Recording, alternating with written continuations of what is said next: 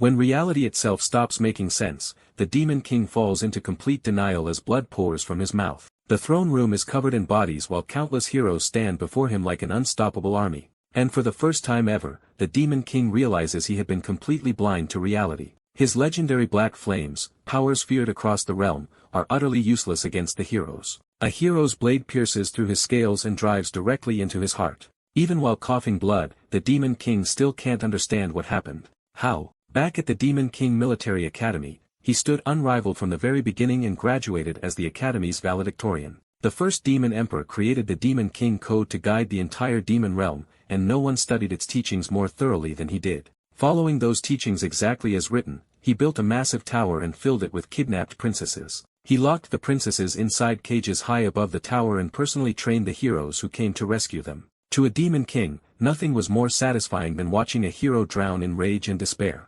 So killing them too early would have ruined the entire feast. The Demon King Code demanded that heroes be allowed to mature before consumption, because the stronger the hero became, the sweeter their suffering tasted. As he followed the code more faithfully than anyone else, he became convinced that conquering the world was only a matter of time. He devoured the sorrow and fury of countless heroes and rose into the most powerful Demon King the realm had ever seen. Now slumped against the ruined throne with a blade through his chest, he can only ask one question. How did I end up defeated? Blood drips from his mouth as he stares ahead in confusion. How?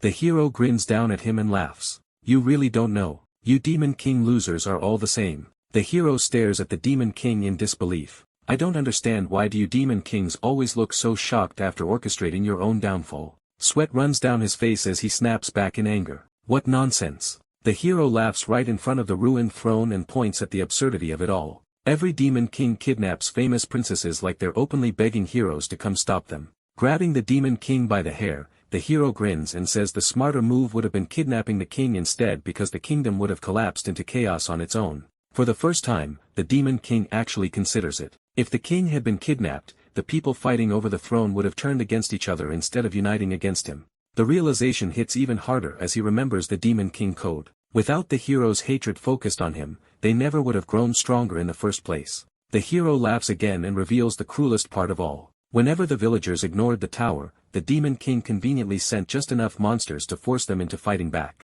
Thanks for the free training. Far from denying it, the hero calls the entire tower a gift as the surviving party marches toward the massive fortress under the crimson sky. And once we arrive there, things get even better. The hero explains that the tower's first floor is packed with weak monsters, making it the perfect place for beginners to train and level up. Even now, the Demon King desperately clings to the teachings of the Demon King Code, insisting that heroes must never die too early if their energy is meant to mature properly. The cursed book that guided his entire life hangs silently before him, as if mocking everything he believed. Before the Demon King can argue back, the hero kicks his body and sends blood flying through the throne room.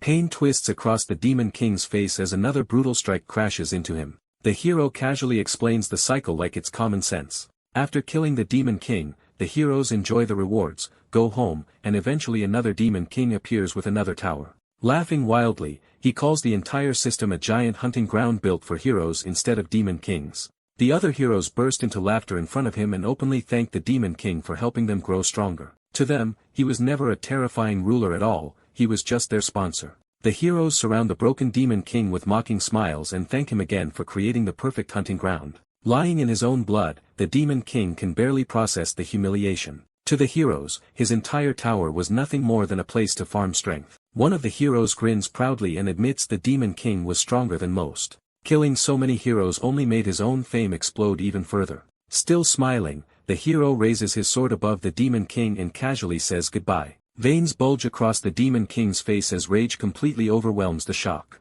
A lowly hero humiliating him like this is something he cannot accept. His fist clenches hard enough to crack the stone floor as he demands to know what the Demon King Code was even for. Blood drips from his mouth while demonic energy crackles around his body. Even at death's door, he refuses to die this pathetically. A savage grin spreads across his face as his eyes ignite with fury. No matter what the heroes believe, he is still the Demon King. Dark energy surges around the Demon King as the hero swings his sword and cuts his head off. A brutal slash sends his head flying through the air as blood explodes around it. From the Demon King's fading view, the laughing heroes blur past. Blood fills the air as the ceiling comes into view above him. Several heroes' feet come into view as his severed head drops onto the ground. His severed head lies in a pool of blood as he swears they will pay dearly for this. The reflection of the hero standing above him burns inside his widened eye as the rage only grows stronger. The hero stands victoriously above the fallen body. One of the heroes steps forward and claims the Demon King's horns for himself like a trophy.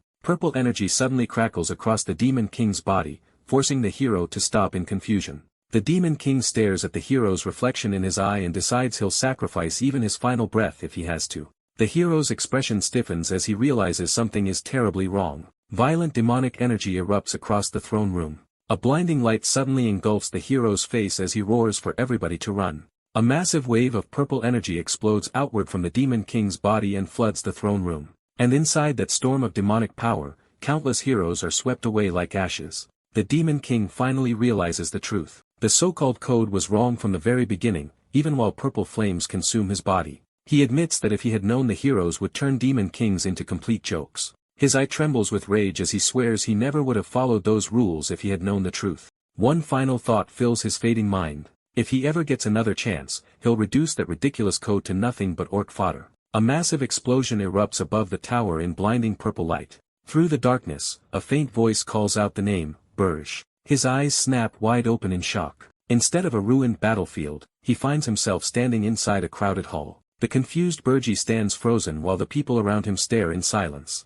His eyes shake with confusion as the impossible reality sinks in. Wait, I'm alive. The ceremony hall falls silent around him while his name is called from the stage. Burjadeus, come forth at once. Burje walks toward the stage in silence while the crowd watches from every side. His expression stiffens as the name repeats in his head once again. Burjadeus. Standing face to face with the headmaster, Burji hears the old man calmly ask why such a brilliant student looks troubled on graduation day. His eyes lock onto the scarlet badge pinned to his uniform, the ultimate symbol granted to graduates of the Demon King Military Academy. A bead of sweat slides down his face as a realization settles in. Under the moonlit sky, the massive academy stands exactly as he remembers it. Burj realizes he's back at his graduation ceremony from 15 years ago. Rows of graduates rise toward the stage while one thought stays fixed in his mind. He has no idea how he returned to the past, but he refuses to waste this chance. The ceremony hall falls silent as Burjadeus stands before the graduates, chosen to recite the oath as class valedictorian. A massive copy of the Demon King Code towers over the stage while Burji stands alone beneath it. His eyes stay fixed ahead as the words echo through him once again. The Demon King Coda. Those rules are burned into his memory. Laws he memorized endlessly and devoted his entire life to obeying. A dark figure looms over him in the memory of his downfall while one bitter truth remains. Those same rules turned him into nothing more than the hero's plaything. The other students watch from the crowd while Burji prepares to read the oath one more time. A calm smile rests on the student's face as Burji silently vows again to follow the code for the rest of his life. The academy leaders sit proudly among the crowd. Burji's face twists with rage as a low growl escapes through clenched teeth. The announcer stares at him nervously and asks him to recite the inviolable Demon King Code. His teeth grind so hard the sound echoes through the chamber. Standing alone before the entire academy, Burji gives a cold answer. I refuse. The graduates can only stare at him in complete shock. Burji screams his rejection across the hall. Following the Demon King Code is nothing but brainless stupidity. His eye trembles with fury as the words leave his mouth. Burj roars across the academy. The Demon King Kodo is nothing but useless orc fodder. As the entire hall falls silent around him, shock spreads through the graduates. And some can only stare at him with their mouths hanging open. Even the professors freeze in disbelief as Burji's furious scream echoes through the chamber. The entire academy trembles under a wave of stunned confusion. And just like that, the greatest student in the academy's history becomes its most notorious delinquent. A fist slams against the platform hard enough to shake the room. Archduke Alkane Blamiferups in rage and bellows Burji's name. Insulting the Demon King Code is a crime worthy of death on the spot. Despite his fury, Alkane decides to give Burji one final chance out of respect for his unmatched talent and years of exemplary conduct. The entire hall listens in silence as Burji is ordered to retract his reckless words and apologize to the demon realm. Otherwise, he will be stationed in Erin. The name alone sends waves of panic through the audience. Erin is infamous as the dimension where countless demon kings have died. Whispers spread through the chamber as nobles and graduates question why he is being spared at all. To them, insulting the Demon King Code deserves nothing less than execution. Alkane stares down at him coldly and reminds him exactly what kind of cursed place Erin really is. But Burji doesn't hesitate for even a second. Go ahead, send me there. The academy freezes in disbelief as he calmly declares that he will expose the Demon King Code for the worthless doctrine it truly is. Red magic circles flare across the chamber while Alkane finally delivers the punishment. Burj Diaz is officially assigned to Erin, effective immediately. Even after being named valedictorian, Burji is stripped of every privilege the Academy could have offered him. The punishment only grows harsher as Alkane declares that no demon will accompany him to Erin. And until his conquest is complete, Burji is forbidden from ever returning to the demon realm. A portal tears open in the sky as he falls from it toward the ground. Falling through the air, Burji can only give a bitter smile as the chaos he caused leaves this outcome unsurprising to him. But even now, one thought echoes through his mind. He's back. Back in Erin, the land of the heroes who killed him. The glowing handcuffs crack apart as he remembers how he once volunteered to be stationed there himself, convinced that only the highest difficulty was worthy of someone with his talent. Flapping his wings, he admits the truth. That arrogance is exactly what got him killed. And even worse, countless heroes are abusing the Demon King code for their own gain. Burji crashes into the frozen mountains of the northern continent as his massive wings spread across the snow-covered ground. Cold air escapes from his mouth while he stares ahead with absolute certainty. This time he refuses to be fooled twice. Now it's his turn to exploit the Demon King code for himself. A razor slides across a face. Moments later, someone tightens the collar of a fresh white uniform. A satisfied smile crosses his face as Gordon Derrick, valedictorian of the Demon Training Academy, stands completely transformed. The Demon King Military Academy exists to raise future Demon Kings, while the Demon Training Academy raises the demons destined to serve them.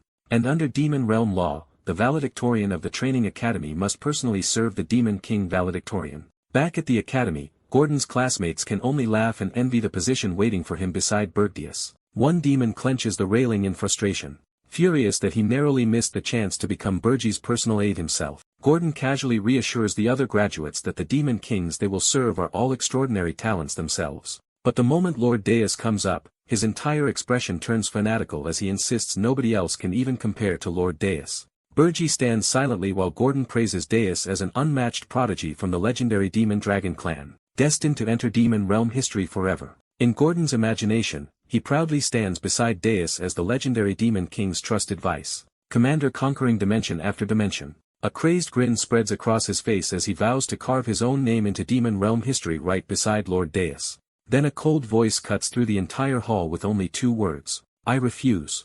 Gordon's smile instantly cracks apart. Burji glares forward and roars that the Demon King code is nothing more than useless orc fodder. Gordon's face completely breaks apart as the reality of Burji's words finally hits him. Far beneath the Ursus mountain range, Gordon arrives at the frozen northern continent still haunted by the Demon Realm rule forcing the valedictorian to serve the Demon King valedictorian. He can only stare blankly ahead and ask himself how any of this happened and why. But the moment he notices Burji behind him, Burji says the Demon Realm at least sent someone to accompany him into exile. The thought leaves Gordon frozen in disbelief. Then Burji calmly steps forward and introduces himself to Gordon. Gordon stares at him in confusion and desperately asks why he would do such a thing. And Burji only tilts his head and asks what exactly he is referring to. Gordon completely loses control as he screams that insulting the Demon King code in the middle of Reen is practically a death sentence for both of them. Burji casually tells him to calm down because too much stress leads to hair loss and Gordon nearly explodes on the spot. Even while watching Gordon panic in the snow, Burji quietly realizes this is nothing like the fearless companion he remembers from his previous life. Meanwhile,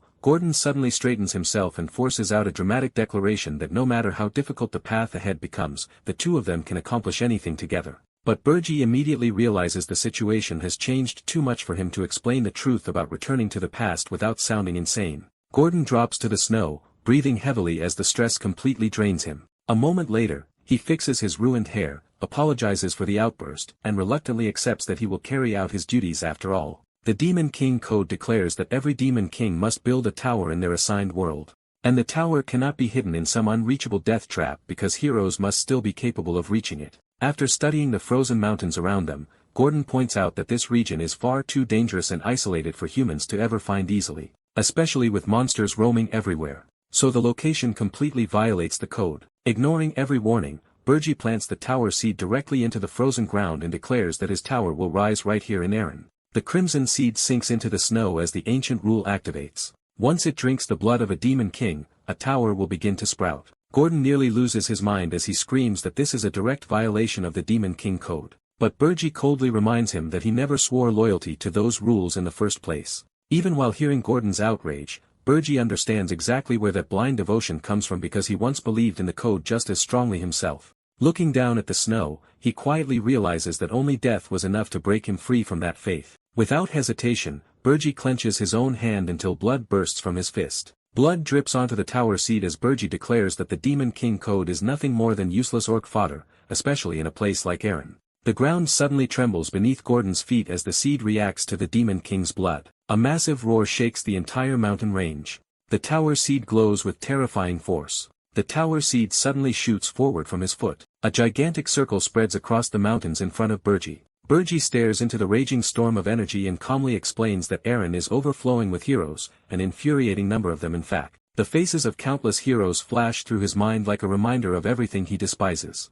At the center of the magic circle, the tower immediately recognizes its master, Burj Daas, Flame Demon Dragon. Identification completes as the frozen earth erupts and an enormous demon tower rises from beneath the mountains. That's exactly why demon kings keep dying in Eren. The heroes destroyed tower after tower until they completely figured out the rules behind their creation and started using the Demon King code against them instead. Burji coldly declares that the Demon King code means nothing in this world anymore. At this point, calling it the hero's code would be far more accurate. Gordon can only stare at him in confusion, completely unable to understand what he means by that. The massive tower stands in the middle of the frozen mountains like a fortress, waiting for challengers to arrive. Even Gordon looks stunned as he realizes Burji really built a tower in a place this dangerous. Without hesitation, Burji heads straight toward the entrance and calmly tells Gordon to follow him inside. The first floor opens into a massive empty hall, Tower of Burji. First floor, Gordon immediately notices something feels wrong. Most towers are filled with monsters or complicated structures,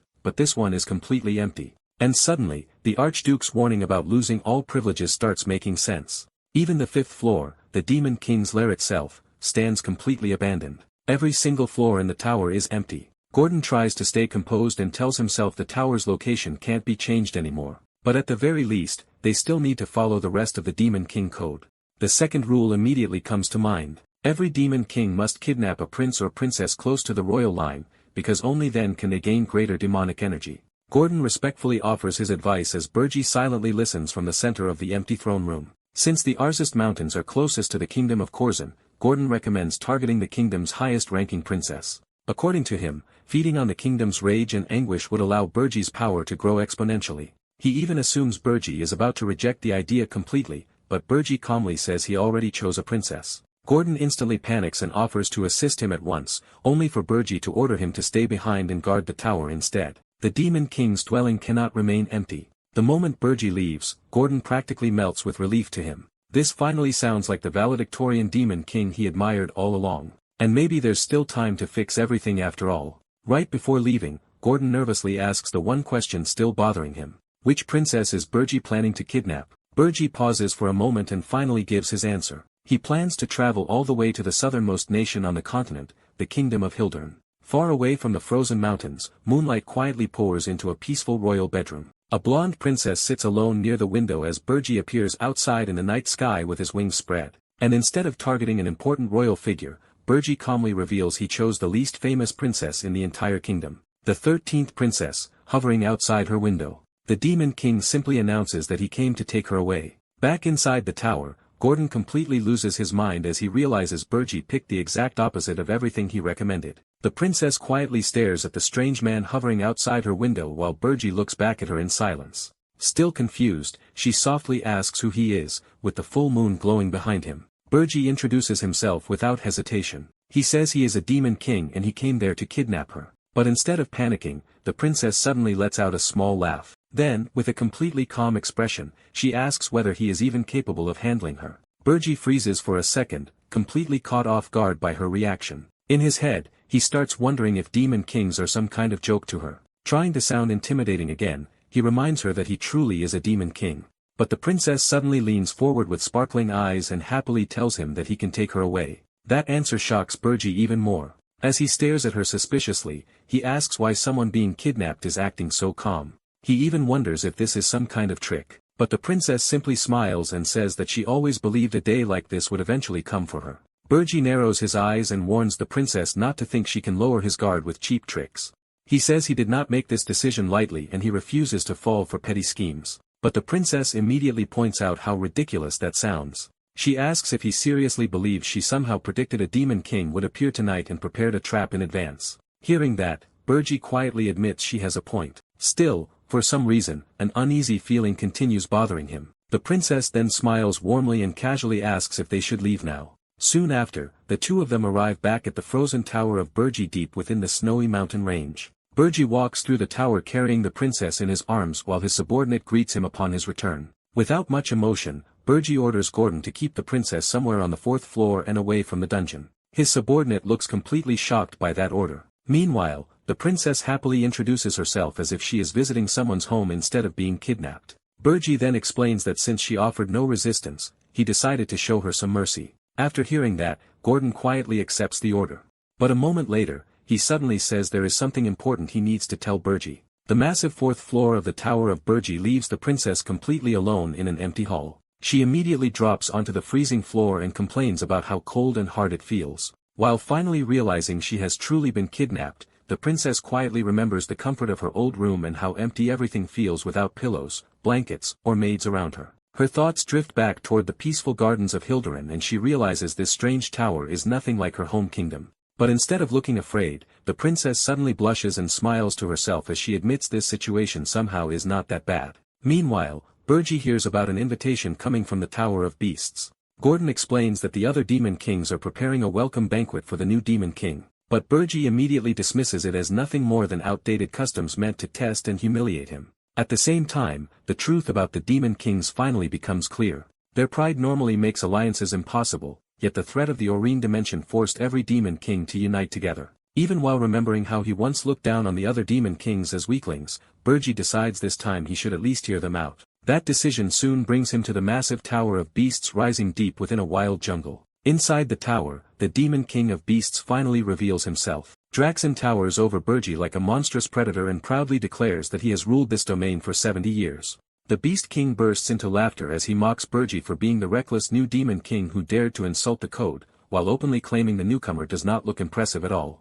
Burji immediately loses patience and coldly asks whether this entire invitation was only meant to provoke him. Draxen leans closer and angrily reveals that Archduke Blameth personally told him to size Burji up the moment he arrived. The moment Burji casually calls Blameth nothing more than a noisy old vampire, the atmosphere instantly turns dangerous. Draxen explodes in rage and roars that Burji's disrespect toward Archduke Blameth has gone far beyond simple insolence. Draxen slams the giant piece of meat onto the ground like he is feeding an animal instead of welcoming a guest. The Beast King shoves his massive face right beside Burji and mockingly orders him to lick it if he wants forgiveness for his disrespect. Burji calmly looks down at the mess and realizes Draxen still has no idea why he was truly sent to Aurene in the first place. But Draxen only scoffs and insists Burji was exiled for insulting the Demon King code. A cold smile slowly spreads across Burji's face as he quietly reminds Draxen that the very same code forbids demon kings from killing each other. Then his foot crashes into the ground hard enough to shake the entire area. A violent shockwave explodes outward as Burji stands, completely still in the center of the destruction. With that terrifying pressure pouring out around him, Burji stares straight at Draxen and asks if he really believes he would obey rules like that. For the first time since the meeting began, Draxen's confidence visibly cracks. Even while sweating under that overwhelming pressure, Draxen hurriedly explains that Archduke Blameth ordered him to monitor whether Burji kidnapped a princess, warning that his authority would be stripped away if he failed to report back within a month. But Burji only turns away with a cold snort, casually revealing that he already captured a princess long before anyone questioned him. That answer leaves the Beast King completely stunned as Burji calmly admits he simply chose one he liked. Far above the frozen mountains, the Tower of Burji stands silently beneath the falling snow. Back inside the tower, Gordon praises Burji for completely crushing Draxen's arrogance with pure authority alone. But Burji dismisses it like it was nothing and quietly admits there is still far more trouble waiting ahead. Even so, he orders Gordon to check on the princess because he still needs to figure out how she might be useful to him. Gordon bows his head and immediately leaves the room. Left alone in the silent chamber,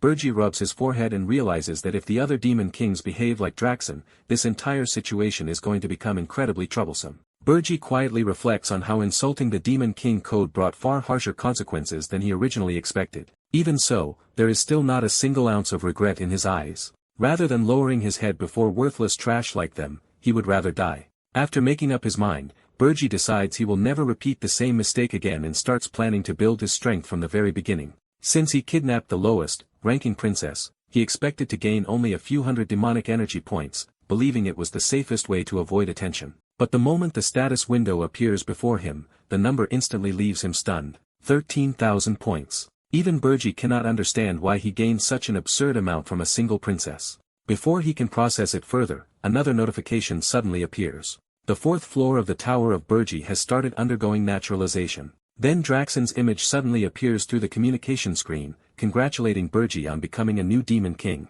This time, the Beast King speaks with complete respect, admitting that pulling off something so reckless inside Oreen is not easy at all. He even praises Burji's courage and asks whether insulting the code in front of everyone was actually part of some elaborate plan from the beginning.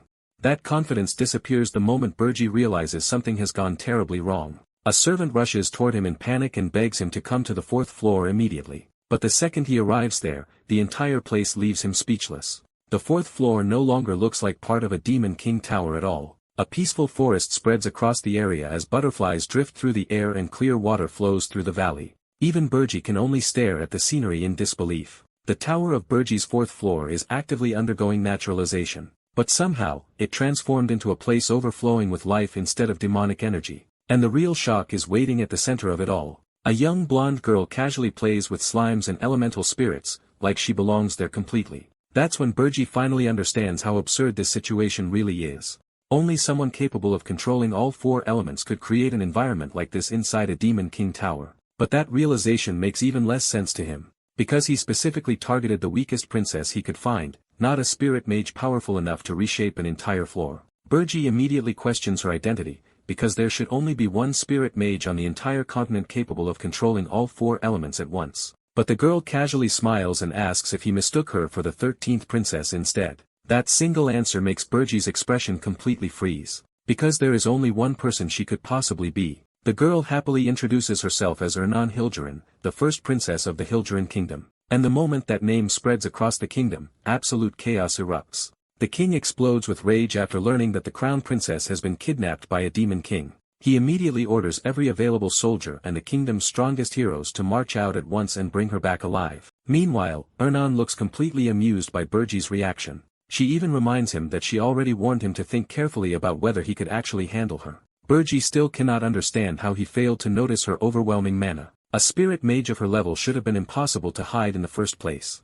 Ernan casually reveals the secret behind everything. The ring she wears is a royal heirloom capable of completely concealing her mana. Then she looks at Burji with a playful smile and asks the obvious question. Is he finally planning to send her back before things spiral any further out of control? But Burji immediately rejects the idea. Returning the crown princess now would make him look incompetent in front of the entire world. Heroes would stop fearing him and gathering demonic energy points would become far more difficult. So despite realizing exactly how dangerous this situation has become, Burji decides he has no choice but to keep going. That decision instantly triggers another reaction from the system. The hatred directed toward Demon King Brigadier spikes even higher, pushing his demonic energy points all the way to 19 to 521. Burji finally realizes the kingdom already knows his identity. But even with the entire Hilduran kingdom preparing to hunt him down, his answer remains the same. The princess stays calm as Burji reminds her that she is still his prisoner, far away in the kingdom of Hilduran.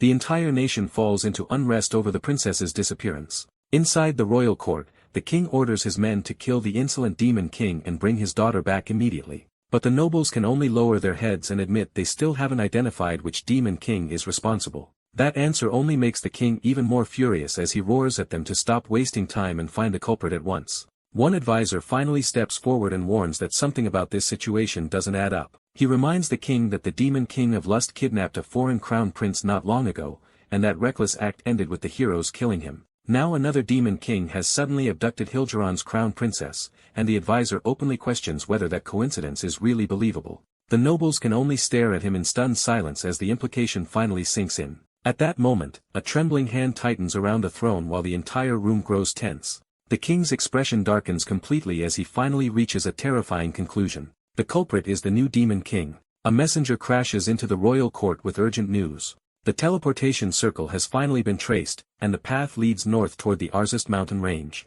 The moment the king hears the destination, his expression freezes in shock. Deep within the frozen Arzest mountains, the Tower of Burji stands alone in the middle of endless snow. Back at the tower, Gordon warns that Hilduran's forces are already approaching, but even he doubts whether their inexperienced ruler can handle what's coming. The demon king only turns his head with a quiet grin. Instead of panicking, he calmly tells them there's nothing to fear because the kingdom cannot mobilize its royal army against him. A strategy meeting quickly breaks out as the kingdom realizes the Arzest Mountains lie at the far northern edge of the continent, while Hilgeron sits all the way in the south. Any army marching there would need permission to cross multiple nations. And that's exactly why the Demon King remains so confident. Most kingdoms will refuse military passage, forcing Hilgeron to rely on the Heroes Guild instead. Realizing the kingdom has no other option, the king finally orders a message to be sent directly to the Heroes Guild, far away in the snowy north. The massive headquarters of the Heroes Guild stands tall against the mountains. News of the kidnapped crown princess spreads through the guild almost instantly,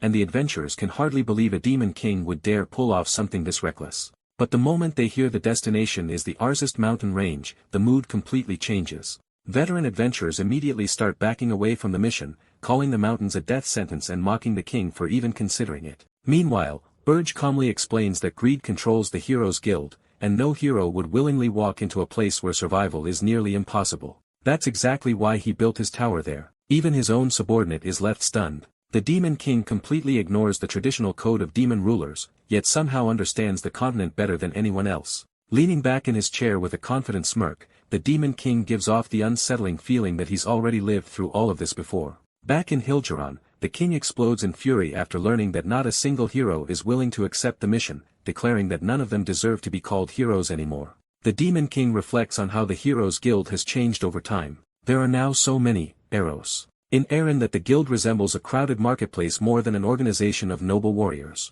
Modern heroes carefully calculate risks and rewards before accepting any mission, which means it will take the king a long time to gather a proper strike force, especially for a suicidal expedition to the Arzest Mountains. Using the extra time, the Demon King opens his tower system interface and reviews his limited demonic energy reserves. Even with the points he currently possesses, he knows he cannot withstand a full-scale assault by elite heroes forever. A dark flashback crosses his mind as terrifying heroes overwhelm the demon realm with sheer force, something he experienced firsthand. Because of that experience, he immediately starts preparing for the future. He orders Gordon to contact someone named Draxon and arrange the sale of demonic energy in exchange for human currency. After hearing this, Gordon becomes horrified. To demons, demonic energy is priceless. It enhances abilities, unlocks tower functions, and can even summon monsters from the demon realm. Trading such a resource for ordinary money sounds completely insane to him. But the Demon King calmly explains that his demonic energy alone cannot stop the heroes forever.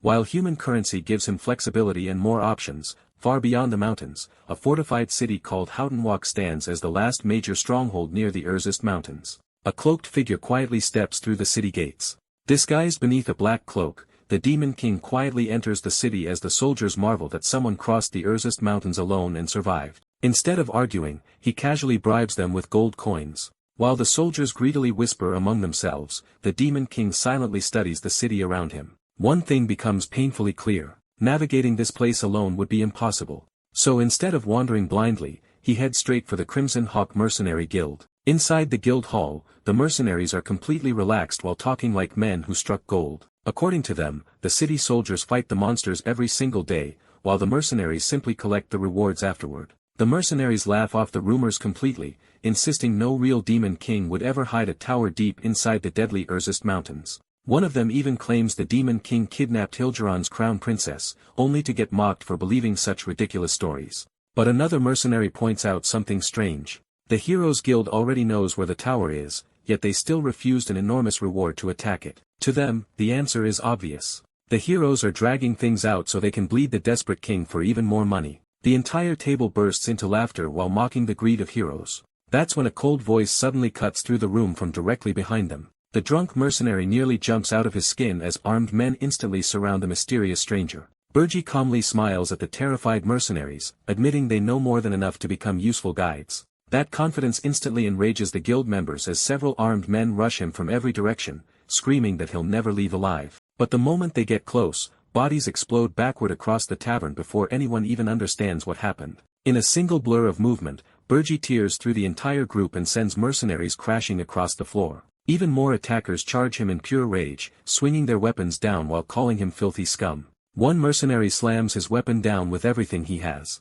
A vicious grin spreads across Burge's face while his claws grind into the wooden club hard enough to crack it apart. The mercenary's eyes widen in pure panic as he finally realizes something is horribly wrong. Crossbowmen immediately rush onto the upper railing and take aim from above. But before they can fire a shot, Burji sends one of the mercenaries crashing straight into them. The surviving mercenary grabs his head in terror and screams that Burji is a monster. And judging from the smile on Burji's face, he doesn't even bother denying it. Outside the guild hall, the entire building shakes as violent impacts echo through the city. People outside barely even react anymore, casually commenting that the guild is fighting again while the entire building keeps shaking.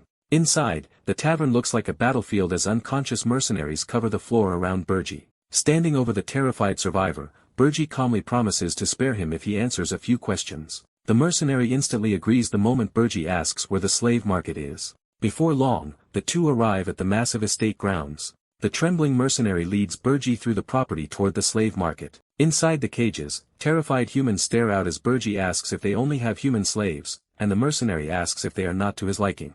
Burga barely even looks at them before asking if they have anything rarer. The mercenary nearly jumps out of his skin as a pouch full of gold lands in his hands. The mercenary's greedy smile returns immediately as he eagerly leads Burga deeper into the estate. Watching him act completely unfazed after seeing his own men get destroyed, Burji quietly realizes humans chasing money and demons chasing demonic energy really are not that different. Without another word, he follows the broker underground. The man nervously opens the next chamber and tells Burga this is where the real merchandise is kept. At the same time, Gordon's voice echoes through Burji's mind, reminding him exactly why human money matters in the first place. If humans can capture otherworldly races as slaves, then he can buy them for himself. Behind the bars, a battered elf glares out with exhausted eyes while Burji calmly decides an elf known for integrity would make the perfect spy. He immediately settles on using the elf to spread chaos among the heroes. Meanwhile, inside the royal palace of Hilderan, the kingdom finally welcomes the arrival of hero Hillen Cargill. Kneeling before the throne, Hillen swears that he will rescue the princess and bring back the demon king's head in the name of justice. Meanwhile, Burji continues studying the imprisoned elf while calculating how easily someone from a race known for innocence could deceive the heroes. The broker arrives asking what kind of slave he wants. Burji immediately points at the elf and says he's buying that one. Then he casually throws the entire payment onto the terrified mercenary who brought him there. A wave of killing intent instantly floods the room as Burji coldly asks if anyone objects. The brokers panic and hurriedly insist they would never refuse someone willing to pay. Burji calmly orders everyone to leave so he can confirm something himself. Even while they nervously warn him the elf could go berserk. But the terrified mercenary immediately backs down after Burji reminds him that if anything goes wrong, he'll be the one paying for it. After everyone leaves, Burji slowly approaches the iron cage where the battered elf sits chained with a wave of demonic energy. He unlocks the restraints sealing the elf's mouth shut and quietly mocks the sight of such a proud race being reduced to slaves. The elf immediately senses the dark energy surrounding him and asks if Burji is a demon. Unable to understand why someone from the demon realm would come here for an elf, but instead of threatening him, Burji calmly says he wants to offer him a chance. A chance to take revenge on the humans who humiliated him. The elf admits the offer is tempting, yet says demons are no more trustworthy than humans. Burji answers without hesitation. He says he is different. If the elf remains loyal to him for 50 years, Burji promises him safety, freedom, and protection from ever being treated like this again. Then he calmly adds that 50 years is nothing for elves compared to a lifetime of slavery and humiliation. But the elf's expression hardens as memories of the sacred world tree fill his mind. To him, demons are still the enemies trying to destroy both the world tree and the entire world sustained by it. The elf stares at him and asks how an elf is supposed to trust a demon, even chained to the floor. The elf points out how absurd it is for a demon to seek help from someone his race should consider an enemy, and Burji realizes the question strikes directly at his biggest weakness. Instead of backing away, Burji quietly accepts the challenge and decides to prove his sincerity another way. With his hand over his chest, he swears on the Demon King's standards that he will honor every promise he made and never harm the world tree. That vow immediately catches the elf off guard because, to demons, the Demon King's standards carry the same sacred weight the world tree holds for elves. So Burji offers his own condition and says that if the elf truly wants his loyalty for the next 50 years, then the oath must be made properly. For the first time since their conversation began, a faint smile finally appears across the elf's face as he admits Burji is far stranger than any demon he expected. Standing tall despite the chains binding him, the elf introduces himself as Granada of the Maple tribe and declares he will only swear loyalty after meeting the Demon King responsible for this deal. And with a calm smile on his face, Burji finally reveals the truth. He is the Demon King. Granada's expression freezes completely as he tries to process the impossible claim standing right in front of him. A second later, the elf bursts into laughter and refuses to believe any Demon King would leave their tower just to buy a slave, especially when their power weakens the farther they travel from home. Still laughing like the whole thing is ridiculous, Granada boldly declares that if Burji really is a demon king, then he'll double the deal and serve him for an entire 100 years instead. Inside Burji's tower on the 5th floor, the elf finally comes face to face with the truth he thought was impossible. Sitting calmly on his throne, Burji reminds him that the 100-year contract was entirely Granada's own idea. The realization hits instantly, and Granada completely loses his mind as he screams that the whole thing feels like a scam because the tower is practically empty. Staring across the massive vacant floor, the elf can't believe there's literally nothing guarding the tower up to the 3rd floor. And after seeing the fourth floor, filled with nothing but peaceful nature, Granada can only wonder what kind of demon king tower doesn't even have a single monster inside it. Granada completely snaps, warning that a tower this empty won't survive even a single year before the heroes tear it apart. But the moment he tries to walk away, overwhelming demonic power floods the entire room as Burji calmly reminds him that their contract is already sealed. Cold sweat runs down the elf's face as the pressure crushing his body finally proves the terrifying truth. The man before him really is a demon king. Remembering the disaster-level monsters that ignored them in the Urzest Mountains, Granada suddenly realizes those creatures weren't avoiding him at all. They were avoiding the demon king beside him. That realization changes everything, and the elf kneels down to swear his loyalty to Burji for the next 100 years under the name of the World Tree itself. As he lowers his head, Granada convinces himself that a demon king powerful enough to personally recruit him must have some massive evil plan underway, and that helping with it might finally earn him his revenge. Meanwhile, Burji casually smiles from his throne and gives his terrifying new subordinate his very first order: prepare a meal. The command hits Granada so hard that his brain practically stops working on the spot. Granada chops vegetables in complete silence, realizing his grand revenge scheme somehow turned into kitchen duty instead. Even while he cooks, the princess around him cheerfully talks about helping with the meal, leaving the elf even more confused about what kind of demon king tower this actually is. Inside Burji's 5th floor dining hall, the demon king calmly sits down for dinner with the others. The moment Granada notices the princess's face, his expression stiffens as he carefully asks if she's from the Hildren kingdom. Burji casually confirms that the girl beside him is Ern and Hildren herself. That answer nearly sends Granada into a panic as he jumps from his seat and screams that kidnapping the crown princess is complete madness when the tower barely has anything defending it. But Burji simply takes a bite of food and reminds Granada that protecting the tower is exactly why he bought him in the first place. The response leaves Granada completely speechless as the demon king casually tells him to stop worrying and eat. Meanwhile, Burji praises the cooking while unhappily takes credit for helping too, and the exhausted elf can only sit there wondering what kind of absurd situation he just got dragged into. On the tower's 4th floor, Granada quietly asks if this is where he's supposed to fight the heroes, but Burji immediately shuts the idea down, calmly explaining that if the heroes ever make it this far, the battle is already over. Instead, the demon king reveals Granada's real job, disrupting the human world in his place. The elf stares at him in disbelief as the realization hits that he's being turned into a spy. But before sending him anywhere, Burji decides to test his abilities first and casually tells him to attack. That single sentence leaves Granada speechless because defeating a demon king in his own tower seems impossible. So Burji offers him a handicap, promising to use only one hand without a trace of demonic energy, and if Granada somehow wins, their 100-year contract will be shortened by 50 years. The offer reignites Granada's fighting spirit as mana erupts around his body and he charges forward, nearly screaming that he'll crush Burji's head. In the next instant, Granada bursts forward as the field tears apart behind him. Granada's assault tears through the ground itself as he throws everything he has directly at the demon king. But even while blocking every strike with one hand, Burji calmly analyzes the elf's movements and realizes he enhanced his body using the 4th floor's mana instead of ordinary magic, quietly admitting that the style suits an elf perfectly. Granada roars that an average elf could never pull this off and warns Burji to blame himself for choosing the wrong opponent in the wrong place.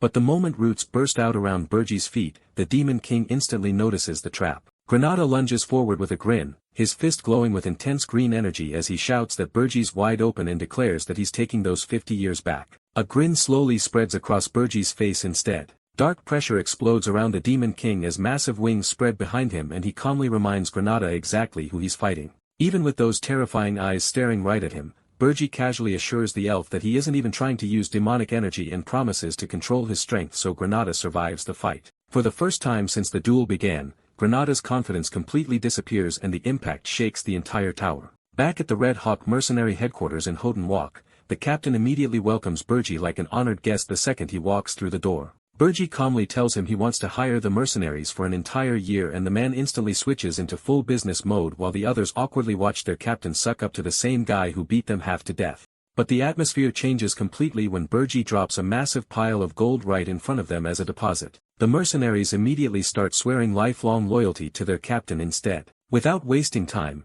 Burji orders the captain to place one particular man on the team and explains that he'll be relaying orders from now on. The entire room falls silent when the bruised elf finally steps forward and introduces himself as Granada. And judging from everyone's expressions, nobody expected this to happen at all. The mercenaries can only stare in confusion as Granada instantly gets dragged into the group like he's been part of the squad for years. But Burji already made up his mind. Even if they look mediocre, he knows these are seasoned mercenaries who survive the brutal conditions around Urzist, and fighters like that are hard to find anywhere else. At the same time, Burji quietly reveals the real reason he formed the team in the first place. The only hero capable of answering Hildren's request this season is Hilan Cargill, the man famous for defeating the Demon King of Lust. And the Red Hawk mercenaries' very first mission is to investigate that hero. Burji orders them to investigate Hilan Cargill, the hero directly employed by Hildren.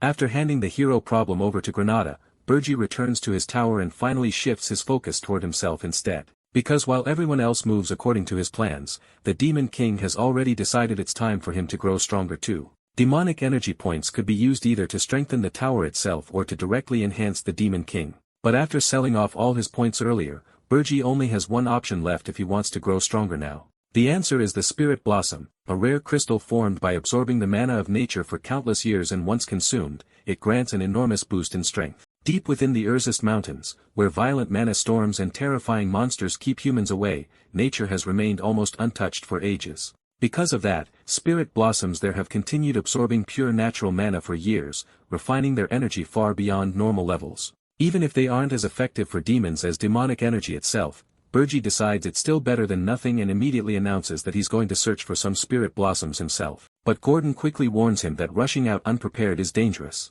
Finding spirit blossoms in those mountains is practically impossible, and the monsters roaming around will attack the moment they sense weakness. Burji calmly admits that handling monsters won't be a problem for him, but locating the blossoms really would be difficult. And just as Gordon mentions needing an excellent mana detector, someone suddenly knocks on the door. The door slowly opens as Ernan cheerfully peeks inside and asks if they're busy. The moment Burji sees who's standing there, even he freezes for a moment. Then, with sparkling excitement, she rushes in saying she's been unbelievably bored lately and reminds Burji about his promise to let her decorate the 4th floor however she wants. Burji immediately agrees as long as she can help him find the spirit blossoms. But the second he says that, he realizes something horrifying. She's already decorating the tower to her own taste, and somehow, that thought alone feels completely insane. Meanwhile, Ernan happily admits she never expected she'd actually get to leave the tower, and says it's a good thing she came to check on him. Then Burji suddenly places a hand on her shoulder. Before she can even react, Burji tells her to hold on tight while his massive wings spread across the balcony.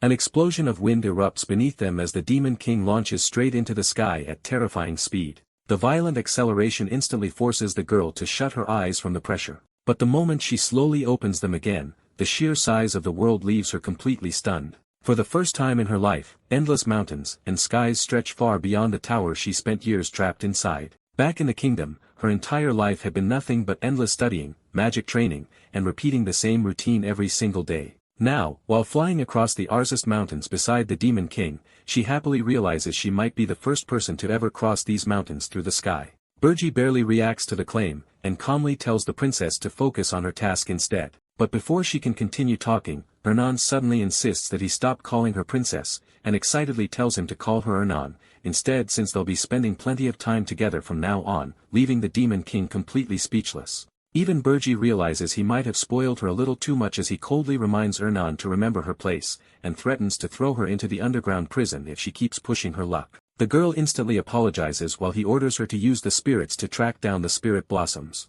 The tiny spirits scatter through the skies at incredible speed while Ernan nervously tells them to come back safely. Watching them disappear into the distance, Burji quietly admits they'll probably find the blossoms far faster than either he or Gordon could. Only moments later, Ernan suddenly shouts that they found one. A glowing blue spirit blossom reveals itself in the middle of the snowy wasteland. But the moment they approach it, a massive group of monsters is already surrounding the flower, before either of them can reach it. Standing with his wings spread wide, the Demon King commands the monsters below to obey the Demon King's order, telling them to leave the spirit blossom alone, and simply leave this place. The monsters immediately reject his command and openly declare that they no longer recognize the words of demons, and that they simply want him dead. Burji suddenly bursts into laughter as he admits Gordon was completely right about these creatures all along. Purple flames erupt around the Demon King while he mocks himself for expecting beasts to think rationally and calmly decides to burn every last one of them to ashes. The monsters immediately roar back with killing intent as they charge forward, screaming for his death and swearing to protect what belongs to them.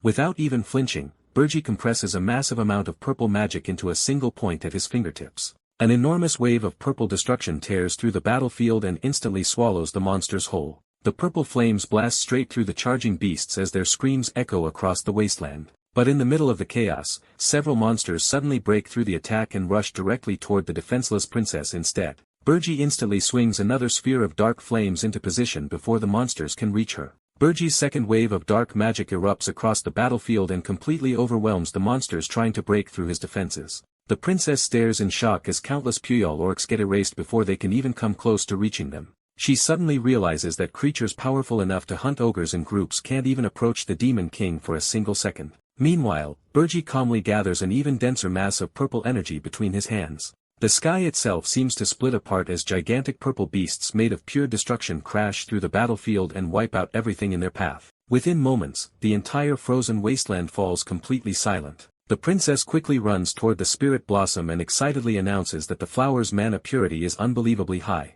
It turns out to be a hyacinth spirit blossom with both water and ice attributes. Seeing her excitement, Burji casually tells her that if they manage to find more blossoms, she can keep one for herself. The princess instantly lights up with joy and promises she'll search as hard as she can, while Burji quietly wonders if humans really become this motivated whenever they're rewarded. Unfortunately, even after searching until total exhaustion, Hernan never manages to find a second field of spirit blossoms anywhere in the area. After returning to Burji's tower deep within the frozen mountains, Burji quietly stares at the hyacinth spirit blossom and reflects on Crown Princess Hernan Hildren once again. At first, he believed bringing her here had been nothing more than a troublesome mistake. Meanwhile, exhausted from the endless searching, Hernan falls asleep wrapped in Burji's fur cloak as tiny spirits drift around her while Burji realizes her connection with the spirits may make her far more useful than he expected.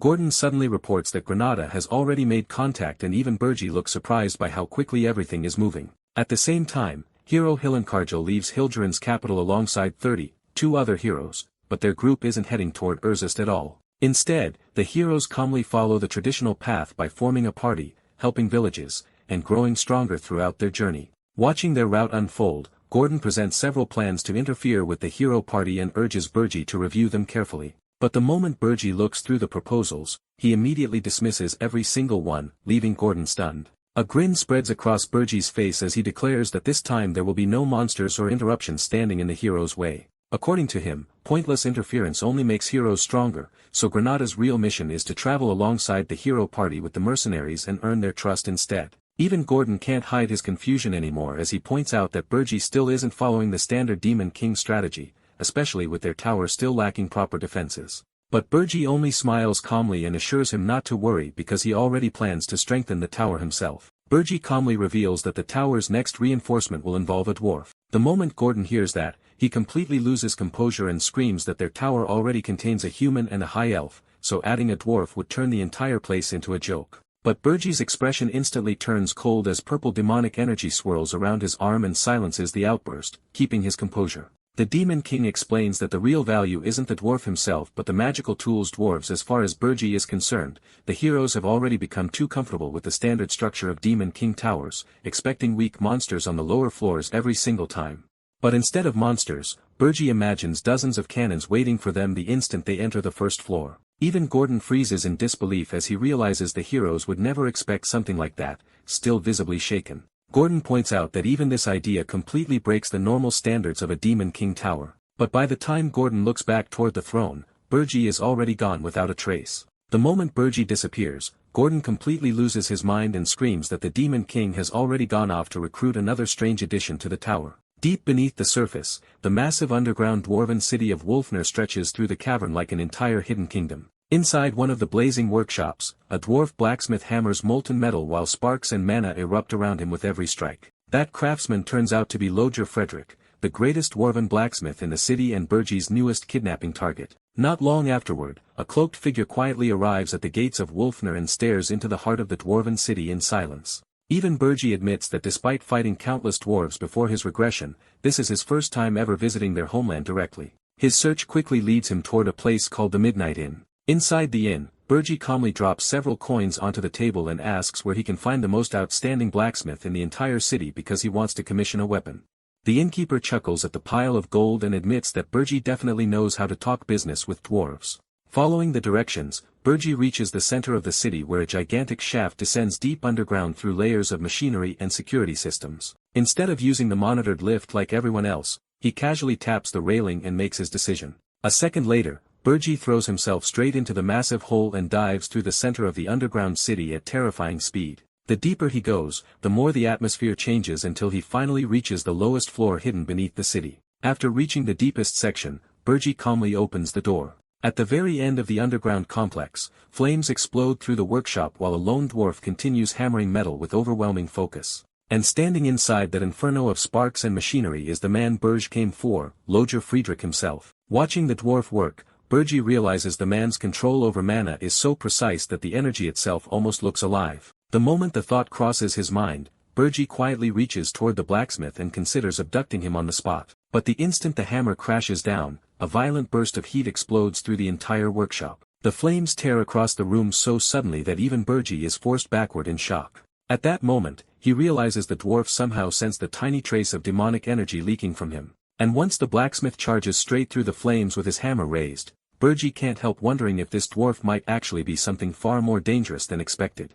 Their attacks collide head-on in a massive explosion that shakes the entire forge. Even while blocking the strike, Burji tells the dwarf, Loger roars without hesitation and declares himself a hero blacksmith whose power exists to destroy demons. The furious dwarf swears Burj will never leave the land of dwarves alive, but the demon king only smirks beneath the shadows and mocks him for being far weaker than his words suggest. Then he finally reveals the truth himself. The moment those words leave his mouth, Loger coughs as the overwhelming pressure behind him crushes the workshop with pure fear. Even the dwarf's massive hammer slips from his hand and crashes onto the floor. Outside the forge, armored dwarven guards storm into the facility after hearing the explosion echo through the lower levels. But when the smoke clears, the entire workshop is already empty. Panic spreads through the underground city as the dwarves realize Loger is gone and an intruder has abducted their greatest blacksmith. Orders immediately spread across Wolfner to seal every exit and search the entire facility before the kidnapper escapes. Meanwhile, high above the city, Burji silently watches the chaos below with the dwarf beside him. Burji quietly warns the dwarf that a single scream will get him killed instantly. Even while pinned to the ground, Loger still panics at the thought of a demon king entering the dwarven city for their princess. But Burji immediately shuts that idea down and coldly tells him he has no interest in any princess at all. Instead, the demon king calmly reminds him that dwarven blacksmiths keep hidden underground escape routes for emergencies. Then he gives a simple order, guide me. The terrified dwarf can only grit his teeth and convince himself the demon king must still be targeting the princess somehow. Fear completely overwhelms him as he admits the only reason he lived quietly for so long was because he was terrified of ever fighting demon kings. Tears stream down his face while panic consumes him whole. Why did this have to happen to me? Seeing the dwarf refuse to cooperate, Burji casually offers another option. He'll kidnap the princess instead and let Loger go free. That single sentence immediately leaves the dwarf horrified. Loger points toward the princess in the distance and quietly paints the worst possible future for himself. The selfish hero sold the princess just to beg for his own life. And if rumors like that spread through the dwarven kingdom, every dwarf would see Loger as a coward who betrayed their people. The blacksmith completely breaks down at the thought of it while cursing the demon king. He realizes everyone will believe the rumor because they already know how weak he truly is. And now all he can imagine is a life of torture and humiliation by his own people. Burji forces the trembling dwarf to make a choice. Betray the princess or follow him willingly through the underground passage. Terrified of what awaits him, if that rumor spreads, Loger immediately caves and blurts out that he'll sell the princess out if it means avoiding a lifetime of torture. Leaning close to his face, the demon king quietly guarantees his safety and swears the vow on the standards every demon king worships. The moment those words leave the demon king's mouth, panic in the dwarf's eyes instantly turns into shock. To Loger, a vow made on the demon king's standards is absolute and there's no way Burji would ever break it. The blacksmith squeezes his eyes shut for a moment before finally making up his mind. With a completely different expression, he suddenly offers to guide the demon king through the underground passage himself, while armed dwarven soldiers surround the workshop searching for the missing hero. Lodger is already long gone. Far away from the chaos, the princess quietly calls his name while wondering where he disappeared to during the forging process. Princess Louis Werf stands alone beside the unfinished weapon as the dwarves nervously report that Lodger may have been kidnapped. Louis immediately snaps at the dwarves and refuses to believe a hero like Lodger could ever be kidnapped so easily. Furious at their excuses, the princess orders every soldier to hunt down the kidnapper and drag him back to her immediately. Her eyes burn with killing intent as she warns the entire search party that failure will cost them their heads. Deep beneath the kingdom, Lodger leads Burgi through the narrow secret tunnel hidden beneath his workshop. The exhausted dwarf crawls through the cramped passage while the Demon King silently follows behind him. Burgi finally loses patience and complains that he's been staring at the dwarf's disgusting backside the entire trip, while Lodger desperately begs him to endure a little longer. At the end of the tunnel, the two finally emerge before a massive hidden structure buried deep underground. Completely out of breath, Lodger collapses onto the rocky ground and declares that his role ends here, now that he's shown the Demon King the underground passage. The blacksmith stares at the Demon King in complete panic as purple flames explode behind him, desperately reminding him about the vow made on the Demon King's standards. But the Demon King only grins and calls the vow meaningless garbage, leaving the terrified dwarf completely speechless. Dark energy curls around his claws as he looms over the trembling blacksmith and calmly asks what he should do with him now. Fear instantly crushes the dwarf's pride, and he throws himself to the ground while desperately begging for his life. The blacksmith shamelessly offers everything he has, bragging about his metallurgy skills and claiming he can forge any weapon the Demon King wants. Sweat pours down his face as he offers to become a spy as well, proving survival matters far more to him than loyalty. The Demon King finally gives him a chance, declaring that mercy will be granted if the blacksmith swears allegiance to him. The dwarf immediately bows over and over while loudly praising the great Demon King like his life depends on it. But the second he turns away, the coward's true colors finally appear as he curses the Demon King and vows revenge the moment he escapes. Pure hatred burns in his eyes as he swears the Demon King will regret letting him live for the rest of his life. The blacksmith suddenly wakes up inside the tower's 4th floor, surrounded by floating spirits and endless greenery while complete confusion takes over his face. Meanwhile, Gordon completely loses his mind the second he realizes Berga actually dragged a dwarf into the tower, and not just any dwarf, but a hero dwarf at that. Even the report from outside gets ignored immediately as Gordon panics over the situation in front of him. The princess quietly leans toward the dwarf and asks if the hero came to rescue her, before realizing that probably isn't the case at all. The terrified dwarf stares at Berga in disbelief and asks why he's even here after supposedly being spared, but the Demon King calmly reminds him that mercy never meant freedom. Berga casually reveals that he knocked the dwarf unconscious and brought him into the tower himself, because leaving a hero blacksmith unattended would obviously be dangerous. And somehow, the dwarf completely breaks into laughter instead. The dwarf's laughter only gets louder until the entire 4th floor echoes with it. Berga watches the breakdown with a grin and casually asks if he's really that happy to become his subordinate. Tears stream down the dwarf's face as he forces out a trembling answer, claiming he's absolutely thrilled to serve the Demon King. Berga immediately accepts the attitude and tells him his first mission is already prepared. The dwarf nervously asks what kind of mission a Demon King could possibly want from him, and Berga answers with the most insane request imaginable. Install massive cannons across the 1st floor to wipe out the heroes. Far away at the Urzist Heroes Journey Preparation Station, rumors about the new Demon King are already spreading through hero society. The reports claim the Demon King uses terrifying black flames, forcing heroes to prepare fire-resistant equipment before entering the tower. The rumors keep spreading as more heroes convince themselves the new Demon King stopped deploying monsters because he's afraid of fighting them directly. But Berga calmly points out that the heroes still haven't realized the real danger yet. Without glory, wealth, or meaningful battles inside the tower, the heroes will eventually lose interest completely, and once that happens, they'll stop growing stronger. Granada quietly realizes Berga is fighting a battle against time itself and agrees to continue monitoring the situation. Even he can't hide his shock anymore as he admits the Demon King understands human nature far better than anyone expected. Walking back into the station, Granada can only wonder if a Demon King like Berga has ever existed before admitting he's relieved they aren't enemies. Back inside the tower, Berga adds one restriction to Ludger's mission. Absolutely no mana stones can be used in the traps. The dwarf immediately panics and insists traps without mana stones would never work against heroes, but Berga coldly tells him that's his problem to solve. According to Berga, heroes are practically loved by the world itself, giving them absurd sensitivity to magical energy. Any trap powered by mana stones would be detected long before it could ever activate against them. Berga calmly warns the dwarf that if the greatest blacksmith he could find still fails him, he'll simply replace him with someone else entirely. The threat alone instantly changes the dwarf's attitude as he desperately blurts out that he actually does have a way to hide traces of mana. According to him, he once created a magical tool capable of concealing mana signatures completely, though making one take several years. But the second Berga hears that his smile turns terrifying as he accuses the dwarf of trying to use excuses just to escape the tower. The blacksmith immediately panics and swears he's telling the truth this time. Berga finally agrees to trust him, but only after locking a glowing magical collar around his neck. The horrified dwarf freezes as Berga casually explains the device can separate his head from his body with a single motion, and to make sure escape becomes impossible. Berga adds another magical tool that completely hides the dwarf's face from other people. If the dwarf ever removes it, Berga will treat that as an escape attempt immediately. At that point, the blacksmith can only scream that he'll never take it off no matter what. After securing his new subordinate, Berga travels across multiple kingdoms collecting supplies and mana-related materials for the tower.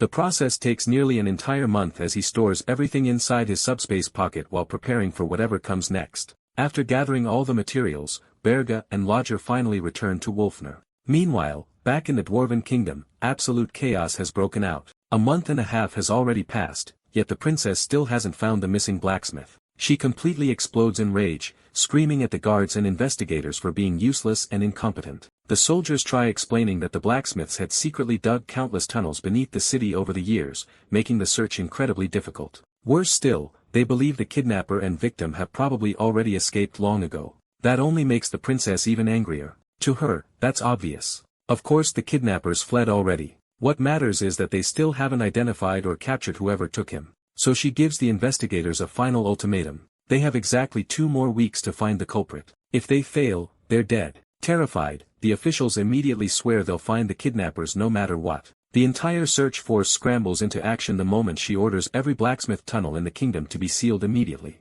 Even after everyone leaves, the princess still stands there trembling with rage as the destroyed underground workshop falls silent around her. The princess stares at the unfinished blade Lodger forged for her, quietly admitting that this weapon was supposed to belong to her. But the obsession in her eyes immediately twists into something far more dangerous as she crushes the weapon in her hands and demands that Lodger stay alive until he finishes it. At that exact moment, a hidden hatch slowly opens behind her while Lodger cautiously peeks out from underground. The moment she turns around, her furious expression instantly disappears. Lodger freezes in panic as the mask hiding his identity remains fully active across his face. The princess quietly realizes that the tunnel behind him is one of Lodger's secret passages, a place nobody else should even know exists. Now she can only stare at the hidden blacksmith in complete disbelief as she softly calls out his name. Meanwhile, Lodger nearly dies from panic the moment he realizes the princess is staring directly at him despite the mask still hiding his identity. Louise bursts into laughter as she realizes Lodger actually came back on his own.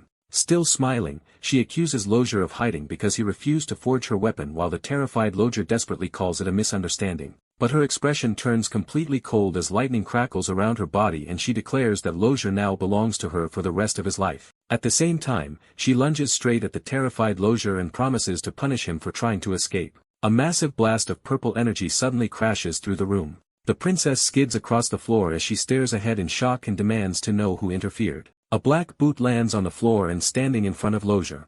Berga calmly tells him to gather whatever equipment he needs while the mask hiding his identity remains fully active. The furious Luce demands to know who this man is and why he's protecting the blacksmith she considers worthless. Without even flinching, Berga calmly declares that he's the master of the blacksmith she's been extorting. That answer only makes her angrier as she rockets straight toward him and screams that Lodger belongs to her forever. Electricity explodes around the room while she unleashes a relentless barrage of attacks and demands to know who dares take her blacksmith away. But behind the mask, Berga's eyes stay completely calm. In a single motion, he drives a massive wave of purple energy through a powerful kick. Luce catches his strike with one hand as she stares at him. Even Berga looks slightly surprised by her strength for a brief second. A violent impact sends Berga crashing backward across the room while Luce grins and prepares to turn her attention back toward Lodger. With his hand gripping the girl's head, Berga drives a punch infused with dark purple energy. Blue sparks erupt all around him while he twists through her attacks and keeps her locked in close combat. Berga instantly recognizes Luce as the Dwarven Kingdom's second princess and even without being a hero, her strength is terrifying. Memories of the future flash through his mind as he remembers that before his regression, she was far stronger than she is now. Even while holding the princess down, he realizes killing her now would cost nearly all of his remaining demonic power. And in his weakened state after regression, that risk is far too high. Worse still, the moment he used that power, Luce already learned the truth that he's the Demon King. At the same time, Lozier desperately tears through the workshop equipment while explosions keep erupting around him, still catching his breath from the fight. The Demon King asks if the blacksmith managed to gather everything yet, and Lozier replies that he's still dismantling it. Deep inside the facility, the Demon King stands beside Mana's Phantom, a massive machine created by Lozier Frederick that can completely erase traces of mana. Purple energy leaks from Burge's body as he coldly warns Lozier to finish dismantling the machine within a single minute. But Luis crashes back into the workshop in a burst of lightning and refuses to let them escape, while the Demon King threatens to abandon Lozier if he slows them down. Even while preparing for another clash, he realizes he has no idea how much longer he can keep fighting without his true strength and demonic energy. Luis dives straight through the workshop like a lightning bolt and slams directly into Burge's attack. The Dwarven Princess glares at him with killing intent and swears that neither he nor Lozier will leave this place alive. But even while blocking her head on, Berge mocks her for sounding exactly like a Demon King before declaring that he's taking both the blacksmith and Mana's Phantom for himself. Behind them, the massive machine finally breaks apart as gears and pipes explode across the room. Lozier screams that the dismantling is complete while Berge and Luis collide again in another violent shockwave. The moment Luis realizes what Lozier just did, her expression twists with fury as she curses him for helping the enemy escape. But Berge immediately notices the opening in her guard, and his kick crashes directly into the princess with enough force to blast her across the workshop. Debris explodes across the chamber as Luis crashes straight through the floor from the force of Burge's kick. Without wasting a second, Berge tears open a subspace pocket and orders Lozier to get out of the way. But even while buried under rubble, Luis roars that attacks like that are completely useless against her. The Dwarven Princess suddenly freezes when she notices the men in front of her have completely vanished. The guards rush into the room asking what happened, but the princess just snaps at them for being too slow, demanding to know if they were waiting for her to die before showing up. She screams for them to chase Lozier through the tunnel as a massive explosion erupts behind her, sending flames and debris flying everywhere.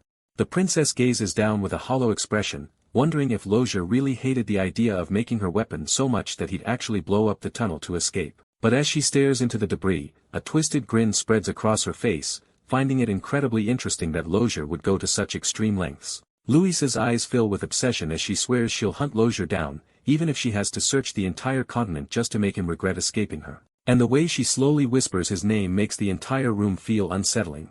Far away from the chaos, heavy chains drag across the floor as Mana's Phantom finally arrives inside Burge's tower. The massive machine towers over everyone on the first floor. Berge calmly declares that this weapon is the key to stopping the heroes while Gordon and Ernan stare at it in complete disbelief. Standing beside the machine, Lozier proudly announces that Mana's Phantom is fully installed. Berge immediately orders him to activate it. Purple demonic energy spills from the Demon King's body as he warns Lozier that dragging this thing here better have been worth all the trouble. Completely drenched in sweat, the blacksmith hurriedly activates the machine, and the core of Mana's Phantom finally roars to life like a giant swirling galaxy. The moment Mana's Phantom activates, a blinding wave of light floods the entire tower and forces everyone to shield their eyes. The tower immediately recognizes Mana's Phantom and offers synchronization in exchange for 10,000 points. Even Berge looks caught off guard as he realizes the tower has a synchronization function he never knew existed.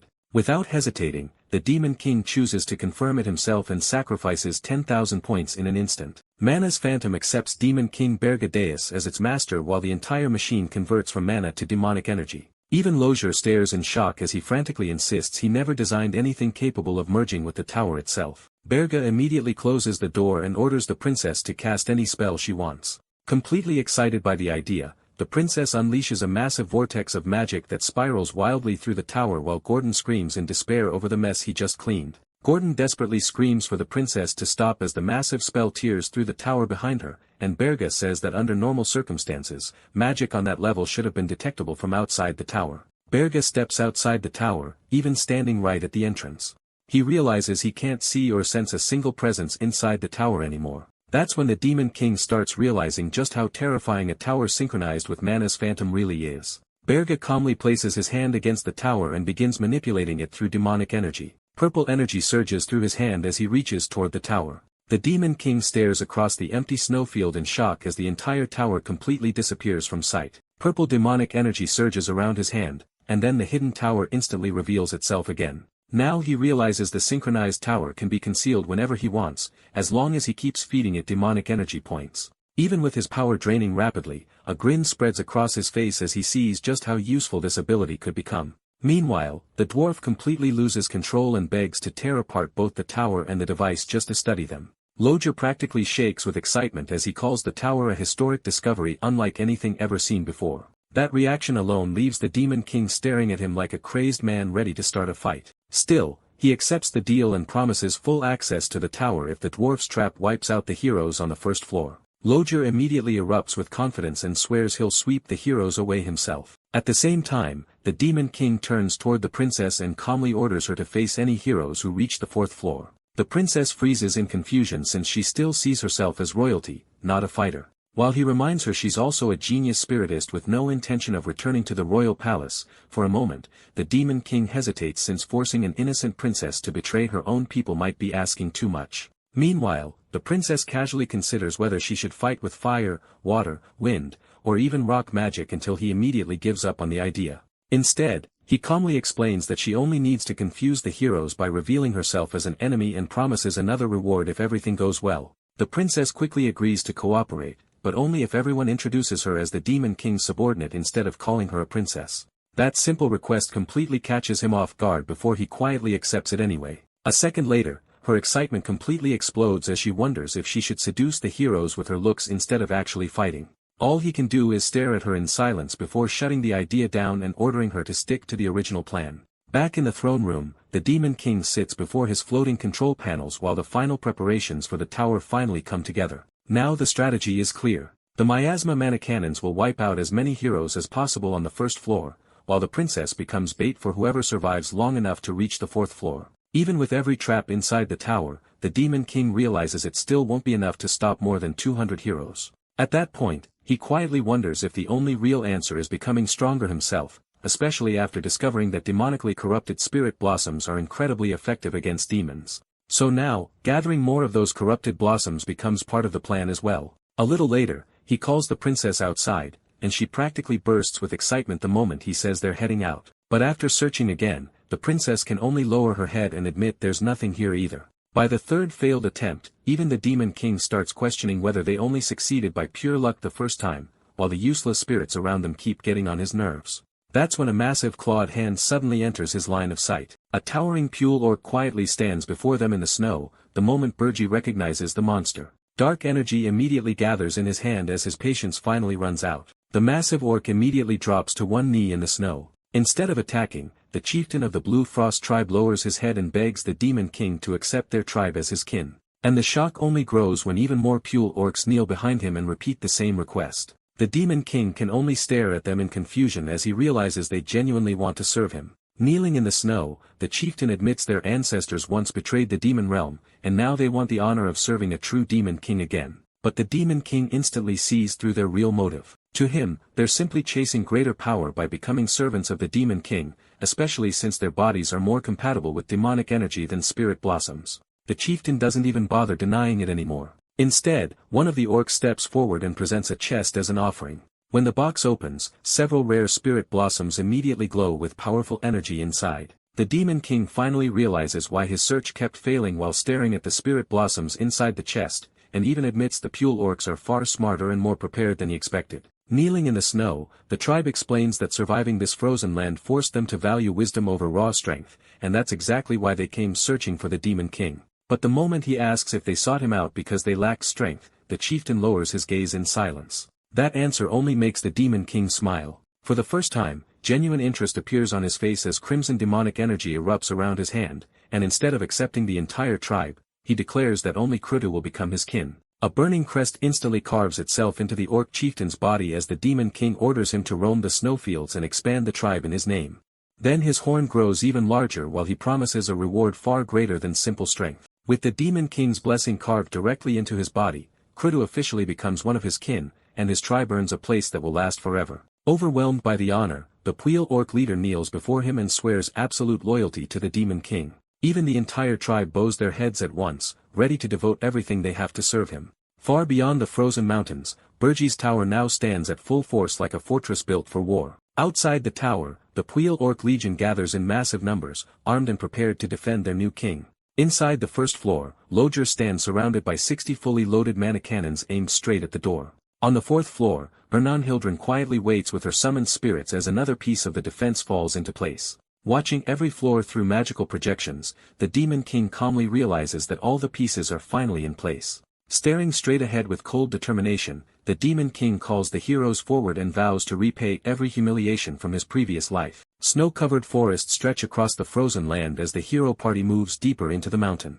Hyland smiles the moment they finally arrive, while his companions confirm that the Arzest Mountains are now directly ahead. The entire hero party stands silently before the endless frozen peaks as the massive mountain range comes into full view. Far from the battlefield, Holton walks hero preparation station. Inside the grand banquet hall, nobles and soldiers fill the room as the celebration continues late into the night. Hyland politely thanks the fortress master for the banquet, and the old man proudly tells the hero that history will remember him. The fortress master urges Hyland to give a speech to raise everyone's morale, while the young hero hesitates under the pressure of the entire hall waiting for him. The fortress master excitedly announces that Hyland has a few words for everyone, instantly grabbing the entire hall's attention. The guests turn toward the hero with proud smiles, already expecting a legendary speech. Hyland clears his throat and calmly steps forward as the banquet hall falls silent, standing before heroes, nobles, knights, wizards, mercenaries, and merchants alike. Hyland declares that the long-awaited hero's journey has finally reached its final stage. The banquet erupts with laughter as Hyland claims the Demon King must already fear the massive army gathered against him. But he still warns everyone not to lower their guard after years of preparation. Raising his glass high into the air, Hyland declares that tomorrow is the day they make the Demon King pay for kidnapping Princess Ernian of Hilderin. His voice echoes across the hall as he demands to know who truly rules this world, and calls on everyone to remind the Demon King of that fact once again. The entire banquet hall explodes with cheers as countless voices roar together for justice. The banquet hall erupts into celebration as the heroes drink and cheer without a single worry in sight, exactly the kind of confidence the Demon King expected. Even after everything, the heroes' army still hasn't grown or collapsed, and Hyland's overwhelming popularity is the only reason this journey has managed to survive for so long. With a confident grin, Hyland keeps rallying the crowd while quietly holding together the merchants funding the campaign and the mercenaries who nearly deserted along the way. Granada stares off in silence, remembering how completely empty the tower once was as a dangerous thought slips into his mind about whether the heroes might actually lose this battle. The realization horrifies him instantly, and he forces himself to remember that the heroes succeeding would finally free him as well. Sweat runs down Granada's face as he desperately tries to calm himself and decides to step outside to report everything to the Demon King, standing alone on the balcony at Holton. Granada informs the Demon King that the heroes will resupply tonight before climbing the mountains tomorrow. The Demon King calmly warns him to watch the snow in the mountains, stay alert at night, and most importantly keep his distance when the heroes open the tower. Granada freezes in confusion after the connection suddenly cuts off, unable to understand what the Demon King meant by that final warning. Granada nearly jumps out of his skin when Hyland suddenly walks onto the balcony and catches him standing there alone. Still smiling casually, Hyland offers him a glass of fruit wine favored by elves, and Granada reluctantly accepts it while trying to hide his nerves. As the two stand beneath the night sky, Granada finally asks the question weighing on his mind whether they can truly subdue the Demon King. Hyland stares into the wine glass and calmly admits that even he doesn't know for sure, leaving Granada completely stunned. The hero quietly explains that Demon King towers are always brutal to conquer, no matter how much trust or support the world puts behind him. Granada tries to reassure himself by bringing up the Demon King of Lust, believing the current Demon King should be far easier after Hyland absorbed that monster's power. But the moment Granada casually points out that nobody actually knows how he defeated the Demon King of Lust and asks to hear the full story, Hyland falls completely silent. Hyland smiles and answers Granada's question, saying he only defeated the previous Demon King thanks to his trustworthy comrades while praising Granada for protecting everyone on the front lines. He confidently declares that he'll lead the charge while Granada guards his flank, insisting that together they'll definitely win. Those words finally calm Granada's anxiety, and he quietly agrees to stand by Hyland's side. As they head back inside together, however, Hyland's expression darkens the moment Granada walks ahead of him. In his inner thoughts, Hyland repeats the phrase about joining forces with brave comrades, but the atmosphere turns ominous as he specifically asks Granada the elf to take care of him again this time. The next morning, the heroes begin their march toward the Demon King's tower. Crowds cheer wildly for Hyland and Granada, believing them to be humanity's great champions as the expedition finally begins. The expedition enters the frozen Arzest Mountains gorge as hundreds of soldiers march through the narrow canyon beneath towering cliffs. With the weather calm and the snow surprisingly light, the soldiers confidently joke that they'll reach the Demon King's tower without any trouble. The entire army relaxes as they laugh about the missing disaster. Class monsters, convinced even the creatures are afraid of Hyland, but one soldier's smile fades the instant strange purple slime drips onto his head. Completely confused, he touches the substance while staring upward in alarm. The answer comes immediately as gigantic ghouls suddenly reveal themselves across the cliffs above the army. Hylan instantly draws his sword and commands every unit to enter battle formation as the heroes prepare for an ambush. Monstrous creatures pour through the gorge from every direction while orders echo through the battlefield to protect allies, cover the mages, and fall back before the entire canyon collapses into chaos. A panicked soldier warns Hylan that a frost giant has appeared at the front while a massive shadow looms through the snowy gorge behind them. The enormous frost giant drags its skeletal body through the canyon as the soldiers stare upward in shock. Hylan orders Warden to lead everyone out of the gorge while he handles the frost giant alone, calmly insisting it won't be a problem. Blue energy erupts beneath Hylan as he launches forward through the snow. Hylan rushes straight toward the towering frost giant as freezing wind whips around its massive body. Red light burns inside the frost giant's eyes as it locks onto him. Grinning confidently, Hylan says a frost giant can't possibly be stronger than the Demon King of Lust. The frost giant charges directly toward Hylan.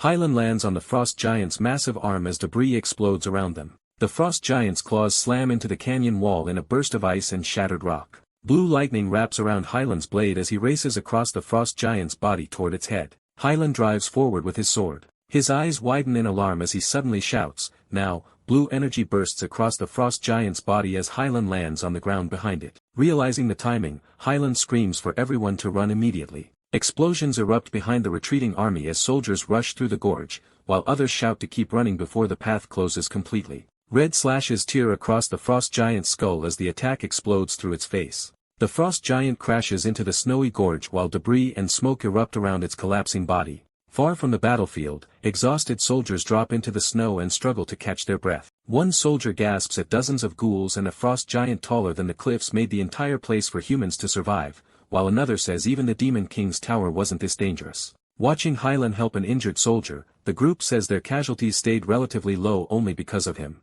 The soldiers recall the rumors that Hylan killed the Demon King of Lust and absorbed its power, wondering if he might already rival a Demon King himself. Sweat runs down Granada's face as he quietly says that if it's Hylan, he might actually defeat that Demon King. Several Pule orcs stand on a snowy ridge while watching the retreating humans from above. Hylan immediately says there's no time to rest after sensing Pule orcs nearby and recognizing their demonic energy as belonging to the Demon King's subordinates. A horned Pule orc stares down at the heroes and welcomes them to Urzus before calling them foolish heroes. Hylan dismisses the Pule orcs as easy opponents, but Granada suddenly warns him about the strange sound surrounding them. A cold smile spreads across Bergie's face as he quietly says, "Watch the snow." Sweat pours down Granada's face as he realizes the warning might have meant something far worse. The horned Pule orc declares that not a single one of them will reach the tower. Smirking in the darkness, Bergie repeats that none of them will reach the tower. The heroes stare across the snowy mountains as heavy rumbling echoes through the entire region. Granada's face twists in panic as he screams that there's no way to watch out for something like this, cursing the Demon King while sweat pours down his face.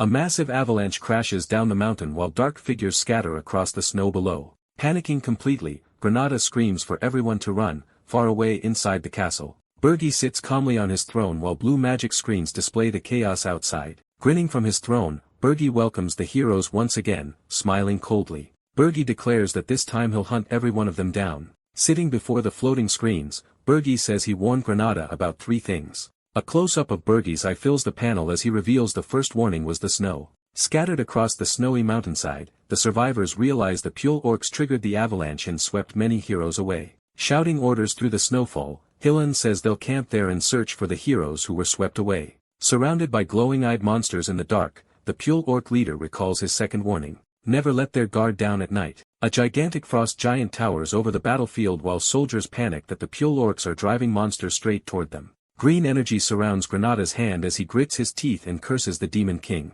Watching the chaos through his screens, Bergie says the cycle repeats endlessly. Avalanches by day and monster hordes by night. A close-up of Hylan's mouth shows him breathing heavily in the freezing air. 3 days after entering the Arzest Mountains, the heroes' numbers have dropped from 511 to 250. 6 as Hylan stares ahead asking, why?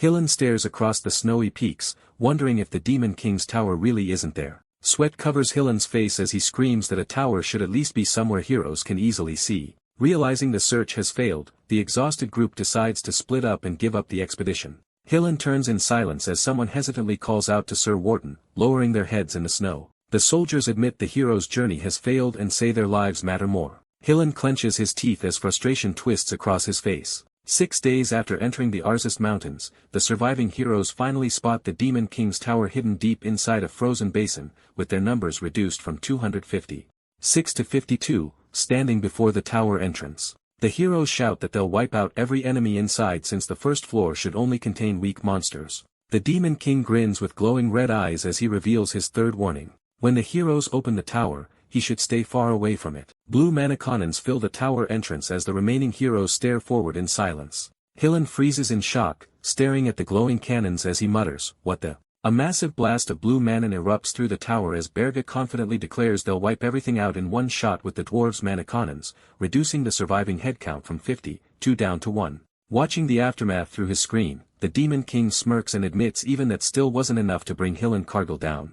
Smoke rises through the ruined hall as Hillen stands alone among shattered mana cannons, struggling to understand what he's seeing. Hillen screams that nothing about this Demon King or the entire situation has been normal. Granada leans against the ruined hall doorway as Hillen asks if he's okay, and Granada replies that he barely avoided the mana cannon attack. Hillen immediately tells Granada they should head to the next floor, while Granada nervously asks if only the two of them are left. Blue energy crackles around Hillen's sword as he declares that he killed the Demon King of Lust and absorbed its power, so a new Demon King is no match for him. Granada watches Hillen walk ahead alone before quickly hurrying after him, insisting the two of them should move together. The second floor of the tower stands completely empty as Hillen and Granada walk through the silent hall. The third floor is empty as well, with the two continuing through another deserted chamber. Hillen glares ahead and warns that the tower should be overflowing with monsters, yet the second and third floors are completely empty, meaning anything could jump out at them now. The fourth floor of Burgess Tower opens into a peaceful field filled with flowers and butterflies. Hillen stares up at the peaceful forest floor in disbelief and asks what kind of place this is supposed to be. Surrounded by flowers and trees, Hillen questions how the fourth floor could contain an entire forest when the second and third floors were completely empty. While Granada admits this tower no longer feels like a Demon King's tower at all, a girl's voice suddenly welcomes them to the fourth floor, and Hillen snaps his head toward the sound in shock, standing on a stone platform with spirits floating around her. The girl introduces herself as one of the 4 heavenly kings who protects the Demon King. Adjusting her glasses with a grin, the girl declares herself the Dark Spiritist and announces that she will be their opponent. Hernan stands calmly atop the stone platform while Hillen and Granada stare at her in complete confusion. Hillen freezes in shock as he recognizes the Dark Spiritist as Princess Hernan, while Granada quietly urges him to retreat for now. Flustered and sweating, Hernan insists that she is not a princess and repeats that she is the Dark Spiritist. Raising both hands toward the sky, Hernan unleashes swirling elemental magic as she shouts for them to witness the power of darkness. Staring at the attack in disbelief, Hillen realizes it is the highest rank spirit magic that only Princess Hernan can use and says she should not be able to cast it while being controlled. Images of pure orc attacks, avalanches, the hidden tower, mana cannons, and the empty upper floors flash through Hillen's mind as he struggles to make sense of everything happening inside the tower. Laughing under his breath, Hillen admits that none of it makes any sense anymore. Grinding his teeth in frustration, Hillen shouts that the princess is attacking the hero who came to rescue her and declares that he will destroy everything instead. Purple energy gathers around Bergie's hand as he appears behind Hillen with a grin, asking if he really thinks he can do that. A massive explosion erupts across the fourth floor as purple energy tears through the ground. Wrapped in purple flames, Bergie steps forward and says he can finally see Hillen Cargill's face, dropping into a stance. Hillen calls Bergie out for finally revealing himself and curses him for sneaking up like a coward while thinking that he still needs more strength. Pointing past Bergie, Hillen suddenly notices Granada standing deeper inside the forest. Blue lightning bursts around Hillen as he flashes behind Granada while Bergie calmly turns around. Hillen grabs Granada's shoulder and says they should combine their strength, but Granada freezes in shock as red energy surrounds his body and he realizes his power is being drained away. Green energy surges around Hillen as he stares down at Granada and says that as long as they stay together, there is no problem. Bergie narrows his eyes at the glowing ring and says the artifact looks familiar, grinning wildly as green energy pours around him. Hillen reveals that the forbidden artifact is called the Elf Eater and says it converts an elf's infinite vitality into mana. Standing over Granada's collapsed body, Hillen calmly explains that the artifact's flaw is that the elf eventually dies after activation, then asks if Granada is fine with sacrificing himself pinned beneath Hillen's armored foot. Granada weakly calls him a swindler and a hypocrite. A grin spreads across Bergie's face as he says he likes how vile and lowly Hillen truly is. Bergie stares at the glowing ring and asks if removing it would make Hillen weak again, still laughing with green flames surrounding him. Hillen dares Bergi to try removing the ring and boasts that even the Demon King of Lust failed to take it from him. A voice suddenly calls out Gordon's name as Hillen's expression freezes mid-laugh. Hillen's grin suddenly falters as sweat runs down his face. Blood sprays across Hillen's arm as he screams that his hand is gone and panics that he never sensed anyone nearby. Holding a blood-stained blade behind Hillen's back, Gordon calmly says the humans are both rude and noisy. Hillen suddenly leaps away from Gordon in a blur before sliding back while clutching his wound. Shaking in disbelief, Hillen stares ahead and realizes a mere high-ranking demon brought him down even while using the artifact.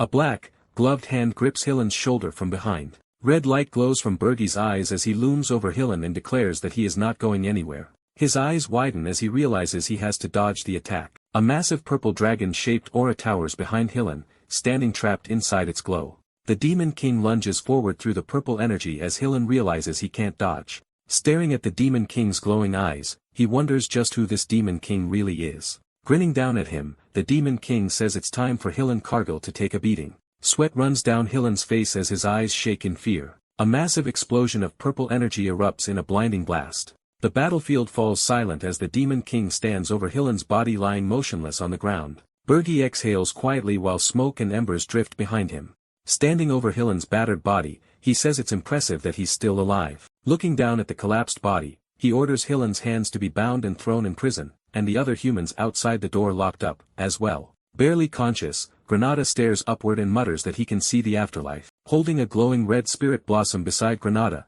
Bergi calmly says, "Good work. Here's a carrot." The elf's eyes slowly widen in confusion. Green energy flares around the elf as he stares at his restored body in shock and realizes he's fully recovered. Watching Bergi hand another spirit blossom to Hernan, Granada wonders if he really used that precious spirit blossom on him. The dwarf cheers through the screen as the Demon King gives him permission to dismantle the tower. Raising a hand calmly, the Demon King orders everyone to restore and maintain their assigned floors. Bergi walks across the field while the elf and the princess watch from behind, calling him completely unfazed even after such a fierce battle. Resting a finger against her lips, the princess quietly says she thinks the Demon King is tired. The Demon King suddenly drops one hand to the floor as his body trembles. Collapsed flat on the ground and gasping for breath, he blurts out that it was way too close. Sweat runs down his face as he admits a Demon King can't afford to show weakness, then mutters that Hillen Cargill truly deserves his title as one of the 10 stars. Against a sky filled with stars, silhouettes of powerful figures appear as the narration reveals that the 10 stars are the 10 strongest heroes on the continent. Hillen Cargill stands among the 10 stars as the narration reveals he's considered one of the weakest among them.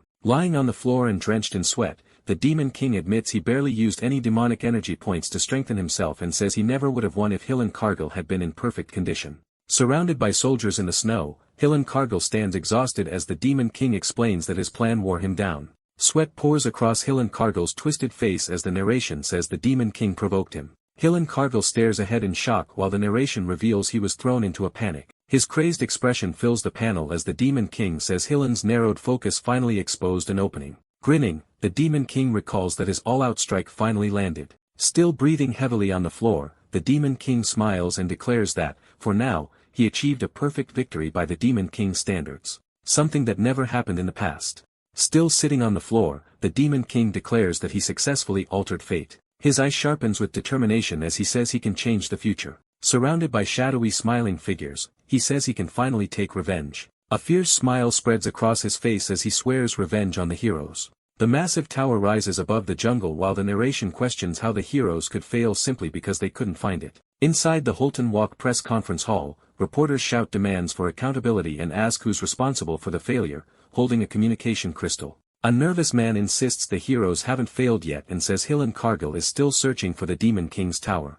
Birds fly above the city as the narration reveals that news of the new Demon King spread across the entire continent. The furious king slams his newspaper aside, raging that Hillen Cargill failed to rescue the princess. While elsewhere a dwarf talks about the hero's journey before Louise snaps, "I don't care. Just find Lodger immediately." As rumors spread through the streets that Hillen Cargill never returned and may already be dead, the narration says the story became distorted and the world fell into deep sorrow. A massive screen shows Berger's demonic energy points rapidly climbing to 290,000. Inside the Heroes Guild headquarters, a hero stands before towering figures as Hero Warden is asked whether there's even the slightest falsehood in his story. Warden raises his voice and swears on his name that everything he said is the truth. The shadowed figures declare the situation serious and warn that they must remain cautious because the new Demon King's identity is still unknown. A dark silhouette states that Hilan Kargil is one of the 10 stars and says they will wait 10 more days for news of him, and if there is still nothing after 10 days.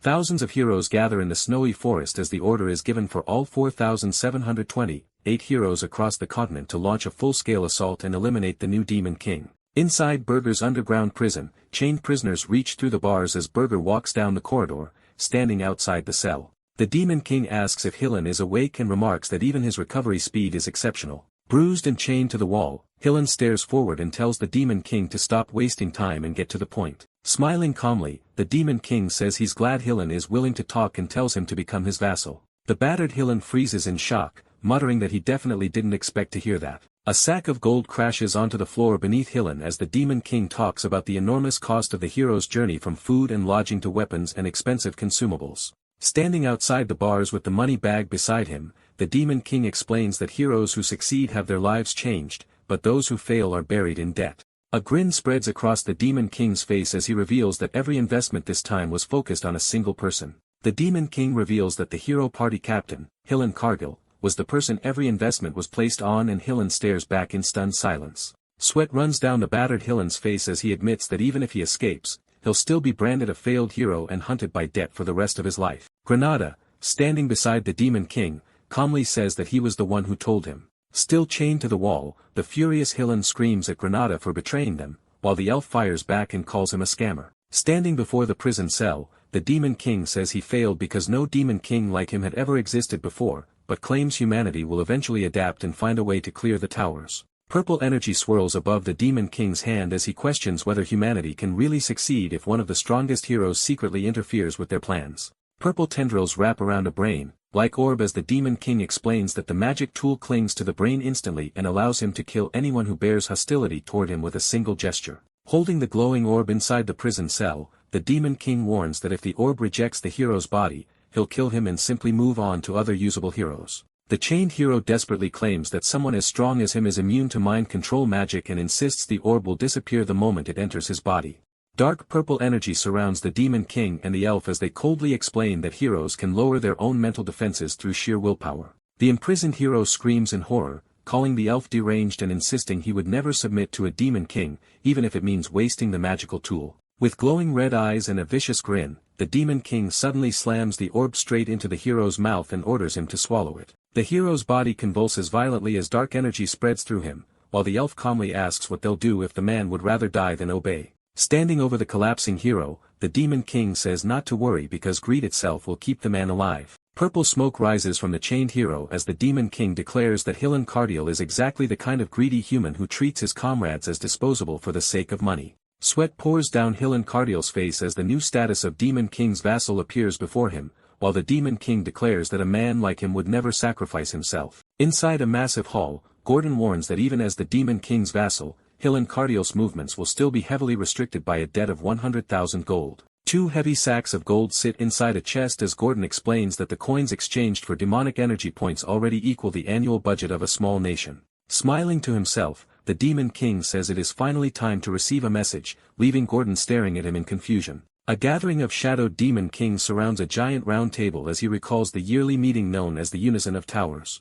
Grinning confidently, the Demon King says the other Demon Kings have survived for ages and must have piled up enormous amounts of treasure. Gordon screams in shock at the thought of exchanging demonic energy points for money again, before admitting he would have reacted that way in the past. A blue message window appears beside the stunned Gordon as Burger admits that facing the heroes directly made him realize the Demon King's methods were necessary. Still staring at the glowing screen, Gordon announces that an invitation to the Unison of Towers has arrived and Burger admits they never could have stopped the heroes by following the old standards. A faint grin spreads across the Demon King's face. Smiling confidently, the Demon King tells Gordon to come along because they are about to swindle the senior Demon Kings, while Gordon declares that he believes in him. A massive black tower called the Tower of Lys rises from the center of a lake.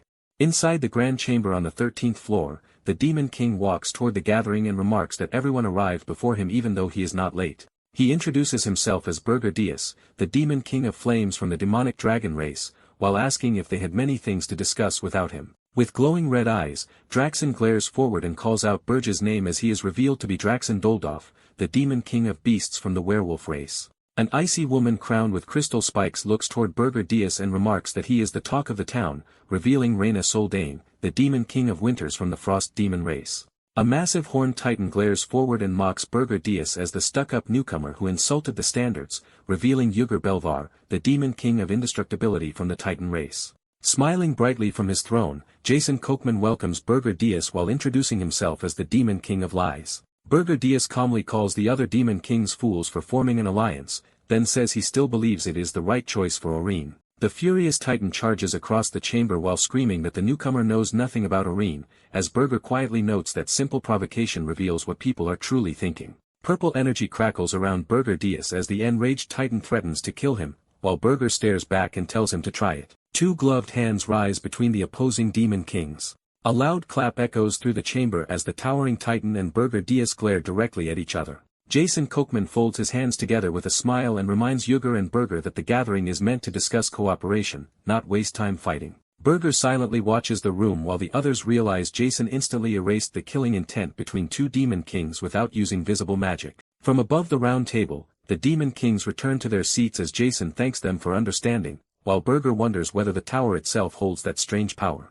Burger sits quietly with his guard raised as Jason cheerfully begins the meeting and invites everyone to speak freely. The round table falls silent until one of the demon kings announces that he will begin the discussion. Draxon leans over the table with glowing red eyes and demands to know where Hillenkargel is. Burger Diaz stays completely silent beneath Draxon's stare. A close view of Burger's mouth breaks the silence as he begins to answer, saying that Hillenkargel is.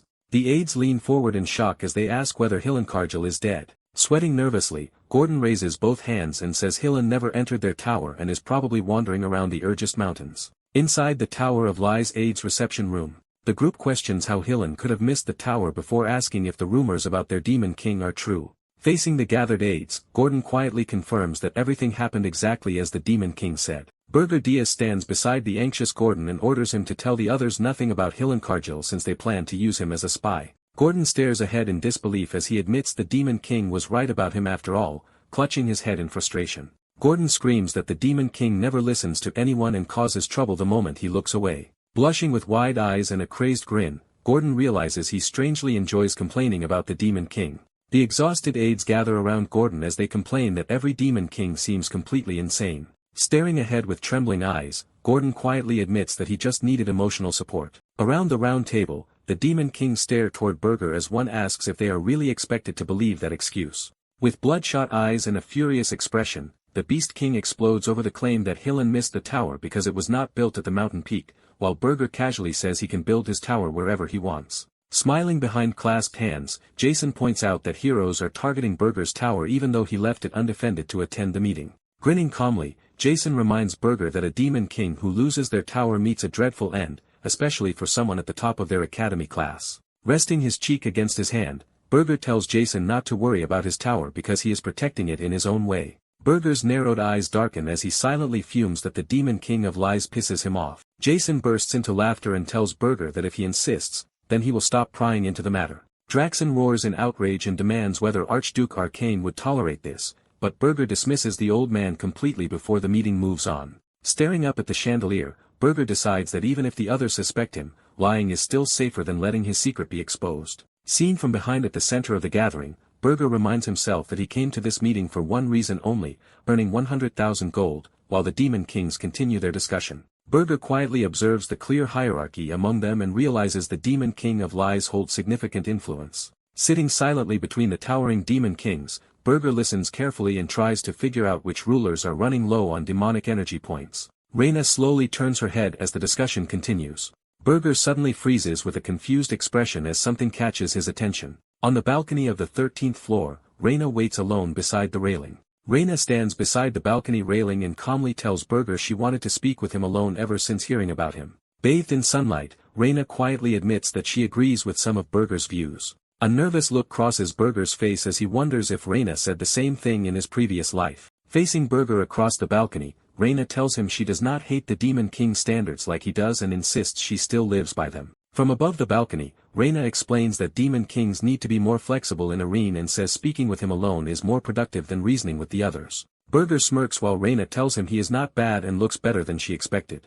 A glowing orb rests between their hands as Reina gives Burger a personal transmitter and tells him to call anytime he wants advice, saying she will cooperate as long as he does not insult the Demon King's standards in front of her. Reina's dress sways across the balcony floor as Burger asks what she thinks about the Demon King of Lies. Looking away with narrowed eyes, Reina admits she cannot read Jason at all, though she still considers him better than the other two Demon Kings. Burger watches silently from the balcony as Reina walks back through the doorway, holding the glowing transmitter in his hand. Burger admits he still cannot fully trust Reina Saldane but calls her an unexpected gain. The scene shifts to Burger's tower standing alone in the snowy mountains. Inside the first floor, Hernan excitedly offers freshly baked cookies to Lodger while he stares at her in shock and asks how she made them inside the tower. Wearing a chef's hat beside smiling elementals, Hernan explains that Burger bought the ingredients and she baked the cookies with the elementals' help, leaving Lodger speechless. Lodger happily bites into the cookie while Hernan watches with sparkling eyes and he emotionally realizes the print.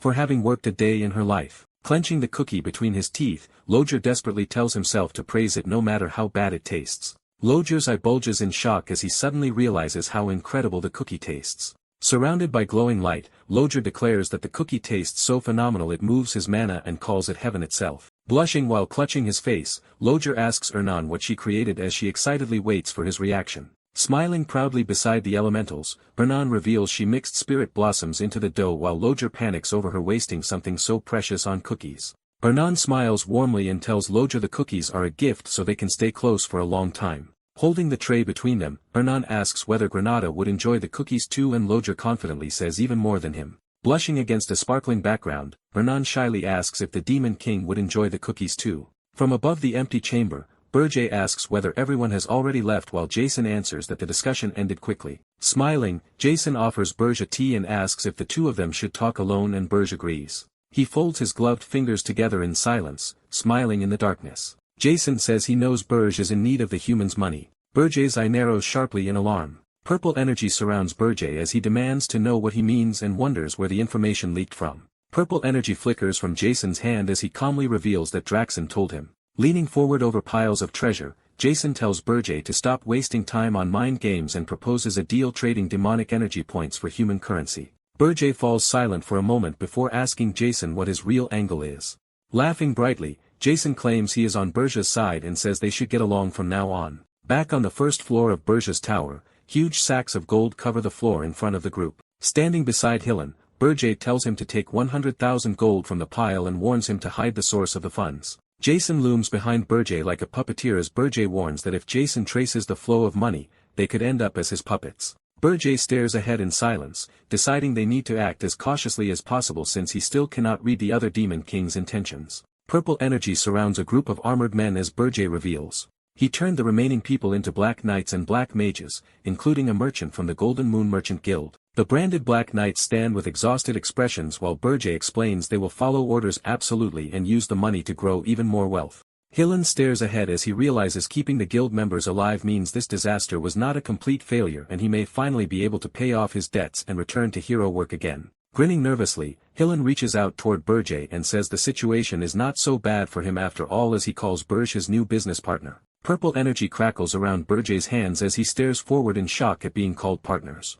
A glowing purple curse erupts around Hillen's head, exposing his terrified expression. Standing over the screaming Hillen, Burge coldly clarifies that they are not business partners and that Hillen is nothing more than his slave. Collapsed on the floor and struggling to breathe, Hillen hears Burge mockingly say he did not know he was into master and slave relationships before ordering him to get moving. Hillen nervously turns around as Hernan quietly calls out his name from behind him. Holding a sealed purple letter in both hands, Hernan asks Hillen to deliver it to her younger sister, Alina. Holding the purple letter, Hillen asks if Alina is the 13th princess of Hildurin and questions why her sister is siding with the Demon King. Facing Hillen inside the tower, Hernan apologizes and says she has no intention of returning to the kingdom right now because he already knows the royal family's secret. Lowering his gaze in silence, Hillen admits he had only heard rumors about Hildurins before realizing her actions now make more sense to him. A massive dark tower stands alone in the frozen mountains. Burge sits inside the tower while Gordon stands nearby, saying he does not distrust Hillen but questions whether the hero will truly follow orders. Burge looks forward and calmly tells Gordon that Hillen is not the type of man who only cares about money, even if he appears that way. A grinning man and an image of Hillen flash through Burge's mind as he says Hillen lacks the uniquely human obsession with money, though he is still far from noble. Standing at a podium before a crowd, Hillen faces the audience as Burjay begins explaining what the hero most likely wants. Hillen grins before the crowd as Burjay says heroes are driven less by honor and more by popularity. Holding a glowing purple orb in his hand, Burjay says Hillen's desire to stand out will make him the perfect spy if they control him properly. Gordon stares forward in silence, shocked that Burjay studied humans this deeply while admitting he cannot stay idle either. Smiling, Burjay says a hero destroying human society as a demon king's servant would be a sight worth seeing. A loud knock echoes through the room as Burjay and Gordon turn toward the closed doors in confusion. Peeking through the doorway with a tray of cookies in her hands, Hernan shyly asks if they would like to try some desserts. Seated on his throne, Burjay warns the girl he will throw her into the underground prison for a month if the cookies taste bad. While she insists he should try them before judging, Burjay quietly bites into one of the cookies while muttering that human desserts are probably. Burjay's eye widens in shock as the flavor hits him and he blurts out, "This tastes stew." Clenching her fists excitedly, Hernan lights up after seeing the exact reaction. Burjay suddenly crushes the armrest in his hand. Sweat runs down Burjay's face as he forces out a grin and admits the cookies are not bad for a mere human while Hernan stares in disbelief that he actually endured them. Still sweating, Burjay asks if she mixed spirit blossoms into the cookies and Hernan happily confirms it while proudly saying she knew he would notice right away, holding the half-eaten cookie. Burjay calmly says she must want something in return for giving back the reward he gave her. Blushing with a bright smile, Hernan quietly admits that she really does have a request. Hylan and his party descend safely through the snowy mountains under Kruda's escort as the narration confirms their journey continues without incident. After arriving in Hulton Walk,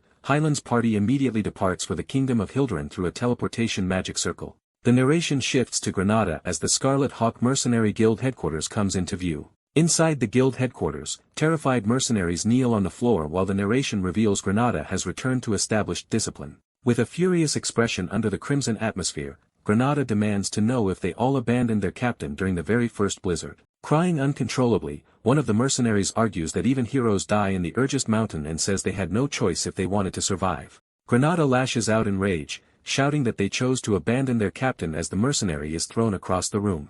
Granada suddenly turns his head with a confused look after hearing someone behind him. A blonde hero steps through the doorway and introduces herself as the hero Cade, saying they finally meet at last. Cade says she came all the way here to seize this opportunity, even if she arrived late, and asks to join the hero's journey. Granada stares at her in confusion while one of the mercenaries casually reveals she has been paying for all their drinks in his absence. The mercenaries immediately panic as Granada lunges toward them and orders them to stay still. Trying to calm the situation, Granada tells Cade the hero's journey is already over and reveals Hillen's group already left Hulton Walk. Cade freezes in disbelief before suddenly leaning forward with an intense grin, demanding to hear every detail about their failure.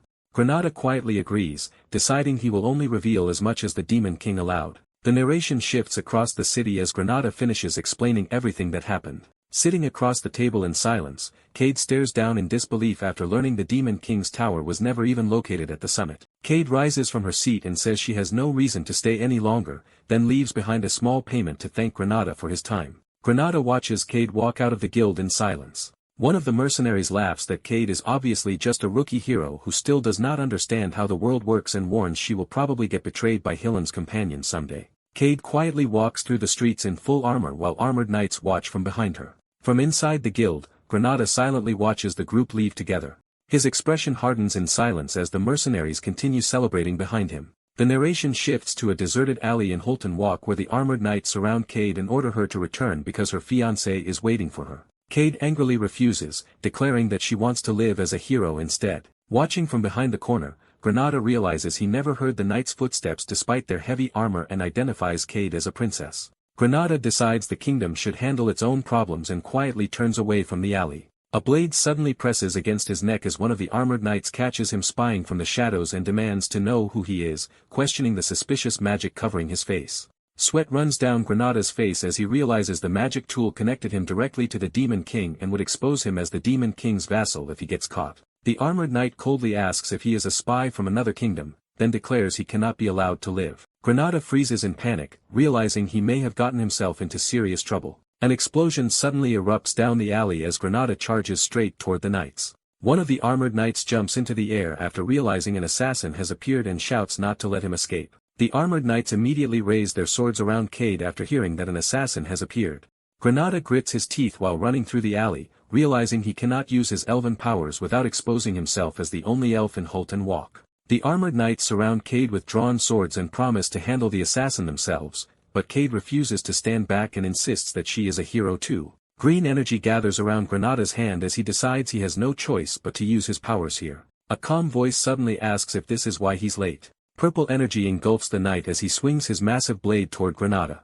Burji descends through the purple flames, asking if Granada was late because he had been slacking off here. Granada glares at Burj and complains that the situation is obviously serious, while Burji casually dismisses his injuries as wounds that would heal if he spit on them. The knights surround Princess Cade while shouting that a demon king has appeared to kidnap her, and Cade excitedly calls it their chance to defeat one. Burji stands beside the massive crater after admitting he did not even know Cade was a princess, while the knights accuse him of lying, causing Granada to ask why he is really here. Raising his hand, Burji calmly says he only came here on an errand by coincidence, while Granada stares at him in disbelief and yells that his excuse sounds even more suspicious than before. The scene shifts to Burji sitting on his throne as he demands to know what she wants. With a bright smile, Ernan asks for senile powder, the substance used for spirit contracts. An elf kneels before a king as the narration reveals that hundreds of years ago, an elf named Senil defected to a human kingdom. Ancient research tools and magical ingredients cover the table as the narration explains that the king ordered Senil to create a supplement that would allow humans to properly form contracts with spirits. A glowing green veil floats in the darkness as the narration reveals that Senil powder was eventually created. Burji looks at her and says that with her talent, Senil powder should not even be necessary. While she coughs and explains that the tower barely contains any mana for her spirits, Ernan awkwardly avoids his gaze as Burji asks if she's trying to form a contract with a new high-ranking spirit after immediately seeing through her plan. A massive blue spirit towers over the girl as Burji recalls that Ernan Hildren formed a contract with a high-ranking spirit at the age of 27, shocking the entire continent, flushed with embarrassment. Ernan nervously asks how Burji figured it out while he thinks she's going to form the contract 7 years earlier than before.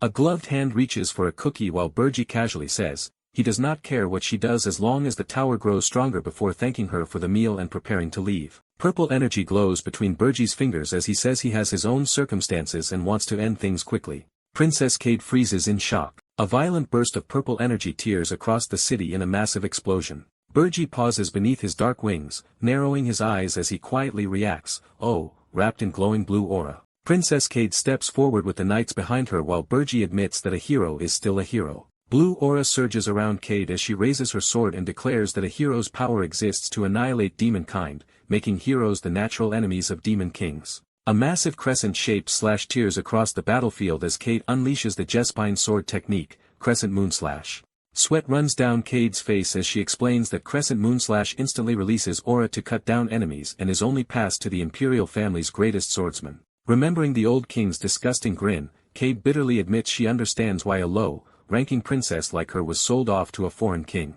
Tears fill Cade's eyes as she furiously declares that there is no way she can marry that disgusting old man. Beneath the moonlit sky, Cade collapses during training while recalling how she trained day and night to be acknowledged not as a princess, but as a hero. Cade stares up at the demon king while declaring that defeating him here will finally let her be recognized as a true hero. A glowing sword aura rushes toward Burji as Cade declares that once she's free from her father's orders, she'll decide who she marries herself. Sweat runs down Cade's face as she fiercely declares that she alone will decide who she marries. Burji catches the glowing sword aura with his black, gloved hand, cracking the energy apart. Blue fragments scatter around Burji as he smirks and admits that Cade's sword aura is not bad. Cade stares upward in shock as her finishing move disappears before her eyes. Red magic circles blaze behind Burji as dark crimson attacks gather around him and he coldly asks if a hero can survive this. Frozen in place, Cade stares up in disbelief as she finally realizes what a true demon king is. Burji grins and tells Cade that a princess and a hero can still be useful in more than one way. Sweat pours down Cade's face as she stares ahead in terror, desperately muttering for him to wait.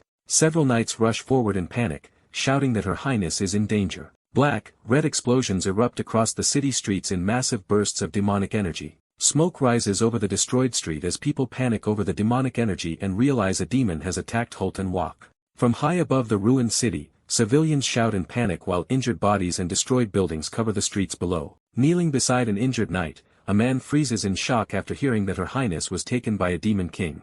Black smoke and burning flames spread across the city while terrified voices wonder if the demon king of the Urgest Mountains caused the attack. The Tower of Burji stands alone beneath the snowy mountains. Inside the underground prison, the unconscious princess lies across the cold floor. Leaning over the injured girl, Ernan asks if her name is Senil, while Burji calmly reveals that she is Princess Ki Jespine, the 9th Imperial Princess. Standing inside the prison cell, Burji says Cade will stay on the 4th floor from now on and tells Ernan to treat her injury since she might become useful if raised well. Burji explains that he has to kidnap a prince or princess periodically to secure demonic energy points, preferably someone with a low rank. His eyes widen in panic as he realizes he almost revealed classified information to a prisoner. Turning away from the cell, Burji abruptly changes the subject and says he will go get senile powder, while silently reminding himself that the princess is only a prisoner. Far away from the tower, news of the 9th Imperial Princess of the Jespine Empire being kidnapped in Holtenwalk spreads across the entire continent. At the Heroes Guild headquarters, Hillen Cardell stands before the gathered heroes and swears that every word of his report is true. Lowering his head in shame, Hillen admits that he failed to find the Demon King's tower and says he will take full responsibility. The other heroes tell him not to worry, saying that if heroes were blamed for failed heroes' journeys, nobody would volunteer again. As the meeting continues, the heroes discuss how the hero's journey retreated while the Demon King of the Urgest Mountains kidnapped the 9th Imperial Princess of Jespine, and they ask Hillen for his opinion since he already entered Urgest. Hillen states that even he could not locate the tower and says their priority should be sending a small reconnaissance unit to find it before launching another hero's journey. Facing the gathered heroes, Hillen says subjugation will become simple afterward because a truly powerful Demon King would never hide his tower. The other heroes quietly agree, saying a strong Demon King would have no reason to hide and that a coward hiding his tower cannot be a major threat. Several of the gathered heroes nod in agreement and conclude that this Demon King is probably weak. One of the gathered heroes falls silent as the meeting room grows quiet, surrounded by a red-black aura. The Hero Council announces that they will temporarily postpone a full hero's journey until the tower's location is confirmed, standing alone after the meeting. Hillen quietly wonders if this was what the Demon King wanted all along, using his authority to block a hero's journey before it could begin. A projection screen appears in front of Berga as Gordon reports that hero Hillen Cargill's report has concluded and Berga orders him to keep watching Hillen. Sweat runs down Burge's face as he realizes the Heroes Guild was already preparing a full assault and admits that turning Hillen into his vassal was the right decision. Images of Hillen and Granada appear in Burge's thoughts as he says the two of them can delay the next hero's journey from outside the tower. Holding the captured princess beside glowing demonic energy points, Berga says he has continued kidnapping princesses to build up more points and considers using Armani's orb to turn her into real fighting power. Lodger works beside massive machinery while monsters gather across the snowy mountains, and Berga notes that the dwarf is remodeling and reinforcing the first floor while Krutu expands their influence. Berga stares at the glowing tower and says that once Ern and Hildern contracts a high-ranking spirit, no ordinary hero's journey will dare attack them because the tower will become overwhelmingly powerful. A dark grin spreads across Burge's face as he vows to begin his true revenge against the heroes who killed him. The image of a crazed hero flashes through his mind while Berga says he first needs to obtain senile powder.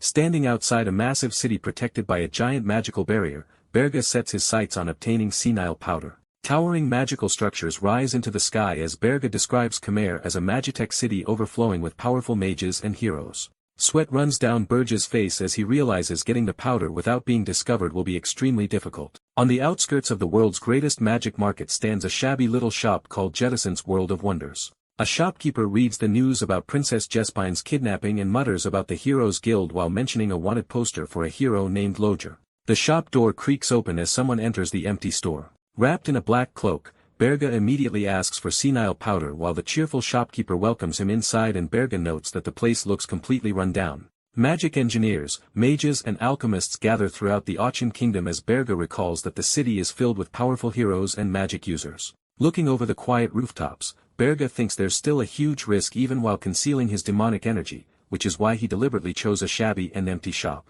The shopkeeper excitedly shoves purple bottles onto the counter, calling Berga lucky and claiming the rare item is on sale for 1 gold, while Berga coldly tells him to be quiet because it's expensive. Holding the purple bottle in his hand, Berga stares at it in confusion and points out that the senile powder he knows is supposed to be green. Leaning close with a smug grin, the shopkeeper whispers that the Mage's Tower secretly created this newly developed senile powder and boasts that it's an extremely rare item. The grinning shopkeeper insists Berga should buy the senile powder immediately, already planning to squeeze every coin out of the noble-looking customer. Surrounded by a dark red aura, Berga realizes the shopkeeper figured out he can't visit other stores and coldly wonders if he should just kill him. The shop door rattles open again as new customers suddenly enter the store. The smiling shopkeeper welcomes the armored visitors while someone quietly wonders why they came to this shabby shop first. Sweat runs down Burge's face as he suddenly recognizes someone among the customers. Entering the shop, the dwarf mutters that Loger wouldn't go to popular places if he had a brain, while Louise curses his name for dragging her into such a shabby place. The dwarf steps up to the counter and says they're looking for someone. Staring at the girl, Berga recognizes her rough attitude and realizes she's Lee's Wirt, though he thinks the magical tool he used before prevents her from recognizing him now. The shopkeeper shamelessly tells them he can't remember anything unless they buy something first, leaving the dwarf staring at him in disbelief. Louise suddenly grabs the shopkeeper by the collar and slams him forward, yelling that murder is forbidden in the capital while demanding he stop trying to negotiate with them. Sweat pours down the trembling shopkeeper's face as a blade points at him, but he still nervously begs them to buy something before asking questions. Even with the blade pressed toward him, the sweating merchant insists he'll gladly answer once they purchase an item because he thinks they're about to stab him. Louise lowers her sword in confusion, laughing loudly behind her helmet. Louise calls the merchant funny and tells him to show what he has. Leaning over the counter with glowing eyes, the shopkeeper suddenly renames the senile powder as Archa powder and offers the bottle for 3 gold, leaving Berga staring at him in disbelief. Coins scatter across the counter as Louise pays the 3 gold without hesitation, then immediately asks if any dwarves named Loger have visited the city recently. The shopkeeper admits he's never heard the name Loger before, but points them toward a famous blacksmith shop near the central square called Rodier's Leaf, saying someone there might know him. Louise apologizes to Berga while he quietly turns toward the exit. The pair walk away from the shabby shop, flipping a gold coin in his hand. The grinning merchant boasts that he sold trash for 3 gold, while Berga silently admits the scammer has guts. Even after the deal is over, the merchant notices Berga's interest in business and immediately offers to teach him his secret for 10 gold, making Berga call him a persistent scammer. Leaning over the counter with a faint grin, Berga says the man's scamming skills are top-notch and tells him to visit the Golden Moon Merchant Guild if he says he was sent by the mountain, standing alone inside the shop. The merchant scoffs at the Golden Moon Merchant Guild and claims someone with such a bright future would never go to a place on the verge of bankruptcy. A small smile spreads across Berga's face as he calmly asks if the merchant really wants to know why he should go there after scamming that person. The bottle explodes, scattering purple powder everywhere as Berga reveals that the person he scammed was Louis Werft, trembling in shock. The merchant realizes his customer was the punk princess, Lise Werft, and nervously asks what Berga wants. With a gold coin spinning across the counter, Berga calmly tells him to join the Golden Moon Merchant Guild for a monthly salary of 1 gold, warning that he'll bring Louis back if he refuses. Sweat pours down the merchant's face as he presses his hands together and begs Berga not to do that. A sinister grin spreads across the merchant's face as he asks if Berga really thought he would agree so easily. Shouting that no princess would personally come to such a shabby place, the merchant furiously tells Berga to get lost and try bringing Louis back himself. Berga quietly answers, sure, while walking toward the open doorway. The merchant stares toward the entrance as Louis' silhouette suddenly appears behind Berga, surrounded by blazing red flames. The merchant's face turns pale in shock. A massive crash echoes through the street.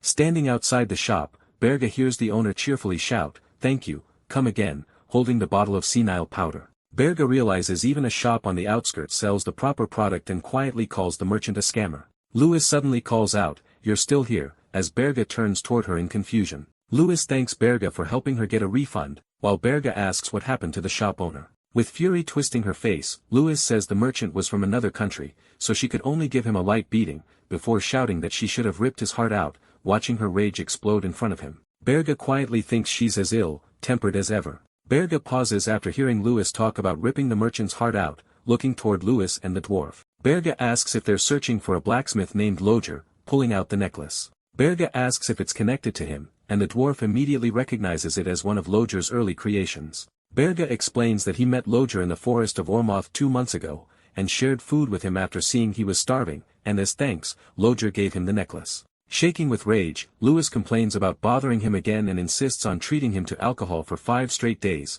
prompting Berga to nervously ask her to calm down. Louis hands Berga a special badge that can be exchanged for some of the best equipment in the Dwarven Kingdom, while Berga casually accepts it, because it looks useful. Watching the pair walk away, the dwarf asks what they're planning to do. A grin spreads across Louise's face as she declares that she's not letting Loger escape. Watching Louise disappear into the distance, Berga suddenly recalls the heart she mentioned and realizes he lost track of time, trying to stop the hero's journey after his regression. A massive beast roars through the flames as Berga remembers Draxon, absorbing the heart of a summoning beast and gaining overwhelming power before the regression. Louise charges forward surrounded by blazing flames while Berga realizes fighting her directly, even with everything he has, would only end in a stalemate or a narrow victory because of the dimensional interference affecting his new Demon King body. His eyes sharpen as Berga declares that if he wants revenge against the heroes and wants to survive in this dimension, he needs to develop his powers. A towering structure rises above the forest as Berga decides to send Louise to Ormoth, where the beast tower is located. Surrounded by flames, Louise charges into battle like a raging beast. Draxon roars while giant wolves tear across the battlefield against Louise's forces, holding the glowing heart in his hand. Berga declares that the summoning beast's heart will belong to him. After fusing with Mana's phantom, the Tower of Berga gains 2 new functions. A glowing tower interface reveals the first ability, remote use of the tower. A strange mailbox appears as the second new function is revealed to be item transfer. Standing above the city, Berga tells Gordon he's leaving the tower to him for a while, and Gordon immediately accepts the order. Using the item transfer system, Berga sends 10 top-grade senile powders to Princess Ernan, explaining they're needed to form a contract with a high-ranking spirit. Holding the glowing bottle, Ernan excitedly realizes the powder is top grade while Gordon proudly says the Demon King personally obtained them. Cade sits quietly inside the 4th-floor prison while Gordon orders that she stay there as long as she behaves herself. Cade swings her sword toward Gordon while shouting that he'll regret training her, but Gordon blocks the attack and calmly tells her to beat him first before saying that. A delivery request sets up the Hell Forge on the tower's 1st floor and orders Lodger to reinforce the floor even further. Inside the forge, the dwarf stares around in shock at the massive furnace and strange machinery, while Gordon tells them to be grateful for the Demon King's generosity. With sparkling eyes and a huge grin, the excited dwarf promises to make everything perfectly for the Demon King. A Peel Orc raises his fist in the snowy mountains while the report explains that 3 tribes have united and their numbers have doubled enough to hunt monsters across the Urgest Mountains. Berga tells the holographic image of Gordon to manage the tower properly until he returns and Gordon confidently promises not to disappoint him. The Demon King drops onto the ground while thinking that remotely managing the tower is a convenient function. A holographic call connects to Hillenkargel as the Demon King asks if he can hear him. Surprised by the timing of the contact, beneath the glowing symbol of the Golden Moon Merchant Guild, the narration reveals that a man, the Black Knights, and the Black Mages now control the guild completely. As one of the 10 stars supports the guild, the narration explains that the guild leader handed his position over to his son and that a single failure was not enough to destroy the 10 stars' reputation. The Demon King orders a message to be passed to Granada while the wooden door rattles inside the damaged room. Facing the holographic call, the Demon King orders Granada to buy every elf slave on the continent using funds from the Golden Moon Merchant Guild, while Hillen reacts in shock. Purple energy surrounds the Demon King as he reveals that the man being sent to the guild is a con artist named Jettison, the same scammer who deceived Lewis Worth, while the terrified man trembles below him. Bathed in red light with a sharp grin across his face, the Demon King says he already tracked down all of Jettison's information and plans to send an assassin if he fails to appear within a month. Tears stream down Jettison's face as he shakes violently in fear. The damaged room sits empty as the wooden door rattles in silence. A sudden impact burst flashes from behind a counter inside the empty room. An elf's voice trembles in disbelief as he asks if the Demon King truly plans to buy every one of his people. At the Holton Walk shared training grounds, a group of fighters practice elf swordsmanship while the elf vice-captain agrees to gather everyone as quickly as possible. Granada lowers his gaze in silence, admitting that saving his people is good news, but dragging them into the Demon King's grasp still troubles him. A dark shadow falls across his face as he realizes the Demon King may be planning to use the elves as spies, just like him. While wooden swords swing through the training grounds, the soldiers whisper in confusion about why they are suddenly learning elf swordsmanship. Sweat runs down the vice-captain's face as the others suggest abandoning the exhausted captain and following him instead. Granada stays silent while several soldiers quietly run away behind him across the training grounds. His eye widens sharply as he compares serving the Demon King to spending their entire lives suffering and dying as human slaves. Granada raises a glowing hand and declares that serving under the Demon King is far better. The vice-captain and the fleeing soldiers freeze in shock as they turn back toward the captain. Vines wrap tightly around the vice-captain's body, while he panics and begs the captain to stop humiliating him in front of the others. Several soldiers collapse to the ground choking and gasping as they panic over why they are the only ones being targeted. Facing the communication screen, Granada calmly tells the confused Hillen that nothing is happening while muffled screams continue behind him. Under the bright rainforest sky, the man recalls hearing that the Demon King was searching for treasure. An ancient stone structure rises from the jungle as the narration reveals the Ormoth Rainforest Kingdom. In the Ormoth Rainforest region, Louise worked grimaces nervously beneath the trees while soldiers stand behind her. Deep in the rainforest, the princess is told that Ormoth has issued an ultimatum demanding they march out with troops immediately, but she angrily insists she still hasn't found the bastard they're searching for. Sweat runs down Louise's face as she reveals there is still one place they have not searched. Staring toward a distant mountain beyond the jungle, Louise quietly names the Beast Mountain. An armored dwarf panics that the Beast Demon King's territory is far too dangerous, but Louise calmly insists nobody there would dare touch her. Sweat drips down Louise's face as she reminds them that harming the dwarven royal family would force every nation using dwarf-made weapons into war. A massive fortress burns in flames as the narration recalls a demon king being destroyed after targeting a dwarf prince 200 years earlier. From above the jungle path, Louise orders everyone to move immediately, threatening to rip their heads off if they refuse. A towering vine-covered structure rises above the rainforest as someone suddenly shouts to the demon king that there's serious trouble. A beast man drops to one knee in shock as he hears that Princess Louise Werf is heading straight toward the Beast Mountain region. Sweat runs down Draxon's face as he wonders if the princess learned about the heart of the summoning beast hidden there. A blazing sphere of mana glows beneath a volcano while the narration describes an overwhelming power sleeping beneath the magma. Draxon orders his subordinates to stop the princess from getting close while warning them not to kill or seriously injure her. Sweat drips from the beast-eared girl's face as she nervously admits stopping the princess is going to be difficult. Standing above the dwarven princess, a towering figure coldly asks if she has a death wish. A spirit-wielding man blocks the path and warns Princess Louise that entry into the Demon King's territory is forbidden. Grinning, the man introduces himself as Max Ormoth, the second prince of Ormoth, while warning that the demon tribe could kill her. Sweat runs down Lou's face as she snaps that nobody there can touch her and she refuses to leave until she finds Lojer.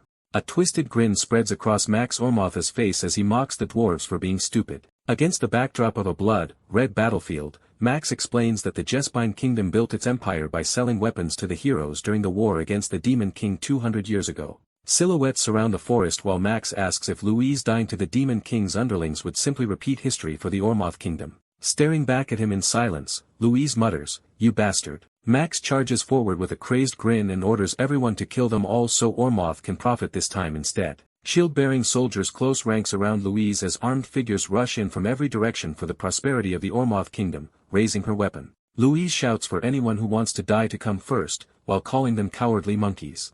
Draxon panics after realizing the dwarves are about to be killed and yells that they have to stop this. Sweat pours down Draxon's face as he realizes Ormoth plans to murder Louise and frame the demons for it, triggering another full-scale war like the one 200 years ago. Draxon orders monsters and demons to move immediately and save the dwarf princess no matter what. Screeches echo through the rainforest as dark figures rush through the trees toward the battlefield. Blades tear through the armored soldiers as the attackers burst into the middle of the formation. Grinning wildly, a horned fighter cuts straight through the troops in a spray of blood. The soldiers raise their shields together as glowing golden barriers lock into place around Louise. A dwarf soldier warns that the terrain favors the enemy too much, and Lou's guards admit they have no chance fighting head-on. Grinding her teeth, Louise snaps that she'll wipe them out herself while her soldiers desperately try to calm her down. Shields close tightly around Louise as the defensive formation completely surrounds her. Green energy swirls around Max's spear as he mocks the dwarves for hiding behind defenses and declares he'll crush them with a single blow. Purple demonic energy suddenly erupts behind Max, freezing him in place mid-attack. His eyes widen as he realizes demonic energy already reached the battlefield, and the Beast Demon King's underlings have arrived. Wrapped in purple energy, a dark figure watches the battlefield and remarks that Ormoth's attack was never part of the plan, adding that human interests are truly complicated. Shock spreads across both Max and Lou's faces as they realize the newcomer is not a beast demon. Purple flames coil around Berga as he calmly tells the Ormoth prince that he's gonna die here. The soldiers immediately recognize an upper-ranked demon while Max orders them to kill the princess as he holds the demon off. Explosions tear across the ground as the battlefield erupts into chaos. Max jerks his head back in shock after hearing someone scream for the prince. Wrapped in blazing yellow energy, Louise bursts through the battlefield and smashes soldiers aside with her hammer. Glowing with rage, Louise roars at them for daring to attack while she's standing right there. Sweat runs down Max's face as he stares at the charging princess and wonders how a dwarf can move that fast. Purple demonic energy spreads across the forest again as Berga hovers behind Max in silence. Purple demonic energy wraps around Max's face as he realizes the demon bound him in place and suppressed him with terrifying ease. Bathed in blazing golden flames, Louise swings her axe downward while screaming for the prince. She lands on a tree branch and says, "Where did the demon go?" The demonic energy vanished all of a sudden. Enemies surround the burning princess from every direction while furious soldiers scream that a mere dwarf dared lay hands on the prince, clenching her flaming axe. Louise screams that they attacked her first before threatening to send them all to the afterlife with their prince. The dwarven soldiers raise their shields and rifles together while shouting for everyone to protect the princess. Standing silently on a tree branch, Berge Ho watches explosions erupt through the forest and calmly says that should keep Louise Werft from dying. A faint smile spreads across his face as he quietly says it's time for them to take the bait. Facing the distant tower, Berge calls out to the Demon King of Beasts. Purple demonic energy erupts around the Tower of Beasts as the scene shifts to 5 minutes earlier. Draxen with glowing red eyes freezes as it senses demonic energy nearby. The horned beast woman stares ahead in alarm while recognizing the Demon King's demonic energy.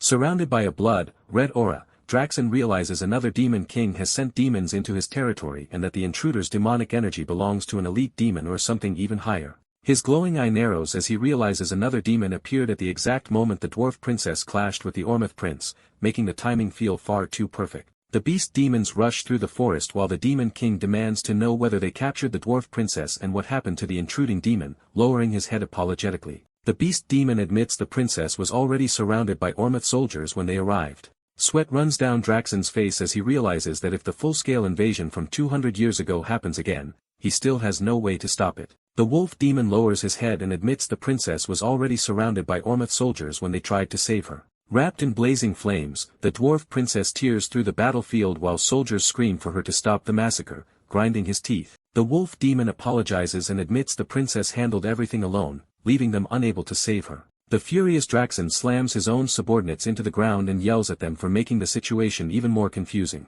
The beast demons report that the second prince of Ormeth was killed by the dwarf princess, then ask what should be done with the surviving Ormeth warriors. Towering over the trembling soldiers, Draxen decides not to kill them since the prince's murder would be blamed on him and kidnapping and murder carry very different consequences. Looking down at the surviving warriors, Draxen decides to let them live so they can properly testify and keep him from being framed. Draxen demands to know whether his subordinates found the demon that invaded his territory, only to hear that they still have no leads. Snarling in irritation, he calls the beast demons pathetic and mocks them for having useless noses on top of being idiots, forcing them to bow their heads in apology. After calming down, the Demon King realizes the intruder is likely an upper-rank demon specialized in stealth, making it understandable why the others failed to track it. Deciding to handle things personally, he activates a technique called ultra-sensory amplification, pouring demonic energy into his senses until his entire body glows with a crimson aura. The enhanced ability sharpens his perception enough to detect even traces of stealth magic, and suddenly he catches the faint trail of an unfamiliar demon. His eyes widen as he realizes the mysterious demon may have gone after the dwarf princess. A red demonic trail suddenly cuts through the forest as he tracks the intruder's movements. Standing before the beast demons, Draxen immediately asks which direction the dwarf princess fled, and one of the beast demons nervously points deeper into the forest. Rocks explode apart as a violent red shockwave tears through the ground. Wrapped in crimson energy, Draxen roars in fury and curses the hidden enemy. Rushing through the forest at full speed, Draxen realizes the dwarf princess, the Ormoth prince, and even the exposed demonic energy were all bait meant to lure him away from the volcano. Draxen stares toward the distant volcano and realizes an upper-rank demon was sent for only one target. Hidden deep in the forest, beastmen guards stand outside a ruined stone entrance. Inside the blazing cavern, carts filled with or move deeper through a tunnel surrounded by magma and firelight. A massive burning magma sphere fills the cavern as someone declares that this is the heart of the summoning beast. Standing inside the volcanic cave, Berge realizes the magma is connected to the aura of the summoning beast, and says even Draxen would have struggled to enter this place. Berge realizes they've been secretly digging through the cavern to drain the lava. Smiling, he says it doesn't matter since the scales of the black-flamed demonic dragon can move even through lava. Hovering in the air, Berge is rushed from behind by a tiger beastman. The tiger beastman unleashes a red slash of force toward the cavern floor. Holding the beastman down, Berge says an upper-rank demon would definitely notice from this distance, and the beastman stares at him in shock after realizing his identity. The beastman desperately shouts for him to wait, but Berge only says, "Come with me." The beastman struggles in panic as Berge drags him into the magma. Berge moves deeper through the burning magma. Standing inside the magma, Berge recalls that after Draxen absorbed the heart of the summoning beast in his previous life, his regeneration became absurdly powerful. A grin spreads across Berge's face as he wonders what kind of summoning beast Draxen absorbed. Hovering above the blazing light, Berge realizes the heart belongs to a phoenix corpse. Back at the Demon King Military Academy, Berge sits alone in the library while recalling records about phoenixes existing across multiple dimensions. A massive phoenix flies through a field of galaxies as the records describe phoenixes as godlike beings that cross dimensions unlike destroyers bound to a single world, though all phoenixes share one trait. An ancient book states that every demon king who fully absorbed a phoenix became powerful enough to leave their name in the history of the demonic realm.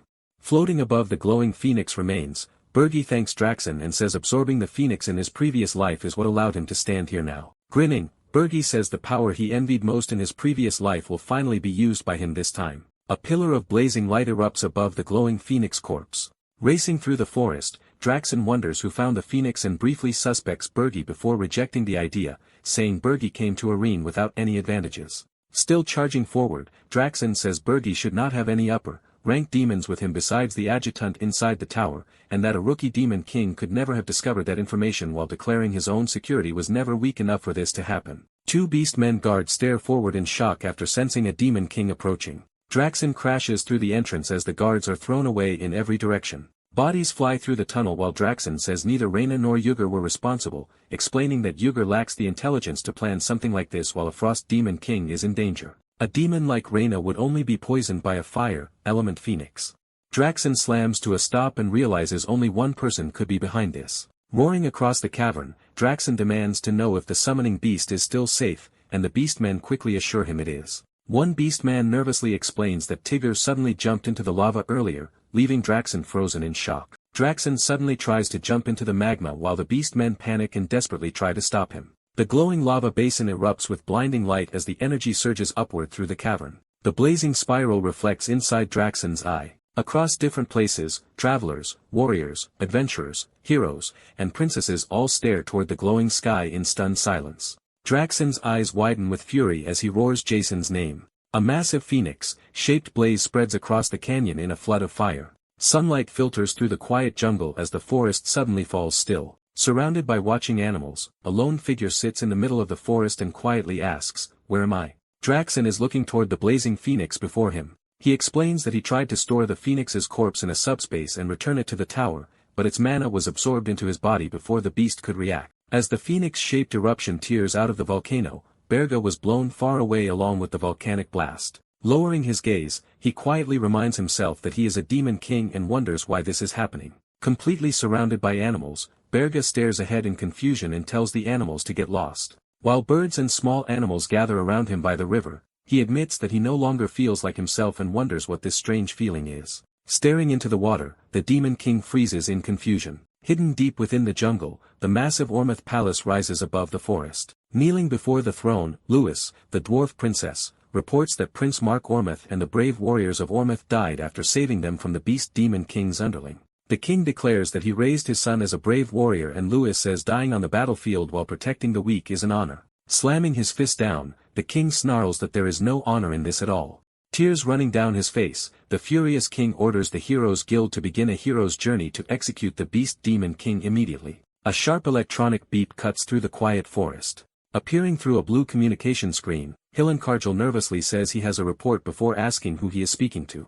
The rows of armored warriors stand assembled in the shadows as the narration reveals that the hero's journey plans to attack the Tower of Beasts immediately after gathering in Ormeth. Standing among the animals in the forest, the Demon King notes that only 2 10-stars heroes are joining the 200-man force, then concludes that someone is secretly trying to keep the Beast Demon King alive. His eyes narrow as he quietly repeats that humans do not want a Demon King to die. Gold coins and magical materials fill the screen as the narration explains that Demon King towers are treated like gold mines and many humans profit from the monsters and treasures inside them. Resting his hand against his chin, the Demon King remarks that even simple situations become tangled with conflicting human interests. Smiling beside the communication screen, the Demon King tells Hillen to join the hero's journey as well, promising to reveal the Beast Demon King's weakness if Hillen personally finishes him off. The Demon King tells Hillen to absorb the Demon King's power after the kill, saying it will make gaining humanity's trust even easier. Forcing out an uneasy laugh, Hillen asks if they could really stop him if he became even stronger there. The Demon King falls silent for a moment before coldly asking if Hillen truly believes absorbing only 2 Demon Kings would be enough to oppose him.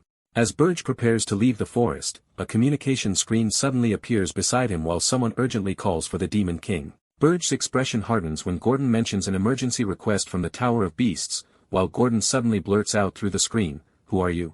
Staring across the quiet forest, Burge coldly orders Gordon to speak as they explain that the Tower of Beasts has requested an emergency convocation of Demon Kings. Shock twists Burge's face when he hears that Draxen was the one who called the meeting. Two portals open before Draxen as he waits with his subordinates at the entrance of the Tower of Beasts. Yuger arrives through a glowing portal and asks Draxen what is going on, while Reyna beside him remarks that the Tower of Beasts is being destroyed. He then asks that the place still smells terrible as usual. Standing beside the gathered demon kings, Draxen tells the others to head up first while he waits for the final attendee. With his glowing red eye fixed forward, Draxen notes that both Burge, Deus, and Jason are late, wondering if they are still gathering their thoughts while declaring that if Burge arrives late, he will be treated as a suspect as well. Burge lowers his stance while cursing himself for letting his guard down for a moment. Wind and debris explode across the forest as Burge leaps into the air, saying there is no time now. Appearing through the communication screen, Gordon explains that since you're currently in Ormeth, he will head to the Tower of Beasts alone through a portal. Flying through the air, Burge immediately rejects the idea and says he will arrive soon instead. Standing before Draxen in thought, Burge reveals that he came on foot without using a portal, admitting it would obviously raise suspicions, while also pointing out that arriving late would raise suspicion too, leaving the Beast Demon King stunned that he was already nearby.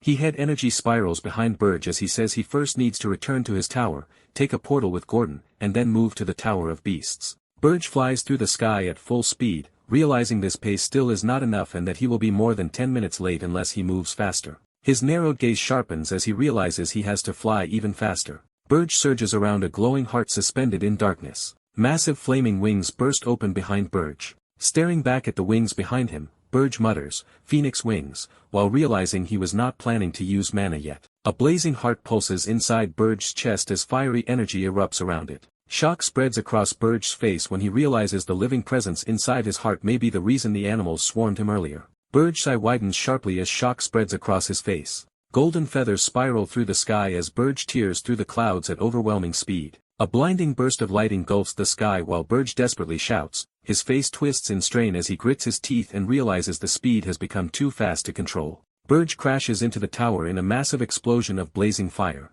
Black smoke pours from the damaged tower. Burge crashes across the snow beneath the tower, holding his head in paint. Burge admits he arrived quickly but still cannot control the Phoenix's power and needs to stay careful until he tames it. Burge walks toward the tower entrance, asking Gordon if he is ready while wondering if the Phoenix has exhausted itself and fallen asleep. With a serious expression, Burge announces that they are moving to the Tower of Beasts immediately. The city of Ormeth sits quietly beneath the bright sky. The crowd buzzes in excitement as they recognize Rosal Charnt, the genius mage who mastered magic at the age of 5. Several heroes stare toward Rosal in awe while others excitedly talk about fighting beside her. Leaning back against a rock, Rosal coldly tells the noisy heroes to get lost, introducing herself as the Dawnflame Assault Unit Captain. A panicked man begs Rosal to watch her mouth while she casually complains that the heroes are nothing but riffraff and useless for clearing towers.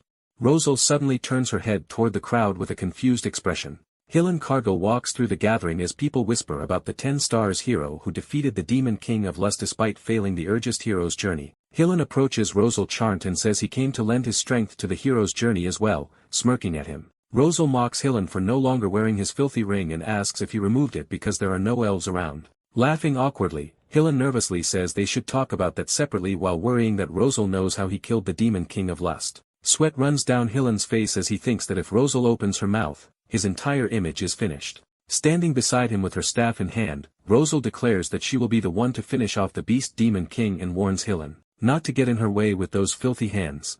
Hillen smiles brightly and agrees, declaring that the Beast Demon King's head belongs to him. A massive purple portal opens in the forest as 2 figures appear inside. Several figures step out from the portals. Standing in front of them, Draxen greets Jason and Berga, saying they made it in time and that he'll explain the details once they're inside. Berga stands quietly, listening without saying a word. A faint smile appears on his face as he calmly says that they're not late. Inside the Tower of Beasts' top floor, several demon kings gather around Draxen. Yuger looks at Draxen and asks why he called for an emergency meeting, smiling as he speaks. Jason reveals that the hero's journey that defeated the Demon King of Lust has gathered in Ormeth and asks if the meeting is related to him. Baring his fangs, Draxen says that since they already know part of it, he'll be honest. The gathered demon kings fall silent as Draxen reveals that one of the demon kings gathered here sent a high-ranking demon into his territory and stole the phoenix corpse he was going to absorb. Draxen reveals that the traitor behind the theft also caused Ormeth's second prince to die, triggering the current hero's journey. Reyna looks toward him while Draxen considers that the culprit may have even killed the dwarf princess, and Reyna remarks that losing a summoning beast was foolish since provoking a hero's journey directly is practically an act of war. Baring his fangs, Draxen growls that someone is trying to take him out, but he refuses to die alone. With rage twisting across his face, Draxen declares that he'll purchase the key of the black box to kill the traitor. A glowing black box and silver key appear as the explanation reveals that every tower contains a black box that records all of a Demon King's actions. The narration explains that Demon Kings rarely use the black box because it consumes massive amounts of demonic energy and disappears if the tower collapses. Sweat runs down Bergie's face as he realizes that if Draxen opens the black box in his tower, there'll be no way left for him to escape blame. Grinning sharply, Draxen says that opening a black box requires permission from the Demon King, who owns that tower, then asks if everyone will grant permission willingly. Draxen's glowing red eye narrows as he warns that only the real culprit would hesitate to grant permission. Sweat drips down Bergie's face as he curses Draxen under his breath. Reyna and Jason both raise their hands and grant permission to open the black box. Standing beside Bergie, Uyghur also grants permission without hesitation. After a brief pause, Bergie finally raises his hand and grants permission as well. Grinning sharply, Draxen announces that everyone approved the request and says he'll contact them separately with the results before ending the meeting. The narration reveals that the black box key is a single-use consumable worth nearly 10 million demonic energy points. As heroes and demons clash across the battlefield, the narration explains that Draxen wouldn't spend such an enormous amount of demonic energy right before a hero's journey unless he was truly risking his life to expose the traitor. Draxen grips the glowing key and declares that once the hero's journey ends in failure, he'll immediately open both his and Jason's black boxes. Stepping out of the portal into the snowy mountains, Bergie silently decides he has to deal with Draxen before that happens. His eyes sharpen with focus as he repeats that he has to deal with Draxen himself. Entering the tower, Gordon says everything is prepared while Bergie says he'll inspect the tower starting from the first floor. On the first floor of Bergie's tower, a massive mechanical cannon towers over the room as a dwarf excitedly asks for the Demon King's opinion. Laughing wildly with his arms spread open, Lodger proudly introduces the Inferno Catapult Mk.I, a magic cannon forged from the Demon King's Forge of Hell. Staring with sparkling eyes and a manic grin, he calls the weapon the greatest masterpiece he's ever created. Watching the crazed dwarf celebrate, Bergie quietly admits the weapon's performance is reliable even if its creator seems completely insane. Bergie tells his subordinate to leave the crazed inventor alone and see how far he takes the project as the dwarf celebrates on top of the cannon. On the second floor of Bergie's tower, Cade charges forward yelling that she warned them this would happen. A massive crescent-shaped wave of blue sword energy rushes toward Bergie as Cade screams that training her was a mistake. Bergie calmly raises one hand and stops the incoming attack with a single touch. Blue energy shatters around him as Bergie stares ahead and tells Cade she still hasn't changed at all. With the same glowing sword energy, Cade swings her blade downward and declares that the real fight starts now. Cade rushes toward Berge with her sword as the technique, Crescent Moon Shatter, lights up the floor in blue. Standing calmly among the shattered energy, Bergie smirks and admits that Cade has improved a little. Bergie smiles while dark purple energy gathers around his hand and tells Cade she still needs far more training. Sweat runs down Cade's face as she stares in shock, unable to believe Bergie countered her technique so easily.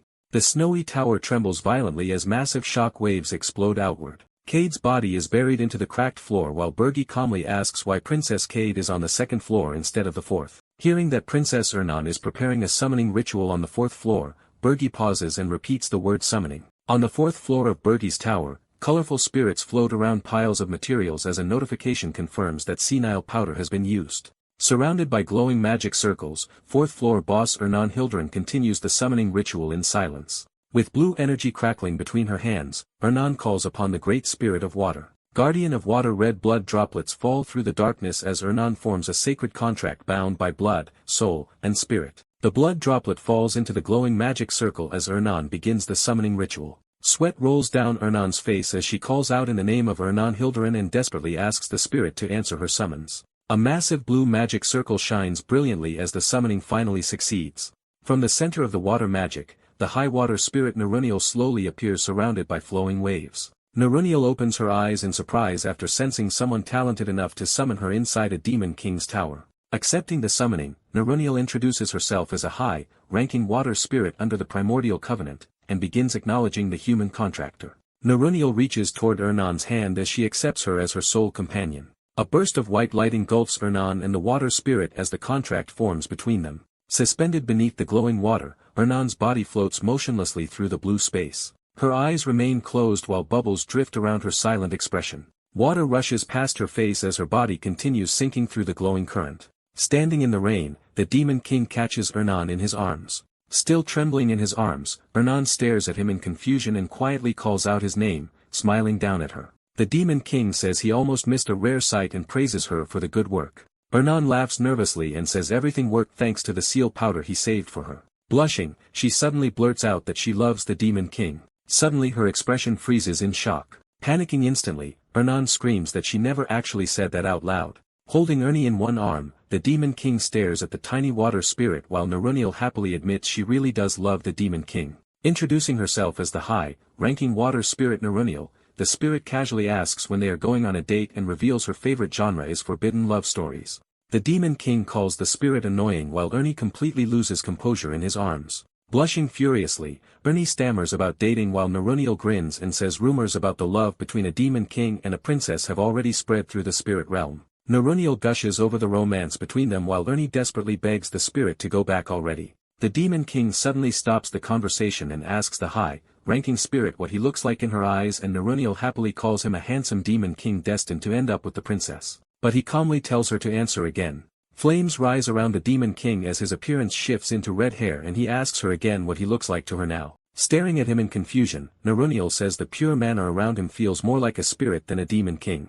Surrounded by flames, the Demon King realizes that if even a high-ranking spirit cannot see through him, then the other Demon Kings and heroes probably will not notice either. A grin spreads across his face as he says that at this level, he could even take care of the Demon King of Beasts himself. Ernie stares at him in shock as the thought of one Demon King taking down another sinks in. He flies through the sky at incredible speed. Gordon screams through the communication screen asking what kind of Demon King would actually go out to kill another Demon King while Berga calmly says he already explained it. Walking out the snowy corridor, Berga casually says he is stepping out to kill Draxon, leaving Gordon completely stunned. Clutching his head in panic, Gordon screams that none of this makes any sense to him. Flying through the air, Berga reminds Gordon that he promised to stop arguing with his decisions, but Gordon shouts back that this situation is completely different and warns that if the other Demon Kings discover this, everything will spiral out of control. Flying forward at high speed, Berga says that if he cannot stop Draxon before he opens the key of the black box, then he will be the one who dies. Sweat runs down Gordon's face as he warns that Berga still has not overcome Aaron's dimensional energy. A massive vortex fills the darkness as the narration explains that every dimension is naturally hostile toward other dimensions. A giant blue figure looms over a body while the narration reveals that dimensions reject outsiders and crush intruders with dimensional energy. A level 666 Demon King shrinks into a sweating level 1 gorilla creature upon entering Aaron, showing how dimensional energy suppresses demonic power outside the demon realm. A hero chosen by the dimension drives his sword through the weakened demon as the narration explains that hero exists to eliminate those weakened intruders. Lightning surrounds the massive Demon King's tower while the narration reveals that the tower was created to overcome dimensional resistance and invade other worlds. A glowing connection links the Demon King's tower to the demon realm as the narration explains that the tower channels demonic energy directly from the demon realm itself. Red demonic energy engulfs the Horned Demon King while the narration explains that strengthening the tower allows Demon Kings to recover their original power. Standing inside the hall, Gordon explains that the farther Berga moves from his tower, the weaker he becomes, especially against the 13th floor Tower of Beasts. Sweat runs down Gordon's face as he admits that even Berga cannot guarantee victory. A massive beast silhouette towers over Berga as the narration warns that victory cannot be guaranteed inside the Tower of Beasts. Surrounded by purple flames, Berga admits that even after absorbing the Phoenix's heart, he still hasn't fully adapted and cannot face another Demon King alone. A sharp grin spreads across Berga's face as he says that would only be true if he were fighting alone. Wrapped in blazing energy, Berga declares that he'll directly participate in the hero's journey under the name File. Berga flies across the skies of Ormuth as the forest stretches out below him. A glowing blue blade presses against the skull-faced demon's face in a violent close-range clash. Dead demons cover the battlefield while soldiers brace themselves and shout to protect the retreat and help the wounded. Kneeling beside the injured soldier, Hillen offers him a potion while the exhausted man groans in pain. Hillen turns in shock as Berga suddenly appears behind him, asking why everyone looks so exhausted. Berga calmly introduces himself and tells the stunned Hillen to call him File. Sweat runs down Hillen's face as he explains that once enough heroes gathered, they immediately move to clear the Tower of Beasts. Blue energy swirls around Hillen as he recalls striking the Demon King of Beasts' tail and weakening its weak point. With panic written across his face, Hillen screams for Roselle to act immediately. Kneeling alone with her staff raised, Roselle faces a massive wave of monsters closing in from the darkness. Roselle grips her staff with trembling hands as sweat runs down her face. Hillen's eye widens in shock. Draxen, with glowing red eyes, roars directly toward the battlefield. Roselle leans against Hillen as he supports her while the heroes retreat and Draxen remains standing behind them, standing face to face in the forest. Hillen admits that in the end, the hero's journey failed. A faint smile spreads across File's face as he says he completely understands the situation now. Sweat runs down File's face as he laughs and realizes he is completely screwed. Looking down calmly, File says that even after losing, they dealt the Demon King a heavy blow and bought time while it recovers. A serious look settles over File's face as he declares they still have time to restart the hero's journey before Draxen restores the tower. With a serious look, File questions why Roselle was attacked if Pull of Dishrod was supposed to be guarding the mages, while Hillen curses Dishrod under his breath. Roselle suddenly steps forward with her staff and reveals that Dishrod ran away right before the assault on the Tower of Beasts. Roselle glares forward and reveals that Pull of Dishrod sponsors profit from the tower's continued existence, calling them money, crazed bastards. Standing among the exhausted survivors, File asks Roselle if she still has the will to try the hero's journey again,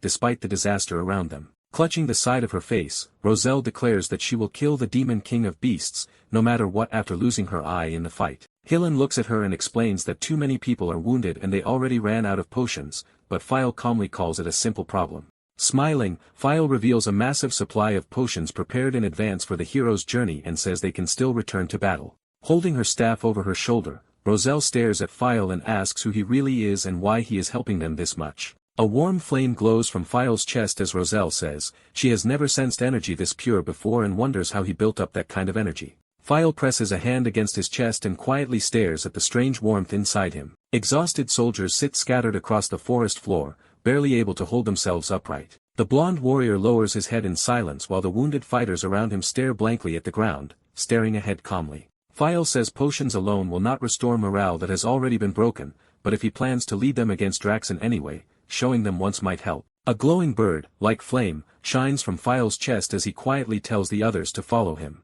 The wounded fighters slowly look up as warm orange light spreads across the forest clearing. Roselle and Hillen stare ahead in silence. Roselle's eye widens as she stares at the bright golden glow and mutters, that is, with flames glowing around him. File asks if they wanted to know who he is. A massive phoenix of fire spreads behind him as he declares himself the owner of the phoenix. File, surrounded by blazing fire, File calmly states that he came to kill the Demon King of Beasts. Roselle stares at him in shock, realizing the legendary Phoenix summon may be the overwhelming presence that covered the sky not long ago. Sweat runs down Roselle's face as she realizes the Phoenix's mana alone rivals 10 stars heroes and wonders where someone like File even came from. The exhausted fighters and wounded soldiers stare toward the blazing figure in stunned silence beneath the Phoenix's golden light. Golden light reflects across Hillen's face as he stares ahead in silence. Surrounded by swirling flames, File looks toward the gathered heroes and realizes they might finally be able to kill the Demon King of Beasts. Seated on his throne among snarling wolves, Draxen says the tower restoration used far more demonic energy than expected. A black key burns with red energy above his clawed hand as he reveals he could only purchase one key for the black box. Grinning at the glowing cube, Draxen says he'll open the rest later and give them to that bastard, but this one comes first. The black box bursts open as streams of purple light explode from inside. Purple film, like strips, spiral through the room while Draxen leans forward and demands to see every secret hiding within. Sweat runs down Draxen's face as he stares upward in shock, realizing the black box cannot be manipulated if what he's seeing is real. Clenching his teeth in shock, Draxen realizes that bastard really did something like this and says the other demon kings need to learn the truth. A demon rushes into the throne room shouting that the heroes have invaded, and this time the new 10 stars hero is leading them. Bathed in golden light, Ralph Schmitz advances forward carrying 2 massive shields as his name echoes through the hall. Ralph's blue eyes lock ahead as the narration calls him the Shield Master. 1 hour earlier in Ormeth, flames swirl around File while the gathered heroes face him in silence, grinning wildly. The battered fighters rally themselves and declare that with the legendary Phoenix on their side, the Beast Demon King is nothing. Swords rise into the air as the heroes shout for everyone to draw their weapons and annihilate all the demons. The warriors raise their swords beneath the blazing Fue Enix as they shout that the Phoenix stands with them. Fairy energy flickers across File's face as he quietly wonders whether he can truly control the Phoenix's mana in battle. Landing beside the others, File says 2 10 stars heroes still may not be enough and wishes reinforcements could have been prepared. Smiling to herself, Rosal says the timing is perfect since she was hoping for a useful hero. File suddenly stares ahead in shock. Ralph Schmidt steps forward as he's introduced as the 10 stars hero and the strongest shield master. A pack of giant wolves charges directly toward Ralph. Explosions burst across both shields as Ralph blocks the entire assault, leading the vanguard in the revenge battle. Ralph slams the two halves of the massive shield together as sparks explode. Cracks spread over the giant shield's face. The shield's glowing face erupts with blinding energy. Green energy erupts outward from the shields and blasts the wolves away in every direction. Dust and shattered ground spread through the hall as the wolves are thrown back from the entrance. Bathed in white light, Ralph Schmitz is revealed as a tank ranked second among the 10 stars, watching the shield beside him. File says Ralph's weapon reflects impact and admits it's an extremely difficult ability to deal with. Dark memories surface in Berger's mind as laughing heroes surround him from every side, while he recalls the ones who mocked him after his previous defeat. Ralph stares ahead with a cold smile as the memory of the heroes returns, and the Demon King realizes that Bastard was there too. Keeping his eyes forward, Berge admits he wants to tear Ralph apart, but says Draxen comes first for now. Walking beside File, Rosal says that if Ralph Schmitz had arrived after the hero's journey like he did, waiting a little longer could have changed everything. Clenching her teeth beneath a dark aura, Rosal says that with both of them added to the fight, they could have won without suffering any injuries. As the two walk through the battlefield, File says it's good that she's confident in their strength, but warns her not to underestimate the Demon King. Rosal turns back in confusion and quietly asks, "What?" File walks ahead while warning that Demon Kings always keep a final trump card they use right before dying. His expression hardens as he thinks that if Draxen restored the tower after purchasing the key, the heroes might not be able to stop the demonic energy this time, and he may finally witness Draxen's secret weapon. The heroes step into the Beast Tower's 13th floor, where the Demon King waits alone. The heroes slow down in confusion, wondering why there are no demons left on the highest floor when it used to be filled with underlings. Red energy burns around Draxen's claw as he mocks the heroes for returning, revealing he prepared all of this while waiting for their second attempt. Staring at the overwhelming pressure and shock, Rosal realizes the massive demonic energy may be the reason no demons remain on this floor. A red energy sphere flies into Draxen's mouth as he confirms that he gathered everything here to handle all of the heroes at once.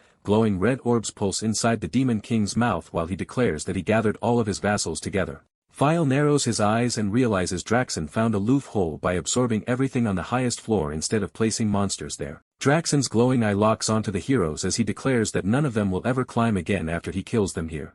Ralph Schmitz steps to the front of the group while the heroes stare ahead in silence at the Demon King. File fixes his eyes forward and warns, "Here he comes." Draxen throws his jaws wide open in a terrifying roar. Red spiraling energy explodes outward from the Demon King.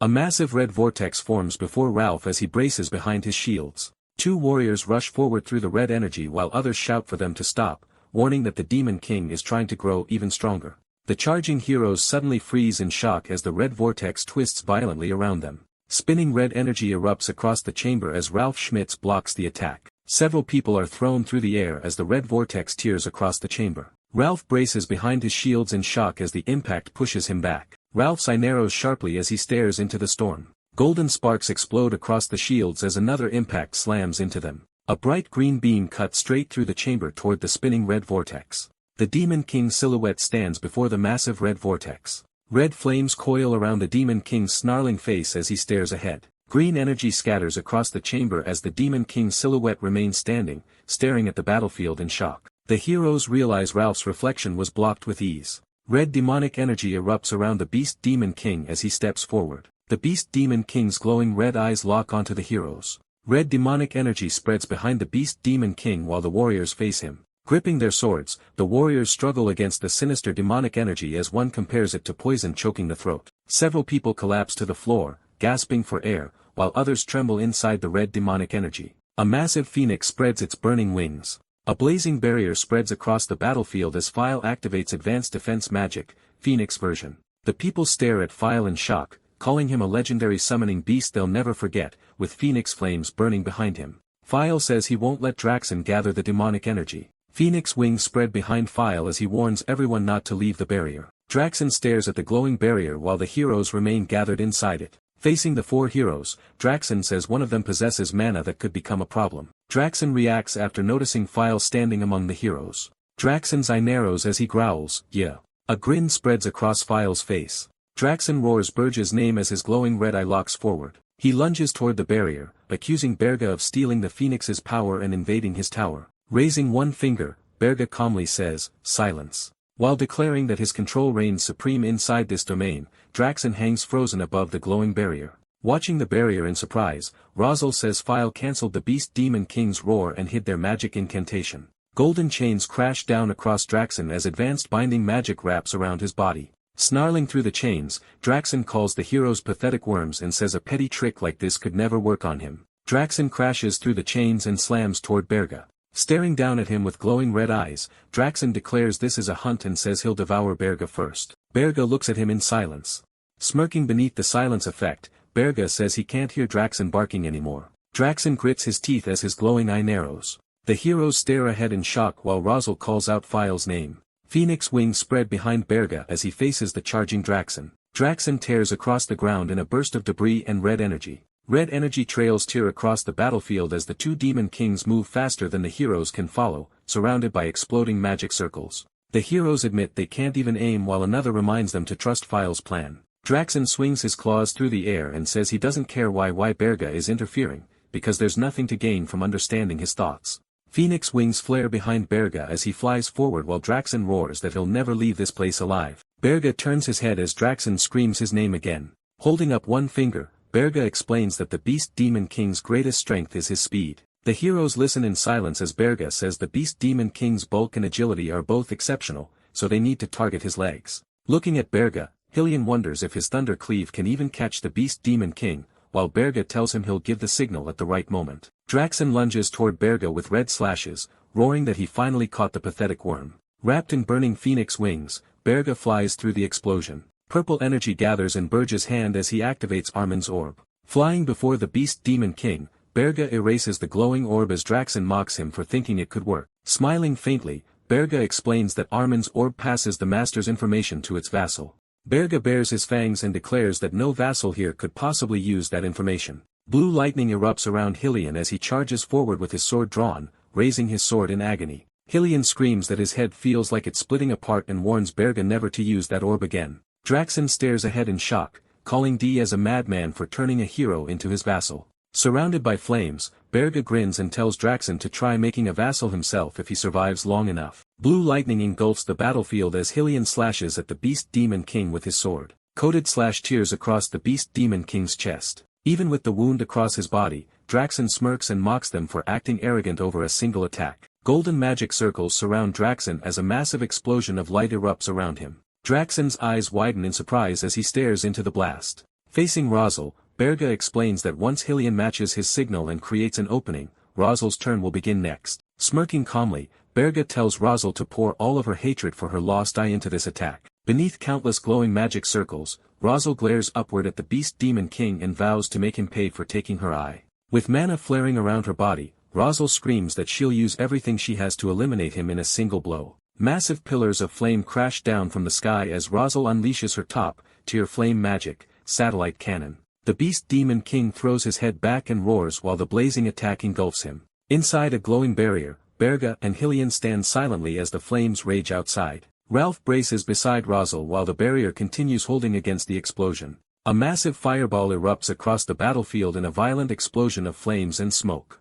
Smoke pours from the massive crater while Draxen's silhouette lies at the center of the destruction. Bruised and burned, the Beast Demon King glares down at the group and growls, "These pathetic worms." Watching him rise after taking that much damage, Berga realizes he still isn't going down easily. Half of Draxen's face twists grotesquely as he roars, asking who they think he is. A massive wave of red energy erupts outward from Draxen and crashes toward the heroes. Bracing behind his shield, Ralph fails to block Draxen's slash as the Beast Demon King declares himself the Demon King of Beasts. Rosal's body jerks back as the red attack tears across her chest. Blood bursts from Hylian's body as Draxen declares himself a vassal of Arcane and the Demon King who will conquer this dimension. Consumed by rage, the Beast Demon King charges straight toward Berga, roaring that he won't let him live after being reduced to this state. Berga smirks and tells Draxen that his fierce form is gone and he's become a rabid beast now. Draxen lunges forward with his jaws wide open and shouts that he'll make him shut that mouth. A grin spreads across Berga's face as he says he still hasn't shown everything yet. Flames swirl around Berga's hand as he reveals the power of the phoenix Draxen tried to hide away. Draxen's eye widens as he screams Berga's name. Wrapped in blazing flames, Berga fires a massive fireball toward the Beast Demon King. Draxen snarls through the flames, insisting this much won't kill him yet. Lightning crashes down through the flames as Ralph braces below with both shields raised. Green energy circles around Draxen as he reacts to an attack, striking his tail from behind, bleeding on the ground. Razel reaches out with a glowing magic circle and swears not to let the Demon King escape. Golden chains descend around the Beast Demon King as advanced binding magic. Sage's chain locks him in place while he curses that taking an attack now would be dangerous. Blue lightning surges around Hylian as he crouches with his sword. Draxen bares his fangs and roars Burge's name. Wrapped in blue lightning, Hylian blitzes forward and attacks the Beast Demon King at incredible speed. Berga smiles calmly, saying he'll make good use of the Phoenix before bidding farewell to Draxen. Blood erupts as the Beast Demon King's severed head spins through the air. The massive head crashes onto the ground. The surrounding warriors stare ahead in shock as one of them mutters that they won. Covered in blood, Hylian raises his weapon while the people shout that he defeated the Demon King of Beasts and cheer his name. Grinning wildly through the blood on his armor, Hylian demands even more praise as he declares himself the hero who will become the strongest in history. Suddenly, the tower trembles violently as debris rains down and the people shout for everyone to escape while securing the treasure and recovery potions first. Beside the Beast Demon King's severed head, Berga quietly calls out Draxen Doldof's name. Staring at him in silence, Berga wonders if someone like Draxen will also be given a second chance. Watching the collapsing tower, Berga says that even if Draxen returned, it would still be meaningless since he followed the Demon King's standards until the very end. The tower continues collapsing as Berga realizes this outcome was Draxen's plan all along. Sunlight breaks through the jungle canopy as Roselle acknowledges that Hylian claimed the Beast Demon King's head while the bandaged Hylian awkwardly calls it a misunderstanding and Roselle dismisses it as complete bullshit. Roselle admits she became suspicious the moment Berga suddenly joined the fight, though she still cannot deny that he risked his life fighting beside them. A faded memory surfaces of Roselle leaning against Hylian as he supports her, remembering that he saved her back then with a blank expression. Roselle says she already took the Beast Demon King's corpse and asks if Hylian has any objections while Hylian nervously agrees. Someone calls Roselle over after finding something inside the ruins of the Beast Tower. The rescued princes and princesses are discovered scattered throughout the ruins of the tower. Roselle kneels beside a sleeping girl in confusion as she wonders if the girl is the missing princess. The girl opens her eyes, revealing herself as Lavinia Aachen, the third princess of the Aachen kingdom, and Roselle immediately panics over finding her inside the tower. Roselle stares at Lavinia in disbelief after learning she entered the tower to gather demonic beast materials for chimera research, while the surrounding people wonder how she can even understand the princess. Standing behind them, Berga quietly asks if the Beast Demon King harmed her, but Lavinia calmly replies that she traded money for demonic beasts instead, watching the two leave together. Berga realizes Draxen's massive fortune came directly from the princess, while Roselle tells the reckless royal to head back for now. Berga stares ahead in disbelief as he realizes Lavinia entered the tower alone and made a deal with the Demon King just to continue her chimera research, calling her a complete nutcase even compared to his previous life. At the Heroes Guild Elder Council meeting, the elders discuss how important the Tower of Beasts had become as a hunting ground. The meeting continues as the elders complain that even after coordinating with sponsors and suppressing the 10-star heroes, someone claiming to be the Phoenix Master still led the hero's journey to victory. The council members question whether a Phoenix Master hero even exists after hearing the figure is not affiliated with the Heroes Guild. One elder declares that abnormalities have continued ever since the Demon King appeared in Arzest and says it is time to tighten control over heroes who have started slacking off. A shadowed figure announces that their first priority will be uncovering the identity of the Phoenix Master. The scene shifts to the Ormoth Royal Banquet Hall, where nobles and heroes gather for a celebration banquet. The king thanks the heroes for slaying the Demon King and rescuing the princes before urging everyone to enjoy the banquet despite the situation. Dressed elegantly while sipping a cocktail, Roselle calls the banquet gloomy and says at least the drinks are good. Hylan approaches Roselle and says the dress suits her while mentioning that the princess already returned to the Akan kingdom, but Roselle casually brushes off the formal attendants before mocking his flattery. Leaning back with a blue cocktail in hand, Roselle asks why Phile isn't at the banquet, saying she still has something she wants to ask him. The guests excitedly gather around Roselle, saying they wanted to meet Phile too since he was the one who saved them. While she admits she still hasn't thanked him properly, Ralph Schmitz calmly praises the Phoenix Master as incredible, leaving the other guests stunned that Ralph is actually speaking. With an awkward smile, Hylan explains that Phile already left and the crowd immediately freezes in shock. Snow falls around Burgie's tower deep in the Urgest Mountains as someone thanks the Demon King for his hard work. Inside the tower, Gordon nervously asks if the Demon King really killed the Demon King of Beasts and returned alive, and Burgie calmly answers, "I did," sweating and trembling. Gordon stares in horror at the Demon King while wondering how he plans to bear the consequences of something so insane, resting back in a large chair. The Demon King says the other Demon Kings will soon react to Draxen's death and explains that returning immediately avoids suspicion. His eyes narrow as he admits this battle made him realize he's still weak. Draxon's massive beast form stands surrounded by dark red energy as he recalls that the Demon King had already been weakened after surviving one hero's journey. Holding a blazing attack in his hand, he admits the strike was meant to kill Draxon, but it dealt far less damage than expected. The Demon King looks down at the glowing phoenix on his chest and realizes that not only his original power, but the phoenix's power also needs to grow stronger. A holographic call suddenly appears beside the Demon King as he realizes the other Demon Kings finally contacted him. From the interface, the Jason suddenly announces that he wants to hold a conference with the Demon Kings immediately, while the Demon King quietly asks why it's so sudden. Jason lowers his head and announces that Draxon Doldov has been killed. A sinister grin spreads across Burgess' face and the Demon King's thoughts as he remembers that he was the one who killed Draxon.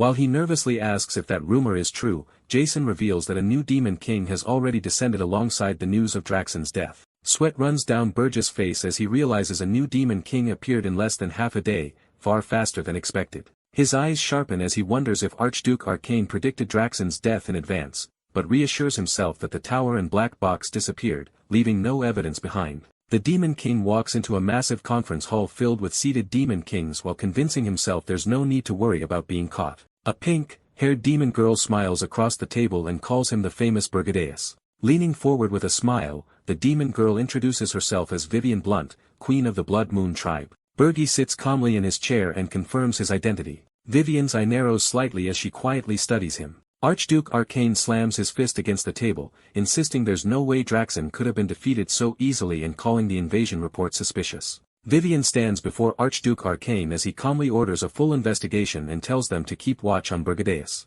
Vivian stares forward coldly as Archduke Arcane says that if any Demon King would break the rules, Burgadeus is the most likely suspect. A sly smile spreads across Vivian's face as she says the unfriendly types are the easiest to win over, then calls this a warm-up. Jason announces that everyone has gathered and the meeting is about to begin before suddenly pausing in confusion. Vivian rises from her seat and says the dimension of Aurene is amusing, especially how Demon Kings gather together whenever one of them dies. Her heels click across the table as she admits she's more interested in one person instead. Surrounded by pink light and flower petals, Vivian fixes her gaze forward and calls out the famous Burgadeus. Leaning close to Bergia, Vivian says she's curious what kind of demon could turn the demonic realm upside down like that. Holding out her hand with a playful smile, Vivian admits she's attracted to him and asks him to spend the night with her. Bergie raises his hand to stop her and coldly tells her to keep her hands off him, calling her ugly. Vivian freezes in complete shock, stammering over the word ugly while reminding herself that she's the succubus queen.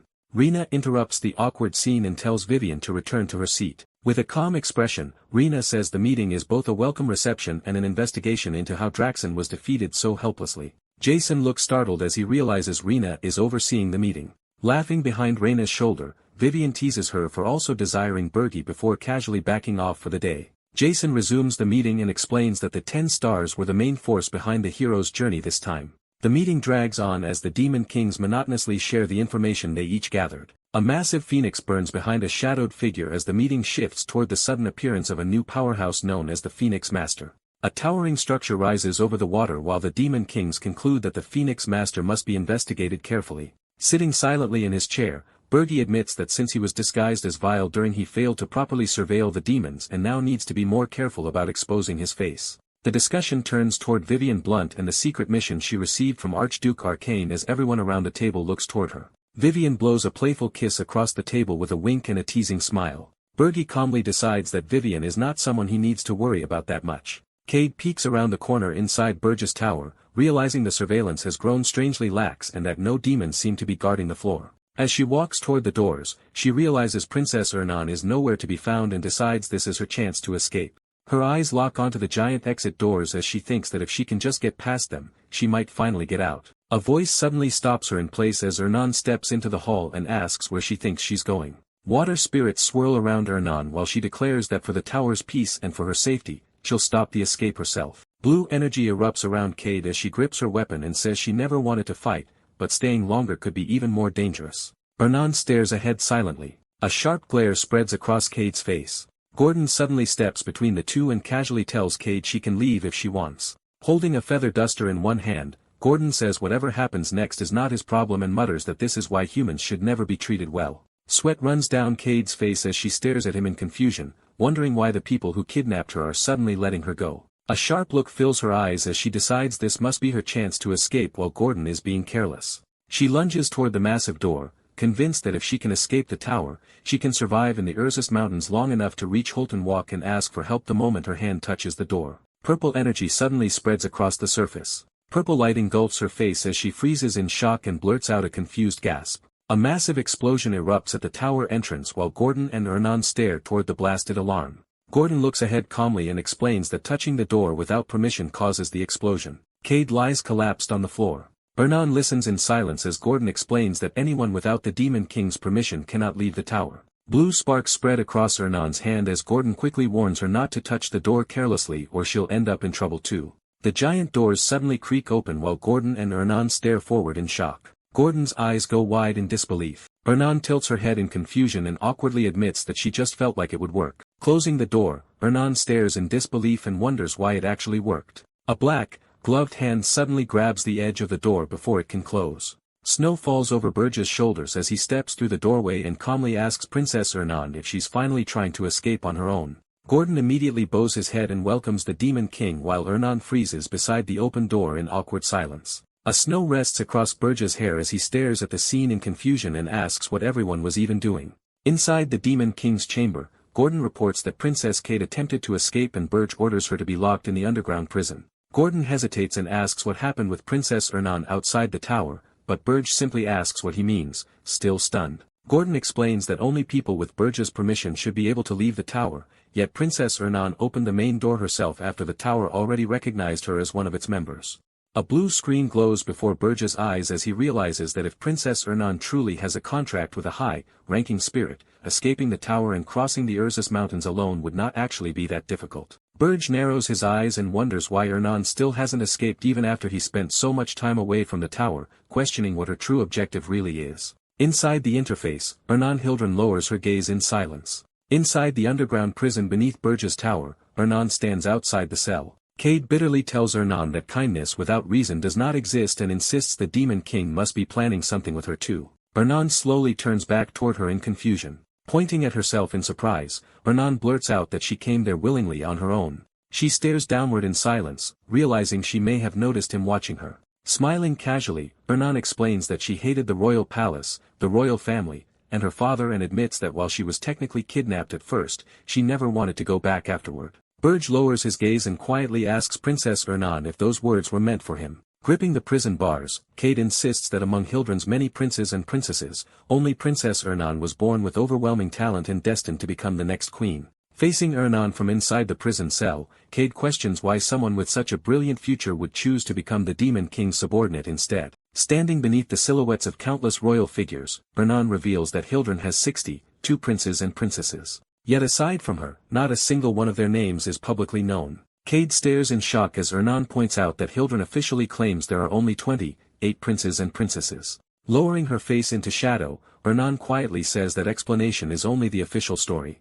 Turning back with a calm smile, Ernan tells her to ask the Emperor after returning to the Empire, since he would likely know the truth. Clutching the prison bars, Cade anxiously asks if Ernan truly does not care what would happen to the kingdom and the royal family's honor if that truth became known, smiling with a teasing expression. Ernan says those words do not sound like something a runaway princess who refused marriage should be saying. Cade grips the bars with a flushed face and a stunned expression as Ernan's teasing leaves her speechless. Laughing it off as a joke, Ernan walks down the underground prison corridor and tells her she will see her again tomorrow. Seated alone in the massive chamber, the Demon King quietly thinks about Hildren's royal family secret. A glowing blue screen reflects across his face as he mentions that the secret is known only to the high nobility, then orders Gordon to prepare Ernan because he is heading out to search for spirit blossoms. Snow-covered peaks stretch across the frozen, Ursus Mountains beneath the dark sky. Noranyel races through the snowy mountains while yelling for everyone to go search for spirit blossoms and leave the Demon King alone with the princess. While Ernan nervously asks if she is thinking strange things again,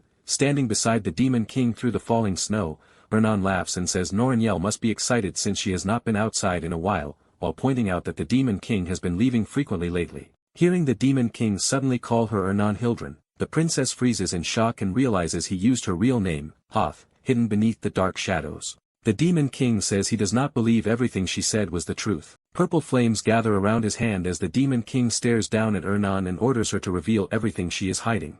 Bathed in the glow of the purple flames, Ernan stands silently with a nervous expression. The Demon King's face remains cold and unreadable beneath the falling snow and flickering purple light. Far out in the snowy mountains, the Demon King and Ernan stand facing each other. Snow continues falling across the empty mountain range as the two remain standing. Buried beneath the snow in the frozen mountains, a figure quietly watches them. A masked figure hidden beneath the snow peers through a scope and says he finally found Urge's Demon King. Ernan stares ahead nervously, hesitating. Bathed in purple light, the Demon King calmly says there is no helping it now. Purple energy erupts from the Demon King's outstretched hand in a sudden blast. A massive purple explosion bursts across the snowy mountains as the Demon King tells Ernan he will hear her out after dealing with the nuisance first. The masked man is thrown back in shock as he realizes the Demon King noticed him from that distance, despite his concealment arts. Purple flames tear through the masked figure as he stares in disbelief at his destroyed clone. Wind sweeps past the Demon King as he coldly dismisses the concealment arts as petty tricks. Ernan stares at the Demon King in shock and asks if that masked man was a hero, and he calmly explains that the man had been irritating him for a while. As snow blows across the mountains, Ernan realizes the intruder must be the 10 Stars hero, Dapner Filion, a reconnaissance mercenary famous for concealment arts and clone techniques. The Demon King silently recalls hearing Dapner's name in his previous life and remembers that much of his information had once been leaked because of him. Worried, Ernan asks if the tower will be safe, but the Demon King answers without hesitation that it is not a problem. Deep within the snowy, Urge's mountains, Burge's tower stands hidden among the blizzard-covered cliffs. Meanwhile, Dapner wanders through the snow in confusion, unable to find the tower even though he knows a Demon King should be nearby. Mana's phantom remotely renders the tower invisible at the cost of 10 demonic energy points per second. The Demon King taps the interface and reveals that he used Mana's phantom to make the entire tower invisible, planning to avoid the hero's journey with it as well. His remaining demonic energy points begin dropping by 10 every second as the system confirms the tower will stay hidden until the energy is completely depleted. Looking at Ernan, he tells her to continue the conversation and reveal everything she has been hiding. After warning that he will no longer allow her into the tower, Ernan freezes for a moment before quietly lowering her head. Facing the Demon King, she finally says she will reveal the truth about herself. Her expression hardens as she asks if he has ever heard of a spell called the World Tree's Child. Meanwhile, Dapner moves through the snowy mountains. From the snowy cliffs above, two figures watch the lone traveler moving toward the fortress below. Krita quietly observes the hero beneath the falling snow. A report reaches the Demon King confirming that the hero already left the Urgest Mountains without using concealment and that the figure near the tower was only a clone, praising the result. The Demon King orders the remaining clones to be tracked down and followed. The system continues counting down the remaining demonic energy points as Mana's phantom keeps the tower completely invisible. Watching the falling numbers in silence, the Demon King realizes the tower was dangerously close to being exposed and decides he needs to deal with Dapner Filion directly. Ernan quietly says Dapner was likely sent by her father to search for her, facing her across the snow. The Demon King wonders if it is because she is the first princess or if it is connected to the World Tree's Child spell she mentioned earlier. Snow drifts across the mountains as Ernan admits the story behind it is long and Bergi calmly answers that he has time to hear it. Ernan reveals that long ago, Hilgerin was once a powerful empress. She says she was a princess who was able to control the empire before endless wars caused its strength to collapse into a mere kingdom, as shattered fragments fall through the darkness. She says her father still dreams of restoring those glorious imperial days, standing alone across a battlefield filled with corpses and fire. A single mage overwhelms the entire war zone as Ernan explains that one genius mage was worth more than 10,000 soldiers. Facing the Demon King, she says true geniuses cannot be created through education alone and are nearly impossible to find naturally. Ernan finally reveals that the World Tree's Child is a spell designed to create enhanced humans like herself. The Demon King's eyes narrow silently at the revelation. Ernan reveals that massive amounts of mana are forcibly injected from the fetal stage to create children with overwhelming sensitivity to magic. Looking over the horrifying experiment, the Demon King remarks that humans are not much different from demons after all. As snow sweeps across the mountains, Ernan admits that countless mothers and children died during the process. Lowering her eyes, she says even the survivors were often left deformed or lived painfully short lives. A giant eye-like monster suddenly appears as Ernan explains that only the successful cases are ever shown to the public. Purple demonic energy gathers around the Demon King's hand as he realizes the creature was drawn in by the mana Ernan released moments earlier, calling it a top-tier monster. The Demon King tells the princess to step aside. Ernan silently moves in front of him instead. Neruniel appears behind her and reveals that among the successful cases, she was created to become an overwhelmingly gifted genius. A magic circle forms before the giant eye monster. A massive red beam tears across the ground as the giant eye monster fires straight toward them. Blue magic circles spread in front of the princess's hand as she raises a barrier against the attack. The princess and the water spirit brace behind the glowing circle while towering ice erupts upward to stop the crimson blast. Blue flames flicker around her hand as the princess stares forward with complete focus. A gigantic wall of ice surges across the battlefield with the Demon King standing behind the princess. Towering ice spikes crush through the giant eye monster's body. Staring at the frozen monster in shock, the Demon King wonders how a human defeated a top-tier monster in a single blow, saying it is no surprise the king refuses to give up on her. Looking down quietly, the princess calls this bloodstained power. Standing before the frozen monster's corpse, the Demon King asks why someone with this much power and a claim to the throne would refuse to return to the kingdom. Frowning at her suspiciously, he asks if she really expects him to believe that now. The princess insists she is telling the truth and tells him to use the magic tool given to Hylan. While Burge explains that Armin's orb breaks against a spirit's mana and cannot be used on a spiritist like her. Purple energy swirls around the Demon King's hand as he warns her to speak her true intent, threatening to show her what a real Demon King is if she tries deceiving him again. Her cheeks puff up in frustration as anger spreads across the princess's face. The princess suddenly grabs his wrist before the purple energy can spread any further. Clutching his hand tightly, she shouts that she is telling the truth as bright energy bursts between them. Staring at her in panic, the Demon King blurts out, asking what she is doing. Grabbing his hand against her chest, the princess shouts for him to listen to her heartbeat, insisting she has only told the truth while he stares at her in confusion. A glowing phoenix-shaped presence flares inside the dark space around them. His eye widens in shock. Through the phoenix, the Demon King senses Arn and Hildren's heartbeat, pulse, and emotions flowing directly toward him. As the emotions spread through the connection, he senses anger, sorrow, and embarrassment mixed together. Blushing while still holding his hand, the princess explains that this is how spirits communicate, using pure mana vibrations to understand each other's thoughts, and insists once again that she truly told the truth. Snow falls quietly around him as the Demon King realizes she is speaking the truth. Lowering her head, the princess admits that the moment she first saw him, she already knew. Looking up at him quietly, the princess says she knew from the beginning that he was different from the other Demon Kings and that he could help her. Sweat runs down his face as he stares at her in confusion, asking what she means by helping her. Still gripping his hand against her chest, the princess begs for his help and declares that she wants to bring down her father and the kingdom of Hildren. His expression stiffens as he realizes even these words are sincere. The two stand alone in the snowy field in silence. Facing the blushing princess, he finally tells her that he believes her and she quietly thanks him. Neruniel suddenly leans forward with wide eyes, muttering in confusion about what she's seeing.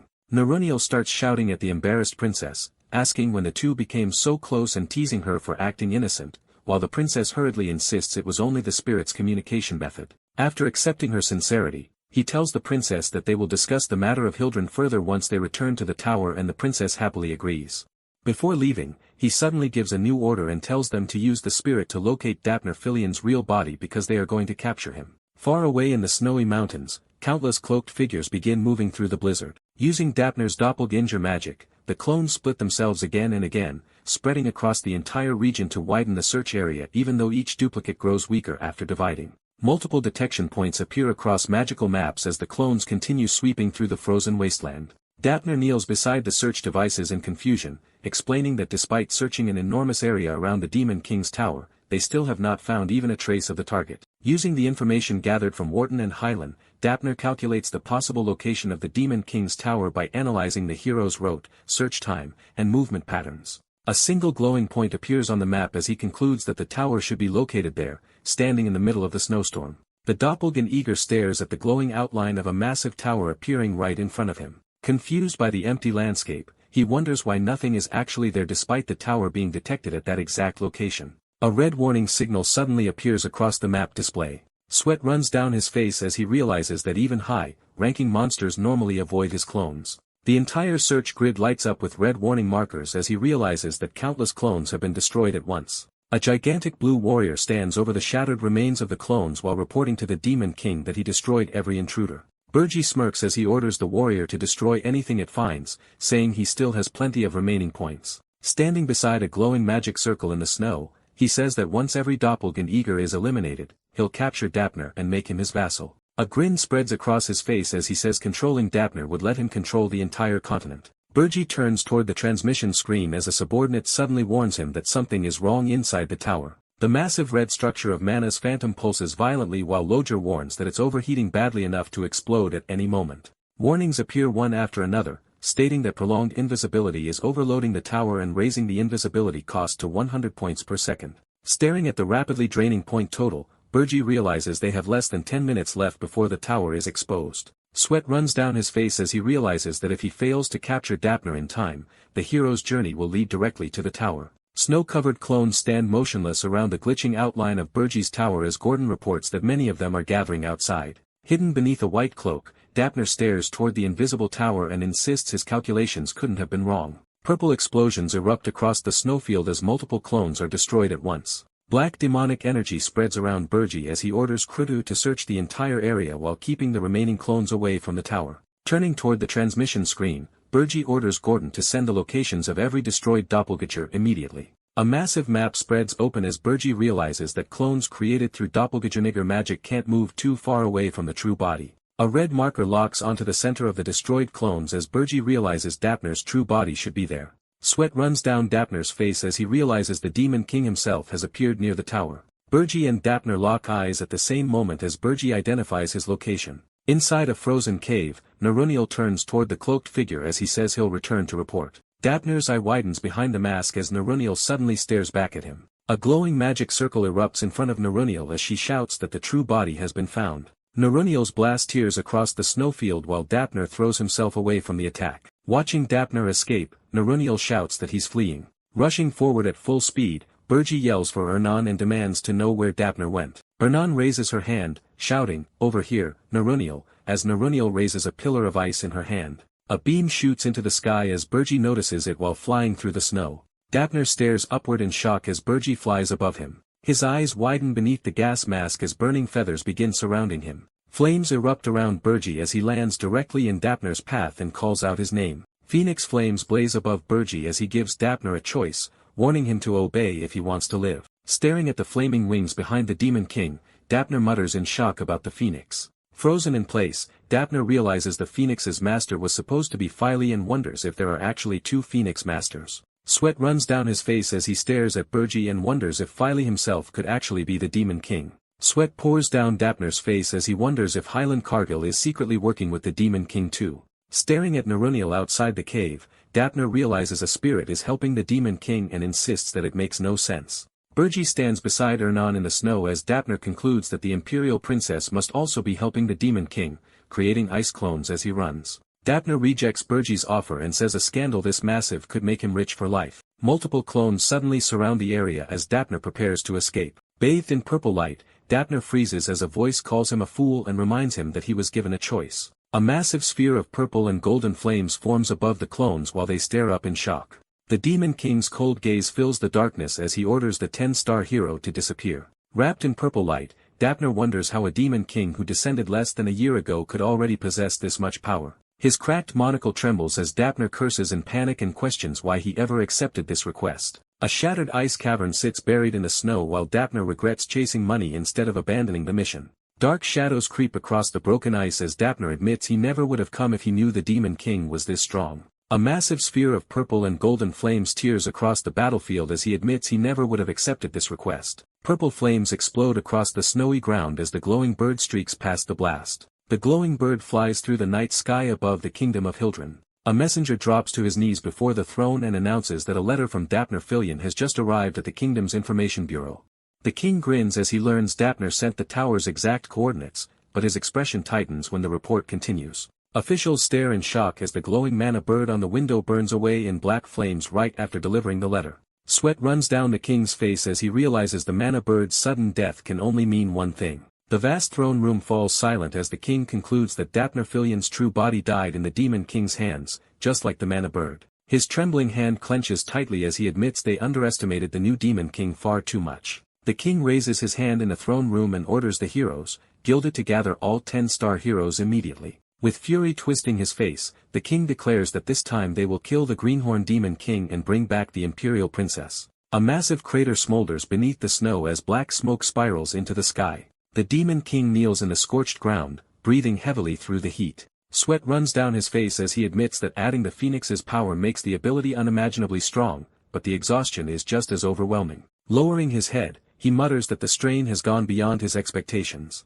Ernan supports the exhausted Demon King in her arms and asks if he's alright. Smoke rises from the princess's knees against the burning ground as the Demon King points out that her knees are being scorched by the heat. Smiling through the sweat, the princess says the spirit of water specializes in recovery and assures him she can handle this much. Smiling softly, the princess says he hates showing weakness because the Peel orcs might still be watching nearby. Closing his eyes, the Demon King quietly says he'll take a short rest if that's the case, and the princess tells him not to worry. A newspaper headline spreads across the page, reporting that dozens of succubi invaded the royal palace. Another article claims public fear is growing, with people demanding that all demon kings be hunted down. A gloved hand crushes the newspaper as someone mutters Vivian's name. Leaning over the torn newspapers, Jason says he warned Vivian not to send her vassal troops outside the tower and told her to be careful. Holding a glass of wine beside the round table, Vivian declares that she is the queen and doesn't need to follow his orders. Jason sits across the massive table, saying humanity's wariness has grown because of this situation, while Vivian dismisses the concern and says they're only heroes after all. Vivian sips her wine and says heroes are nothing more than prey for demon kings, claiming her subordinates only encountered a hero in the royal palace because of bad luck. Jason sits silently in his chair, pressing a hand against his face. He sighs and asks the Archduke why he sent down such a scatterbrain nymph, making Vivian snap in anger. Standing proudly with her wings spread wide, Vivian shouts that she's the succubus queen now and calls herself the ultimate nymph. Jason looks up at her, then lowers his gaze with a grin and quietly laughs. Sitting across the table, he asks Vivian how many heroes exist in this dimension. Vivian casually says the world she conquered only had around 10 heroes,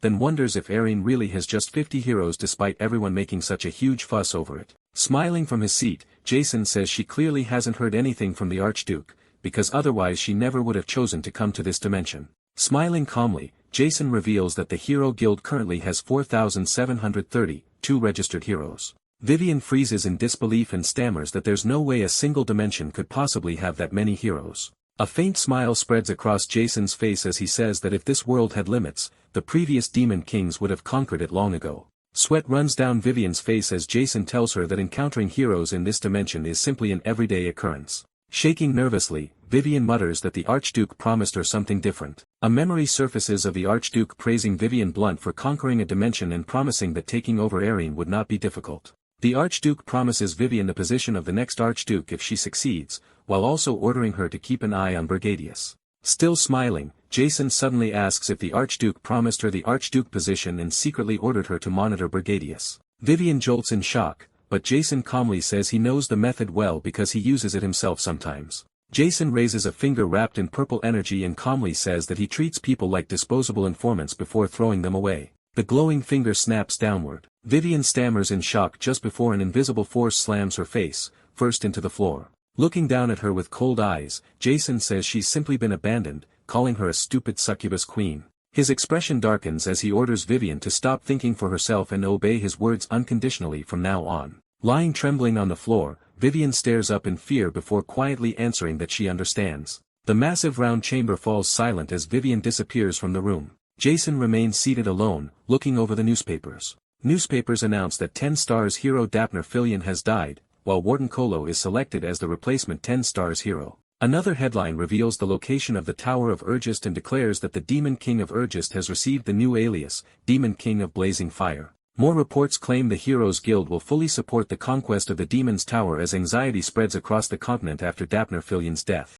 Sitting alone beside the newspapers, Jason quietly says the world is trembling in fear, but this still isn't the outcome he wanted. The empty chair and spilled wine remain beside the table as he says Vivian Blunt is easy to manipulate, but Bergie Deus is the real problem. Bergie appears seated beneath the glowing window, while Jason calls him the arrogant black flame dragon. Purple light reflects across Jason's glasses as he says he wanted to leave Bergie alone a little longer, but now he has no other choice. Dark cracks spread across his face as he stares forward and declares that he has no choice but to deal with Bergie himself. Steam rises from a large pot of soup boiling over the fire. Warm golden lights glow across the wooden ceiling of the cabin. Lying on the bed with a confused stare, Bergie quietly asks where he is. Standing beside the fireplace with a smile, Ernan asks if the Demon King is awake and offers him some soup. Staring at the peaceful cabin in disbelief, he wonders if this place is really inside his tower while the narration reveals it is Ernan's house on the 4th floor of the Tower of Bergie. Pushing himself up from the bed, he asks how much time has passed and how they entered the tower while Ernan cheerfully says not to worry because nobody caught them. A flashback shows Ernan slipping through a fifth-floor window while carrying him, explaining that Gordon was away and less than 10 minutes have passed since they entered the tower. Blue energy surrounds his body as he stares at his hands and says his exhausted body should have collapsed, yet he can feel power surging through him instead. Nerunio looks down at him and calmly reveals that she shared her mana with the Demon King, leaving him stunned that a spirit restored him with mana. Nerunio explains that after absorbing a summoning beast, his body gained the ability to absorb mana, allowing him to use the spirit's communication method. She then trembles in embarrassment and screams that he touched and hugged her. Declaring she is dying from the shock, standing between them. The Demon King tells Ernan to keep this matter secret, because showing weakness could create problems with leadership. Raising her finger with a serious expression, Ernan says she understands and demands one condition instead. Smiling brightly, Ernan excitedly asks him to grant her one wish later. The Demon King quietly repeats the word, wish, then agrees as long as the request stays reasonable while Ernan celebrates happily. A sudden communication message appears before the Demon King, warning that there is a problem. He asks what happened, and the report begins mentioning the Hilduran kingdom. Gordon panics as he reports that the heroes have discovered the location of their tower and are preparing to begin the hero's journey again.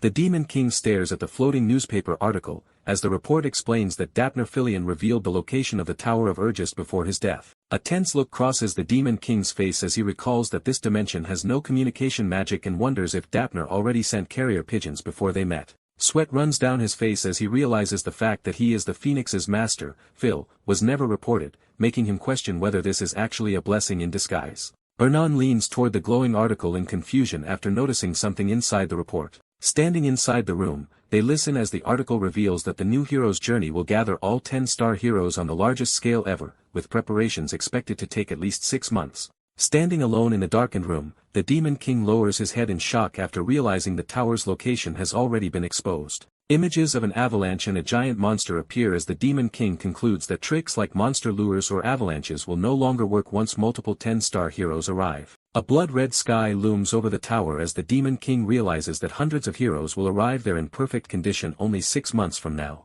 Slumped against the ruined throne, the Demon King wonders if he's destined to be toyed with and killed all over again. Sweat runs down his face as he desperately searches for any possible way to overcome the coming disaster. Grabbing the Demon King's hand, Ernan says she knows a method that only the Dark Spiritist, the Demon King's subordinate, can use. The Demon King lowers his gaze in silence after hearing her proposal. A faint smile spreads across his face as he laughs that the idea sounds ridiculous. Calling it such a childish name, his expression steadies as he apologizes for causing unnecessary worry and orders everyone to begin the strategy meeting immediately. Clenching his resolve, the Demon King swears he will not fall before taking revenge on the heroes who toyed with and killed him. Ernan looks at him and reveals that the only way to stop Hilduran's hero's journey is to kidnap her younger sister, Elena. Sweat runs down the Demon King's face as he stares at her in shock, muttering, "What?" Grabbing his hand with sparkling eyes, she excitedly declares that they should save Elena to stop the hero's journey. The Demon King lowers his gaze as he realizes Elena is the 13th princess of Hilduran, the same girl he originally planned to kidnap. Clutching her chest, Ernan explains that Elena is her younger sister, and despite having different mothers, they're as close as real sisters. Staring at the newspaper image of Elena, she says the article claimed Elena was kidnapped by the Demon King of Absolute Hardness, leaving her worried about her safety. Standing across from her with his arms folded, the Demon King says other Demon Kings do not treat hostages the way he does, while she quickly insists that is not the only reason. Rows of patience lie connected to glowing mana devices as Ernan reveals that Elena was subjected to magic from the World Tree's child, the same mana sensitivity enhancement she mentioned before, and says Elena is one of them too. Under the moonlit sky, Elena stands alone by the window while Ernan explains that unlike her, Elena's mana sensitivity exceeded its limits, leaving her with an extremely frail body. Watching Elena hold a glowing ball of mana, Ernan says that if she stays inside the tower where mana is scarce and learns to control mana properly, she could become incredibly powerful. Meeting his gaze confidently, Ernan says she can guarantee it. The Demon King lowers his gaze in thought, admitting that having another person with abilities like Ernan's would be useful. Staring at her in disbelief, he mutters that rescuing a princess is something a hero would do, but Ernan immediately smiles and says they can just make a hero handle it instead. A nervous sweat runs down his face as Ernan proudly declares that ordering people around comes naturally to her, because she is a princess. His expression hardens as the Demon King orders Hilinkarjal to organize a hero's journey to rescue the 13th princess, leaving Gordon shocked as he blurts out, "What? Another princess?" The Tower of Absolute Hardness rises above the cliffs like a massive iron fortress. Inside the Demon King's chamber, Yuger stares down at Burge and says he heard another hero's journey is preparing to invade his tower. Leaning forward with a furious grin, Yuger asks why he should help an idiot who insulted the Demon King's standards. A burst of purple energy erupts across the floor as Burge coldly calls him foolish, floating before Yuger. Burge says he did not come to ask for a favor and instead came to help Yuger, because a hero's journey is targeting this tower. Looking up at the giant Demon King, Burge says that if Yuger places the kidnapped 13th princess on the first floor, the hero's journey will simply rescue her and leave. Yuger glares at him and shouts that no new hero's journey has been announced, while Burge quietly mocks the limits of a Titan's intelligence gathering. A dark red glare spreads across Yuger's face as he growls, asking why Burge is speaking to him so casually. Yuger's massive body glows with Titan magic as he roars that Burge has become far too cocky after insulting the standards, without changing his expression. Burge calmly lists several princes and princesses from different kingdoms. Yuger's massive hand stops above Burge as he silently floats in front of him, floating in the air with his arms crossed. Burge says those who were pushed out of succession or lacked the resources to launch a hero's journey would not trigger one, even if kidnapped. Sweat runs down Yuger's face as he admits he had considered targeting those royals himself before asking how Burge learned that information. A grin spreads across Burge's face as he asks whether that really matters, saying the safety of the tower is what matters most. Standing beneath the towering Yuger, Burge says that even if the information about the hero's journey rescuing the 13th princess turns out to be false, keeping one hostage on the first floor would not harm the tower. Lowering his voice, Yuger finally asks why Burge is trying to help him and what he really wants. A sharp grin spreads across Burge's face as he realizes Yuger completely took the bait. A crowd of armed heroes fills the battlefield while Burge says that an Aaron brute force alone can never withstand the sheer number of heroes. The empty hall stretches behind him as Burge thinks Yuger already understands deep down that he is not smart enough to stop the heroes himself. Elena's image flashes before his eyes while Burge thinks Yuger only kidnaps royals who will not trigger a hero's journey because he fears the heroes. His smile darkens as he says nothing has changed from before his regression. A massive figure reaches toward a man standing in the light while Burge says the foolish Yuger will eventually cling to the one person who can become his ray of hope in this world. Purple energy bursts behind a smiling Jason as Burge reveals the name Jason Kochman. His footsteps echo across the floor while he calmly says he does not want anything in return. Yuger falls silent after hearing Burge say he simply believes a great demon king deserves to live longer. Burge internally decides that he will become the person Yuger depends on while also eliminating one of Jason's future allies. The scene shifts to the Golden Moon Merchant Guild base and then to a teleportation circle station where a group prepares to depart. Burge, now disguised as File, asks whether preparations for the hero's journey are complete. A confident young hero named Hillen replies that everything is ready and they can leave immediately. The Archmage Rosal explains that she volunteered to oversee the tower raid because she has climbed the Tower of Absolute Hardness several times before. The Scarlet Hawk Mercenary Guild enthusiastically gathers around their mysterious benefactor, proudly declaring they will show the true strength of their guild during the raid. Looking at the group, Burge says the first floor alone should be enough before asking Granada and Amon Ketrishu what happened to the elf slaves. Amon reveals that 33 elf slaves were rescued from across the continent and every one of them willingly swore loyalty to Granada. Jed Ison proudly boasts that none of them would have even been able to bargain without his help. As Burge hands over a gold pouch, he tells everyone they did good work and says he will see them again soon, staring ahead with a cold expression. Burge declares that the hero's journey departs now and that they will rescue the 13th princess of Hilderin. Inside the underground warehouse of the Golden Moon Merchant Guild, the rescued elves gather information before Burge and Granada. Burge asks whether they truly swore loyalty to Granada and Granada confirms they swore upon the World Tree itself. The rescued elves smile as they explain that Granada saved them from a lifetime of disgrace and that expressing their gratitude is the least they can do. One of the elves adds that serving the Great Granada is an honor for them as well. A faint smile spreads across Burge's face as he quietly says, "Very good," and congratulates them. Black wings erupt behind Burge as purple demonic energy floods the warehouse and the stunned elves stare at him in shock after hearing they have become vassals of the Demon King of Blazing Fire. Looking completely unfazed by the reaction, Burge wonders why elves always respond the same way whenever he reveals that he is a Demon King. Granada lowers his head and apologizes for hiding the truth before admitting that he already swore loyalty to the Demon King upon the World Tree. The rescued elves explode in outrage, screaming that betraying the World Tree should be impossible. Granada shouts that everything he has done was for revenge against the humans, declaring that he can never forget the disgrace he suffered. The elves fall silent as Granada's words about revenge on humanity sink in. A brutal memory flashes through Granada's mind as a laughing human presses a blade toward a terrified elf woman begging for mercy. Another memory shows an elf prisoner curled inside a freezing stone cage while someone mocks her for wearing nothing but slave clothes. One trembling elf admits that humans did the same thing to him and voices throughout the crowd begin echoing the same hatred. The rescued elves glare forward in fury as they declare their support for Granada and demand revenge against humanity. Burge quietly observes that even pure elves can fall this far once they witness the ugliness of humans. Burge calls Gordon through a communication screen and orders him to gather information on the elves and create routes to secretly infiltrate the girls into human society. A dark vision forms in Burge's mind as he states that, in 6 months, all 10-star heroes will gather together to kill him. Blue flames surround shadowed figures as Burge decides that he must bring a new talent to strengthen the tower and expand his influence before that day arrives. A figure with glowing green eyes stands within swirling flames while Burge declares that causing chaos across society is also necessary to delay the hero's journey. Staring ahead with determination, Burge reminds himself that only 6 months remain until all 10-star heroes gather and vows to survive no matter what. The massive tower of absolute hardness rises above the cliffs beneath a dark sky. Inside the first floor of the Tower of Absolute Hardness, monster corpses and blood cover the shattered stone battlefield. Walking through the destroyed first floor, one mercenary jokes that maybe he should quit being a mercenary and just climb towers instead, while Rosal warns everyone not to lower their guard just because the first floor monsters are weak. A shocked voice suddenly calls out to Hillenkargel, announcing that they found her. Curled up on the stone floor, the unconscious girl is revealed to be Elena Hildren,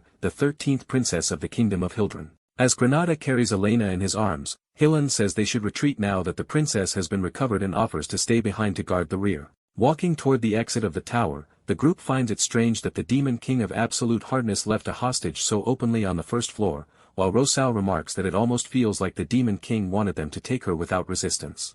As they leave the tower safely with the rescued princess, Hillen says maybe the Demon King was actually afraid of them since their party barely suffered any damage. Rosal suddenly stares at Hillen suspiciously and says he has been acting strangely ever since entering the tower. Hillen nervously laughs and asks what she means, but Rosal reminds him how obsessed he used to be with glory and recognition back when he served in her assault unit. She points out that the old Hillen would have insisted on climbing all the way to the Demon King's chamber, even if it meant recklessly overdoing things just to gain popularity. Hearing those words, Hillen freezes as sweat runs down his face. Inside his head, he panics and wonders if he acted too relaxed because the Demon King had already revealed the entire plan to him. Rosal studies him carefully before calmly saying that whether she is overthinking things or not, this calmer and more composed version of him is not necessarily a bad change. That night, the scene shifts to the moonlit Kingdom of Hildren as the group finally returns from the rescue mission. The grand banquet hall of the Kingdom of Hildren fills with gathered nobles.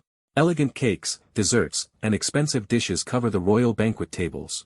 As the celebration continues, the king warns that if the Hildren royal family's prestige, the morale of future heroes could have collapsed as well. Staring ahead with wide eyes, the king praises Hillenkargel for preventing the disaster and calls him the true hero of Hildren. Wearing a calm smile beside Rosal, Hillen humbly says the mission only succeeded thanks to her help. The king praises Hillen once again, calling him humble and an example for everyone as Hillen politely accepts the compliments. While sitting beside the king in the grand banquet hall, Hillen notices Princess Alina's absence and asks about her condition. The king calmly explains that Alina is resting in her room and assures him that security around her has already been tightened. A dark look spreads across the king's face as he wonders if Hillen has developed feelings for the 13th princess.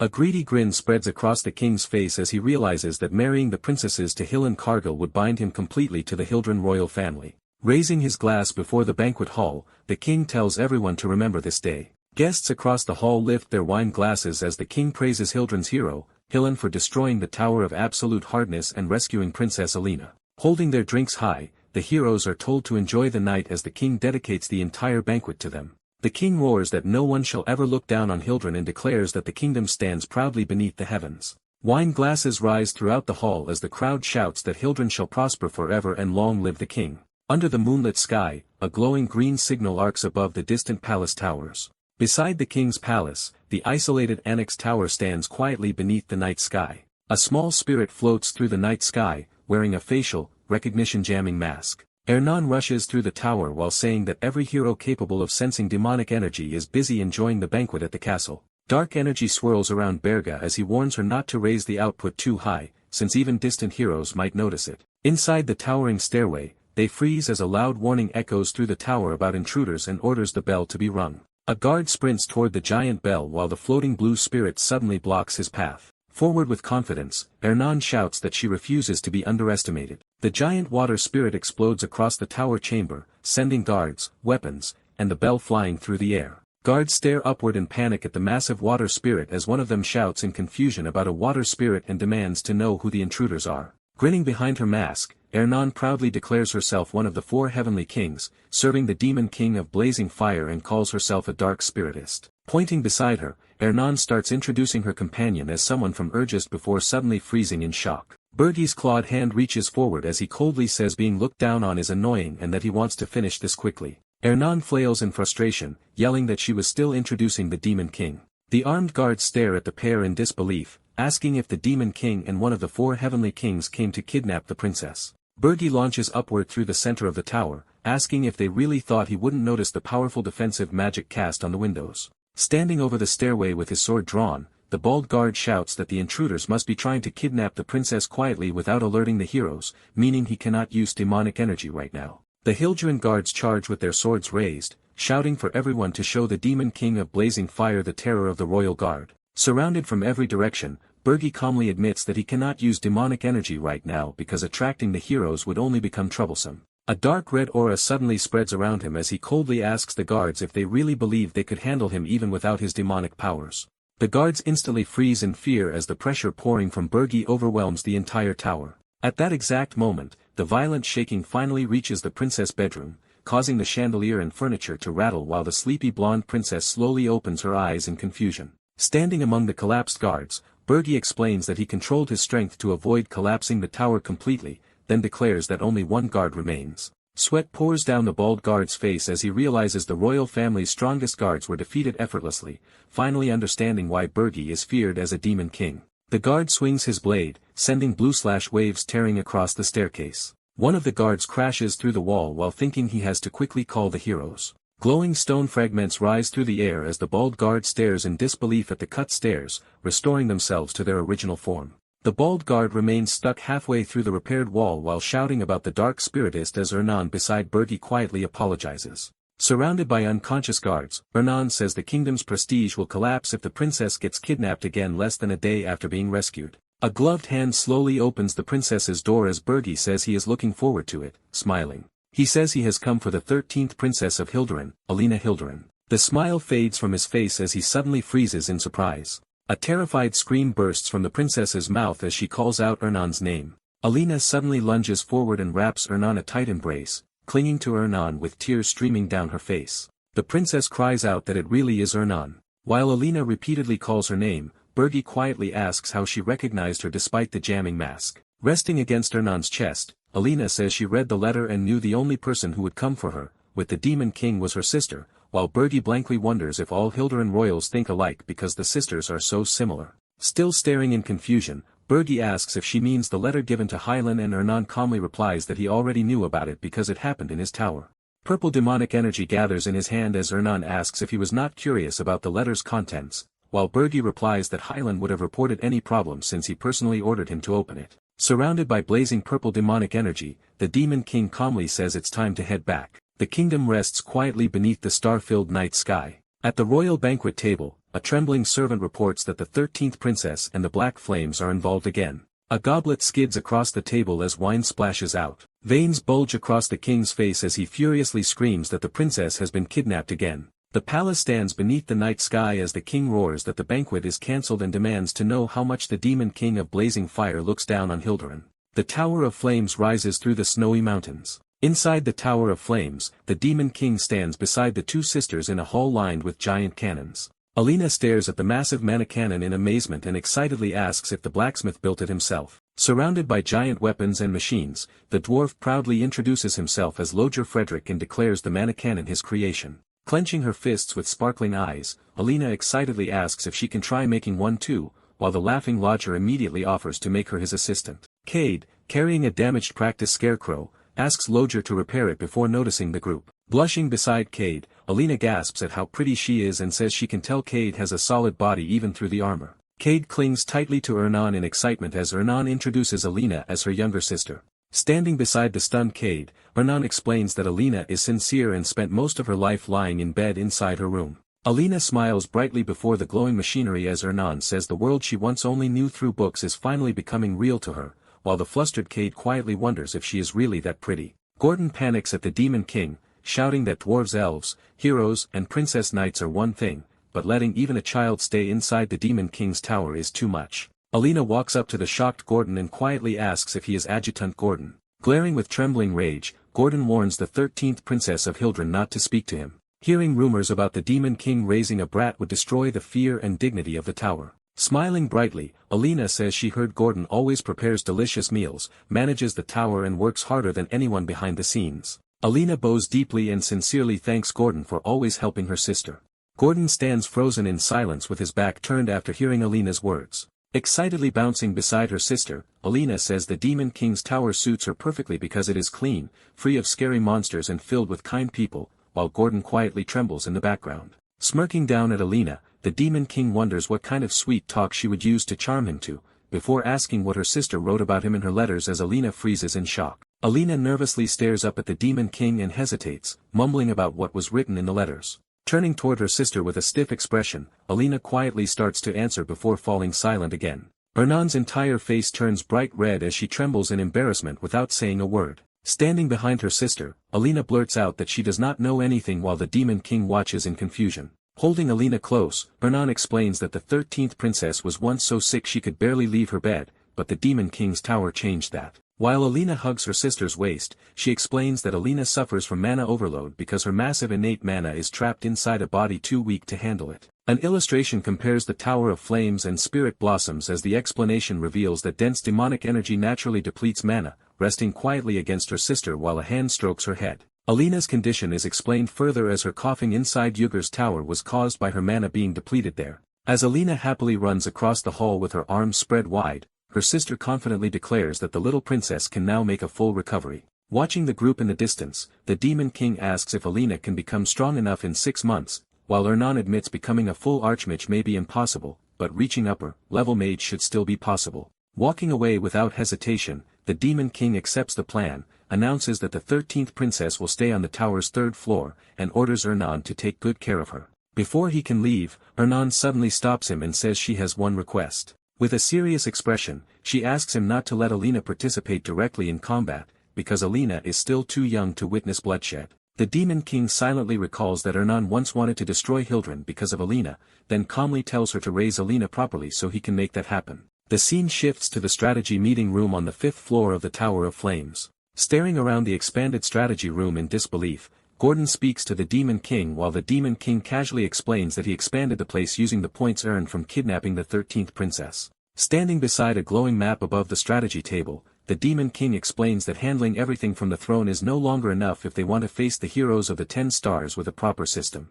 Leaning over the table, the Demon King grants Gordon full authority over the strategy room and tells him to freely expand any future facilities they may need, leaving Gordon shouting his thanks in shock. With a serious expression, the Demon King states that 2 things are necessary to stop the hero's journey, strengthening the tower and delaying the gathering of the heroes of the 10 stars. Sitting at the head of the table, the Demon King asks about spreading the elves while Gordon calmly reports that the operation through the Golden Moon Merchant Guild is proceeding smoothly. A holographic image of Kruta suddenly appears as the warrior urgently announces that there is a problem, leaving the room stunned. The scene shifts to the Akan Kingdom's massive royal tower as news spreads that the princess has disappeared once again, inside the royal hall. A kneeling messenger presents a letter to the king while announcing that it was found inside the princess's room. Holding a childish drawing labeled with Khemera ingredients and Cold Mountain, he realizes that Princess Lavinia has gone off once again to gather Khemera ingredients. Sweat runs down the king's face as he mutters that there is only one Cold Mountain the princess has not visited yet. The king shouts for a search party to head to Urgest immediately and bring Lavinia back safely. The giant beast tears through the smaller monsters as blood bursts across the snow. Blood covers the monster's jaws as it crushes another creature in its mouth. Snow falls across Urgest while the giant beasts stand over the frozen battlefield. Lavinia sits atop the giant beast's head. From above the snowy battlefield, someone watches Lavinia in silence.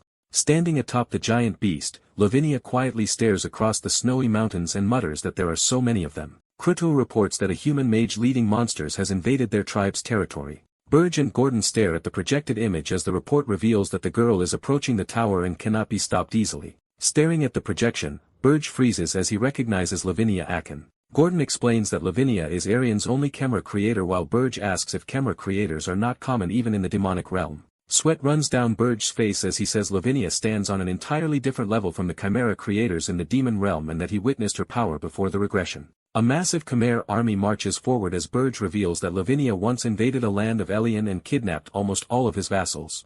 A terrified demon screams while Burge reveals that the tower nearly collapsed. Lavinia Akin's glowing smile fills the darkness as Burge reveals that she earned the nickname of the solo hero's journeyer. Watching the group from a distance, Burge realizes her full-scale activity should have started 3 years later and wonders if Draxon's death caused her to move sooner. Leaning over the table, Burge says Lavinia will never stop until she gets her ingredients and would even target a demon king's flesh if unsatisfied. Even so, he questions why she chose Urgest of all places. Gordon warns that Lavinia Akin is the third princess of Akin and high in the line of succession, meaning the Akin kingdom would invade if she were killed or kidnapped. Burge clenches his fist on the table as he says they would never win if they had to face the Akin kingdom alongside Hildurin's hero's journey. Sweat runs down Burge's face as he orders Krutu to lure Lavinia away from the tower without starting a full-scale battle while Gordon is ordered to support from the tower and both immediately accept. Flying through the doorway in silence, Burge compares the situation to the time before Draxon died and recalls sending the dwarf princess toward Draxon back then. Burge walks forward in silence through the empty hall. Stopping mid-step, Burge realizes the situation feels far too familiar and wonders if someone deliberately sent Lavinia Akin to harm him. Burge dives through the snowy sky while ordering Krutu to retreat east and a distant voice answers, "Yes sir," flying through the blizzard. He concludes that Lavinia Akin could not have arrived here without information and that someone must have deliberately lured her to this place. A smiling image of Jason Kochman fills his thoughts as he identifies him as the most likely mastermind behind the situation.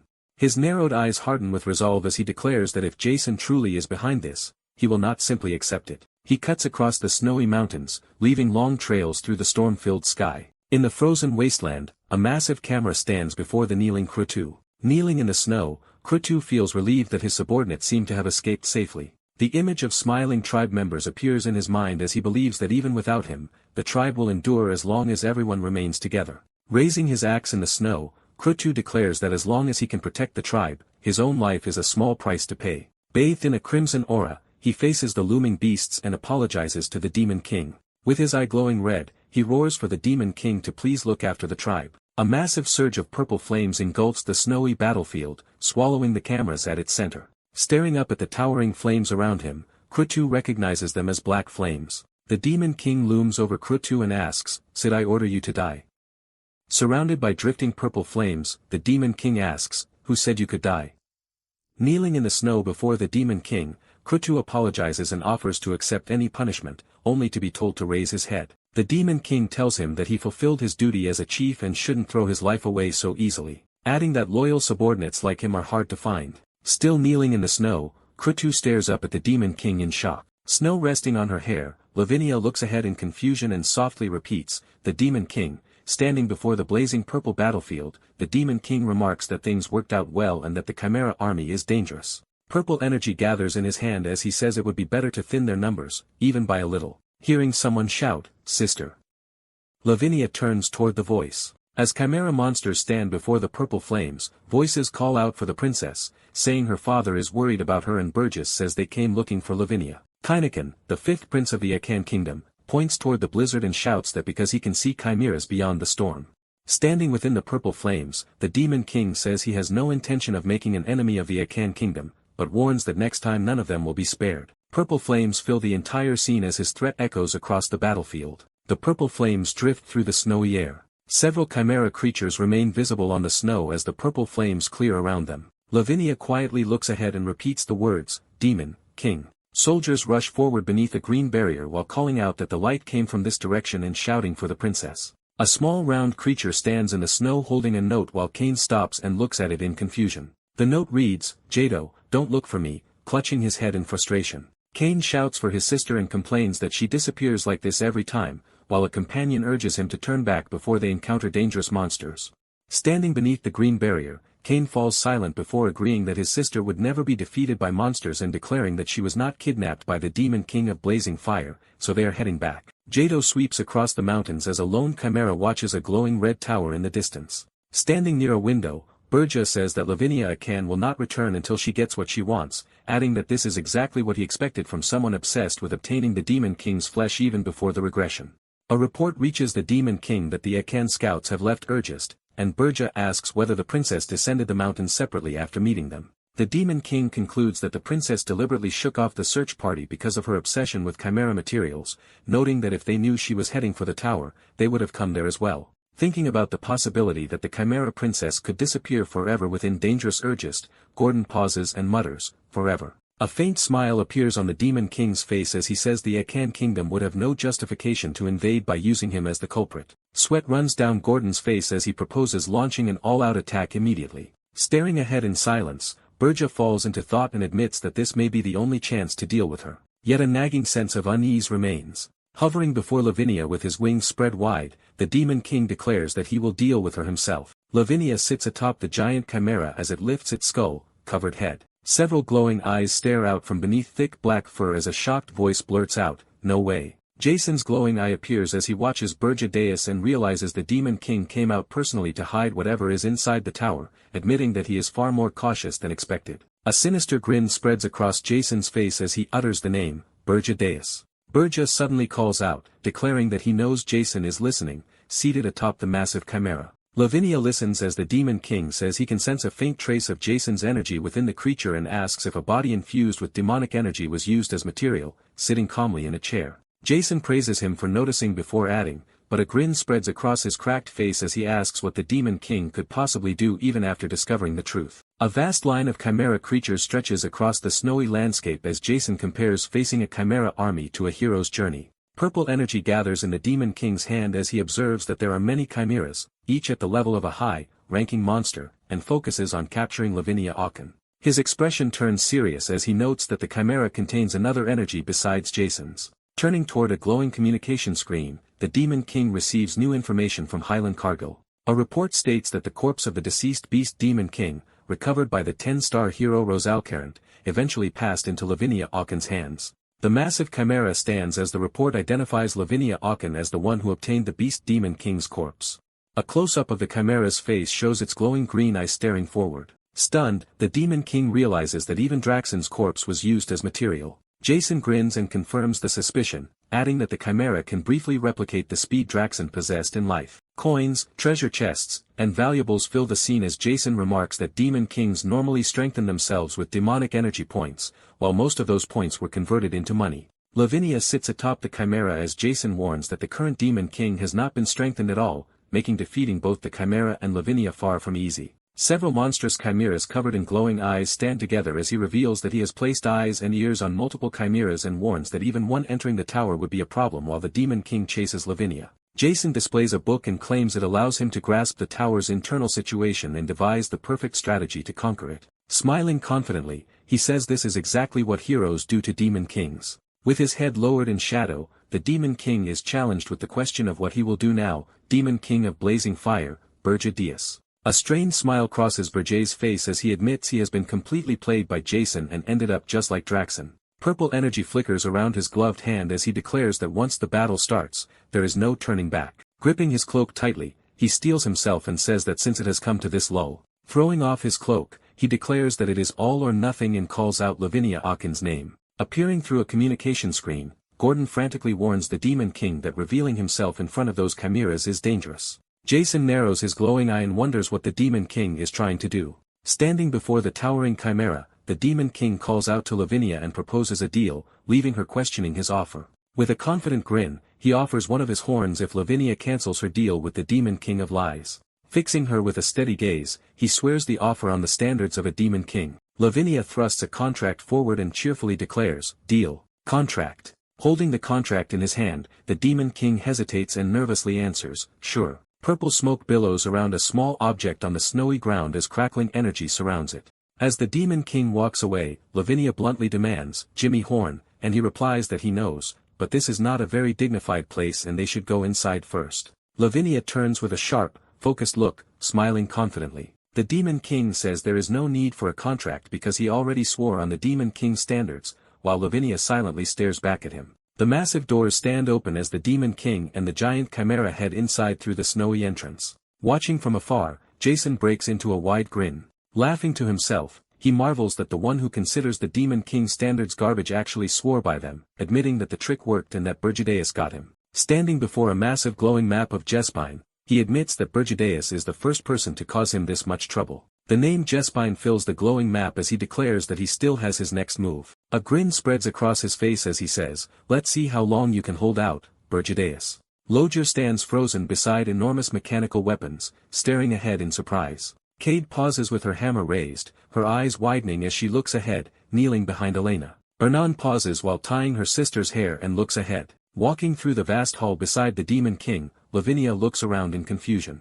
Looking around the hall, Lavinia finds the place strange and asks where the materials are. The Demon King points out that he never promised any materials besides monsters. The dwarf knight and princess stare after the pair in disbelief, recognizing Princess Lavinia and wondering what brought her here. The scene shifts to the Tower of Flames, 5th floor, where the Demon King sits on his throne facing Lavinia. Lavinia catches the horn as the Demon King says, "Here, take it. My horn is promised." Clutching the horn, Lavinia immediately protests, shouting that this is not the one she wants and demanding the Demon King's horn instead. Grinning, the Demon King says he doesn't care about the Demon King's standards and refuses to give his own horns to a human, calling them the pride of a black flame dragon. An annoyed twitch appears on Lavinia's face as she stares back in silence. Perched atop a giant beast and surrounded by crimson monster silhouettes, Lavinia points forward and roars. D. While calling him a liar, Gordon steps in front of Bergia with his blade raised and warns that the Demon King is in danger, but the Demon King calmly tells Gordon that everything is fine. Still perched atop the giant beast, the furious Lavinia hears the Demon King say not to be angry, because the horn is not his, but it contains a power just as strong. Times swirl around Lavinia as the Demon King reveals that the horn holds the Phoenix's flame, a power comparable to a Demon King and perfect chimera material. The excited Lavinia repeatedly shouts for more, and the Demon King watches from his throne, pleased that she likes it. Holding a glowing purple orb labeled Armani's orb, the Demon King says he cannot keep giving things away for free and tells her to swallow it if she truly wants the power. Lavinia immediately swallows the orb, her eyes squeezed shut in excitement. Now marked with the status, Demon King's vassal, Lavinia grins eagerly and demands the flame, while the Demon King looks on with visible concern and nervously agrees to hand it over. Surrounded by her companions and the others, Lavinia stands as the Demon King declares that Lavinia Akan has now become his vassal. A lineup of powerful heroes fills the scene as the Demon King says he finally has a force capable of taking on the massive numbers involved in the hero's journey. Lavinia sits atop a towering beast surrounded by monsters as the Demon King notes that he now only needs to prepare for the 10 stars. Seated on his throne, the Demon King receives a report that all traces of the Chimera's movements have been erased and he praises Krutu for the work. Looking thoughtful, the Demon King says the Akan Palace will never imagine that Princess Lavinia is inside his tower, though he still wants to take precautions. Clutching the horn against her shoulder, Lavinia turns toward the voice calling her name and responds with a puzzled look. The scene shifts to the Akan Kingdom as a message arrives announcing that a letter has been received from Princess Lavinia. A pair of hands opens the letter, revealing a cheerful drawing that reads, "Lots of materials and don't look for me inside the royal court of the Akan Kingdom." A kneeling official asks whether another search party should be sent to find the missing princess. The elderly king sits on his throne holding Lavinia's cheerful letter and refuses. He points out that the previous search teams could not even retrieve the 5th prince, and seeing how happy Lavinia seems, he decides to leave her alone for now. As the magnificent tower rises over the kingdom, the king jokingly remarks that if the princess somehow turns Urgist into a wasteland, he will personally take responsibility, and the official reluctantly agrees. Far away at the Tower of Frost, the conversation shifts to a different matter. A delicate hand takes a colorful candy from the jar as someone asks whether Burgidaeus was truly helpful. A projection of Yugur appears, explaining that Burgi discovered the hero's journey in advance, warned him beforehand, and provided valuable information. Enjoying a candy, Rina, the Demon King of Winters, questions whether Burgidaeus is really more trustworthy than Jason. With a calm but skeptical expression, Rina points out that Jason has been supplying useful information for much longer and in far greater quantities.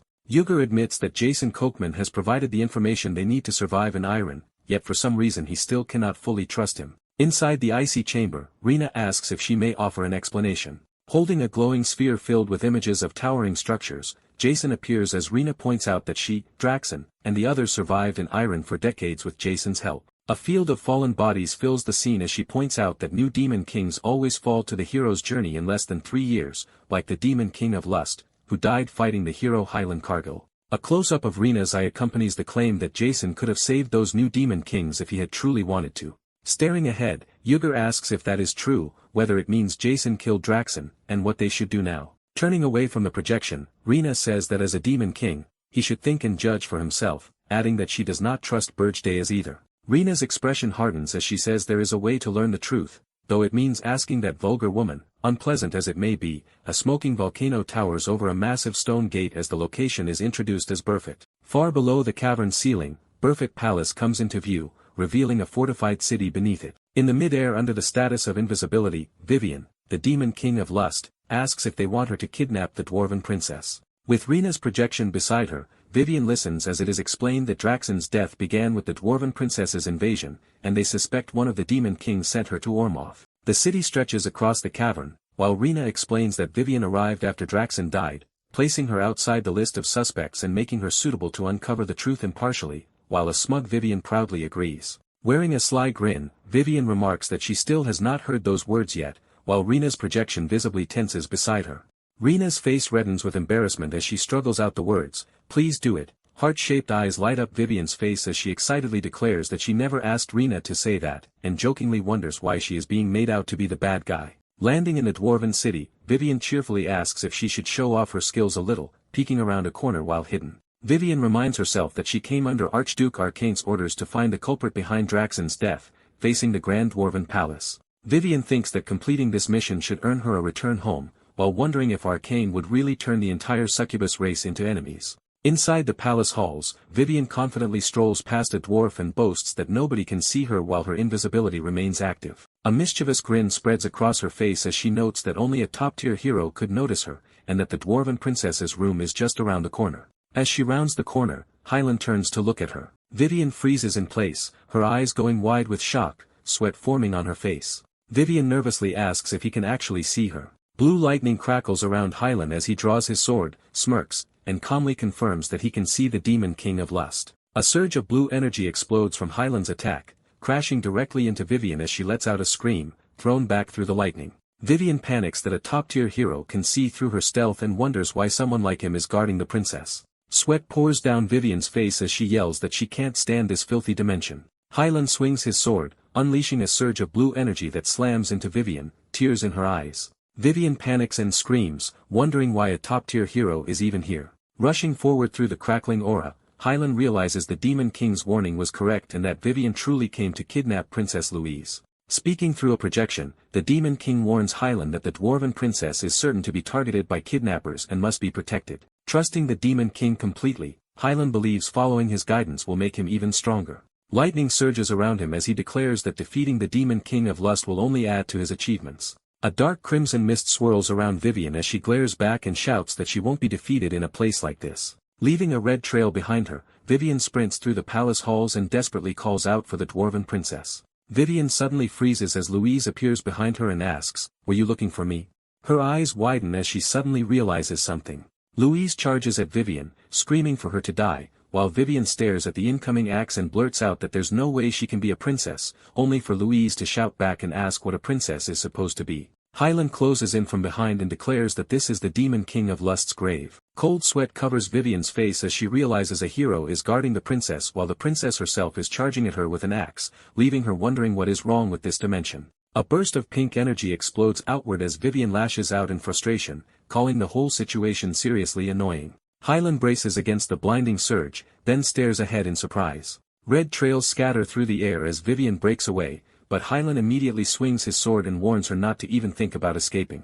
A cloud of crimson smoke fills the doorway as Vivian vanishes from sight. Hylan and the Dwarven Princess scan the area for any trace of the fleeing Demon King. The princess angrily points out that Vivian escaped, then snaps at Hylan for calmly stating the obvious. Furious, the princess shouts that the Demon King came to kidnap her and should have been captured and killed, ordering everyone nearby to begin the chase immediately, but something catches Hylan's eye. Far away in the snowy mountains, Hylan reports through a magical projection that the Demon King of Lust appeared exactly as predicted. Seated before the projection, Berger explains that ever since he first met Vivian, he expected this to happen and asks how the encounter went, and Hylan admits that he failed to eliminate the Demon King of Lust. Berger looks surprised when Hylan adds that he did manage to obtain a trophy and plans to send it to the tower. A glowing pink object appears before Berger, as Hylan reveals that the trophy is the Demon King of Lust's tail. A violent storm rages across the eastern triangle strait in the Sea of the Sea King.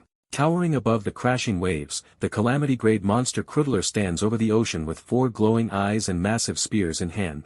Facing the giant alone, 10 stars hero Pallav Disrad demands to know why a calamity-grade monster already looks scared and declares that the battle is only beginning. Pallav's confidence slips as he suddenly freezes and mutters, "Ah, wait, oh no." A blazing fireball descends from the storm clouds while Pallav shouts a warning from the rock below. Even Krudlord looks alarmed as the massive fireball hangs directly above it. The fireball crashes into Krudlord in a massive explosion that engulfs its body. Standing within the flames, 10 stars hero Rosalchard appears holding a staff and simply lets out a relieved, "Phew." Pallav Disrad complains that Rosal interrupted him just as the fight was getting interesting, but Rosal announces that all 10 stars heroes have been summoned to a hero's journey in Urgist. Hearing that Urgist is packed with calamity-grade monsters, Pallav immediately perks up, only for Rosal to remind him that they are going there to capture the Demon King, not pick fights with monsters. Floating against the bright sky, Rosal calls Pallav a battle maniac and asks if fighting with nothing but an ordinary sword really makes him that happy, while Pallav proudly insists that it feels amazing and tells her to try it herself. Grinning behind Rosal,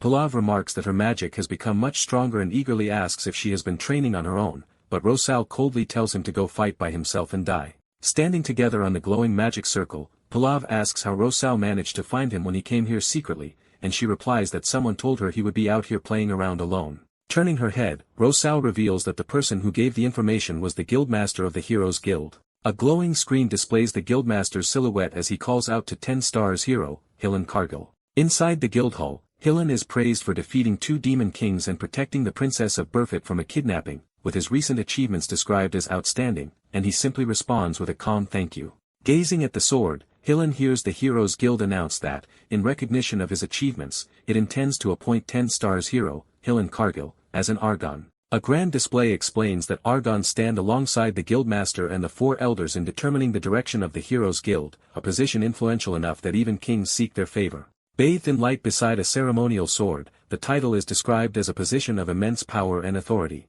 Staring ahead in disbelief, Hilan thinks that an ordinary boy from a small countryside village has finally made it this far. His armored hands reach toward the sword as he tells himself that he only needs to go a little farther. Gripping the sword before him, Hilan declares that he will fulfill his duties as an Argon and become the greatest hero in history. The ceremony is interrupted when a voice wonders when that former greenhorn became such a big shot, leaving Hilan visibly startled. Pallav Disrad and Rosalchard arrive together, and nearby voices immediately recognize the 2 10 stars heroes. Pallav places a hand on Hilan's shoulder, praises him for defeating 2 demon kings, and immediately asks for a sparring match. Standing beneath the gathered projections, the guildmaster announces that Pallav Disrad and Rosalchard have arrived, and reveals that he has summoned them for a grave mission. Standing at the guildmaster with an angry glare, Pallav warns that the mission had better be worthwhile, or the guildmaster is a dead man. The guildmaster, with a glowing eye, calmly assures Pallav that this mission will satisfy him as well. Over a map of the Jaspine Empire, the guildmaster orders that all 7 10 stars heroes involved in the Empire's succession war be brought back by force.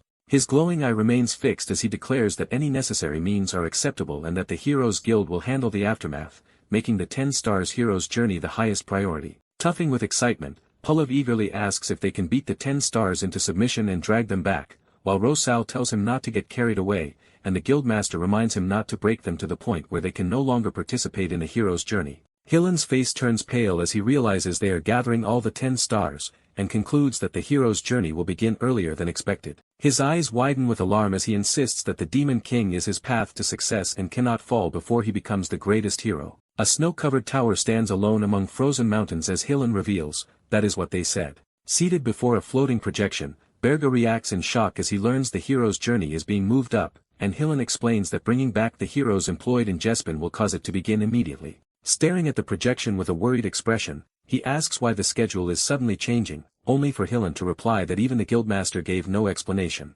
Lowering his gaze in thought, he says the situation feels too sudden, almost artificial, and wonders if Jason interfered. Looking toward Hilan's projection, he asks how they plan to move up the hero's journey and learns they intend to intervene in the Jaspian Empire succession war. A jeweled crown rests in darkness, as the narration explains that Jaspian succession wars decide the next emperor through a deadly competition among princes and princesses competing with their lives on the line. A glowing imperial decree unfolds as the narration explains that princes and princesses hire mercenaries when the emperor assigns a troublesome task to the empire. Silhouetted figures stand in radiant light as the narration explains that mercenaries carry out the empire's tasks alongside the heroes, with the succession war divided into 5 stages and usually lasting around 6 months. Seated before the floating projection, he learns that 7 of the 10 stars have already been hired as mercenaries in that war. Palav Disrod stands atop a mountain of bodies, as Hillen warns that his involvement could shorten the war to mere weeks and gather all 10 stars in one place. Rising with a determined expression, he decides that whether Jason interfered or not,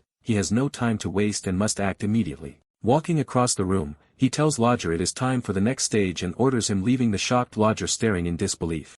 As the floating projections surround him, he reminds them that Magitech is essential for creating a golem, recalls fighting such weapons in his previous life, and asks Lavinia to help Lodger build one. A glowing purple item labeled the tail of the succubus queen hovers above his hand as he offers it as a reward, instantly exciting Lavinia when she learns it is a crafting ingredient. Looking ahead with urgency, he asks Hernan how Elena is doing. Hernan reports that Elena's mana has almost completely drained away, but starting tomorrow, she will begin teaching her basic magic, earning a satisfied nod and a firm promise to continue. Brilliant feathers drift through the air as a massive fiery wing unfurls. With blazing wings spread behind him, the Demon King tells Gordon he will buy them some time and leave the tower in his care, while Gordon anxiously asks where he is going. Surrounded by glowing feathers, the Demon King declares that he will personally take part in the Jespian Empire's succession war. The scene shifted to the territory of the Jespian Empire, revealing Utara Island surrounded by the open sea. A narration explained that a massive outbreak of undead monsters had recently spread across the island,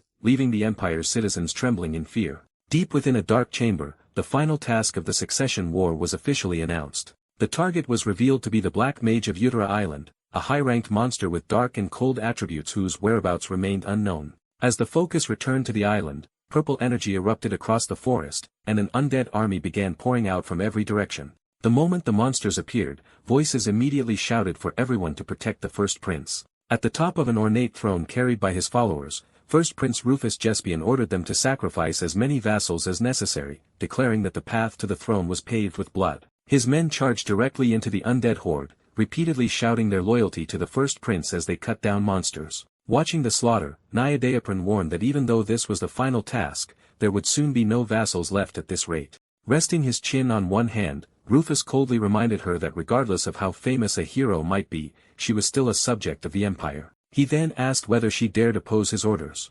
Nyadayapran immediately lowered her head and quietly assured him that she would never oppose his highness. Elsewhere on the battlefield, a desperate princess begged her older brother for mercy and offered to abandon any claim to the throne. Kneeling before a green-haired prince, she trembled in fear as he gently touched her face and calmly assured her that he could never harm his own sister. A moment later, blood erupted behind her as one of his subordinates struck, leaving the horrified princess frozen in place. Smiling at the sight, Second Prince Floyant Jespin declared that there was no need for him to dirty his own hands because he intended to become a noble emperor. Standing beside Ralph Schmitz, Floyant remarked that since this was the final task, it was the perfect opportunity to do some cleaning in advance. With that, he ordered his men to locate the remaining heirs. As explosions continued tearing through the undead army, the focus shifted to another part of the battlefield. Watching the fighting, Princess Tyron praised Jillian's authority and claimed his bearing was worthy of a monarch. Jillian modestly replied that the princess was flattering him. Grinning as undead monsters approached, Tyron declared that every citizen of the Empire should possess a magnificent physique like his because the current generation was far too weak. A vicious smile crossed her face as fourth Princess Tyron Jespin announced that once she became empress,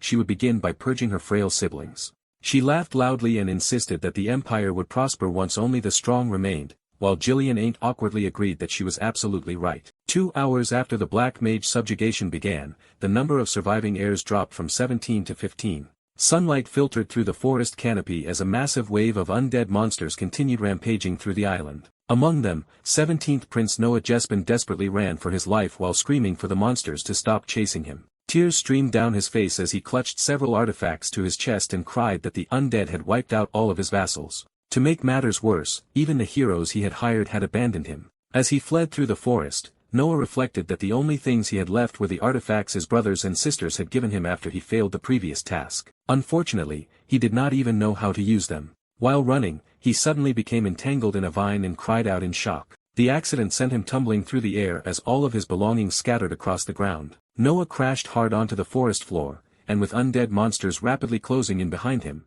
he struggled through the pain and refused to give up. Images of the first prince, the second prince, and the fourth princess flashed through his mind. Realizing that the empire would be drowned in bloodshed if any of them became emperor, he remembered the people who had sacrificed their lives protecting him. Their desperate pleas to safeguard the empire echoed through his thoughts. Tears continued streaming down his face as Noah clenched his fists and resolved to stop them.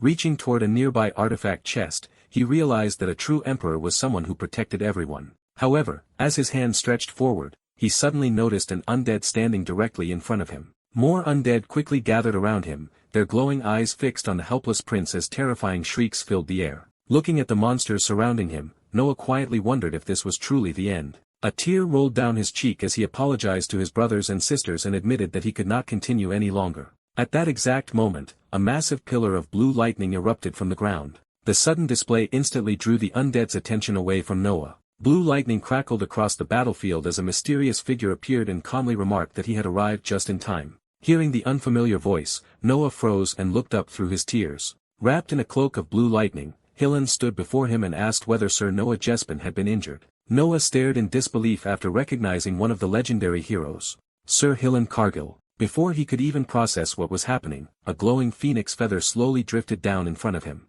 Looking toward the sky, he saw fiery feathers swirling around another figure. Holding a fireball in his hand, Berger offered Noah a deal, saying they might be able to help him if he was willing to hire them. Noah sat frozen on the ground, barely able to believe what he was hearing. Still crying, he immediately shouted that he would hire them. A confident smile spread across Berger's face as he declared that the contract had been established. With that, he slammed the fireball into the ground, causing flames to explode across the battlefield. The story then shifted 10 minutes into the past. Standing in a forest clearing on Kara Island, Berger explained that their objective was to prevent the 10 stars from joining the hero's journey. He stated that the 10 stars needed to remain occupied while the succession war continued. During the discussion, Hillen pointed out that Pulav Dishrod would eliminate all of the 10 stars before the succession war ended. Berger calmly replied that they would deal with Pulav first and then find a suitable prince to hire them. He then revealed that their chosen employer would be 17th Prince Noah Jespin. Despite Noah's reputation as a coward who ranked near the bottom of the succession order,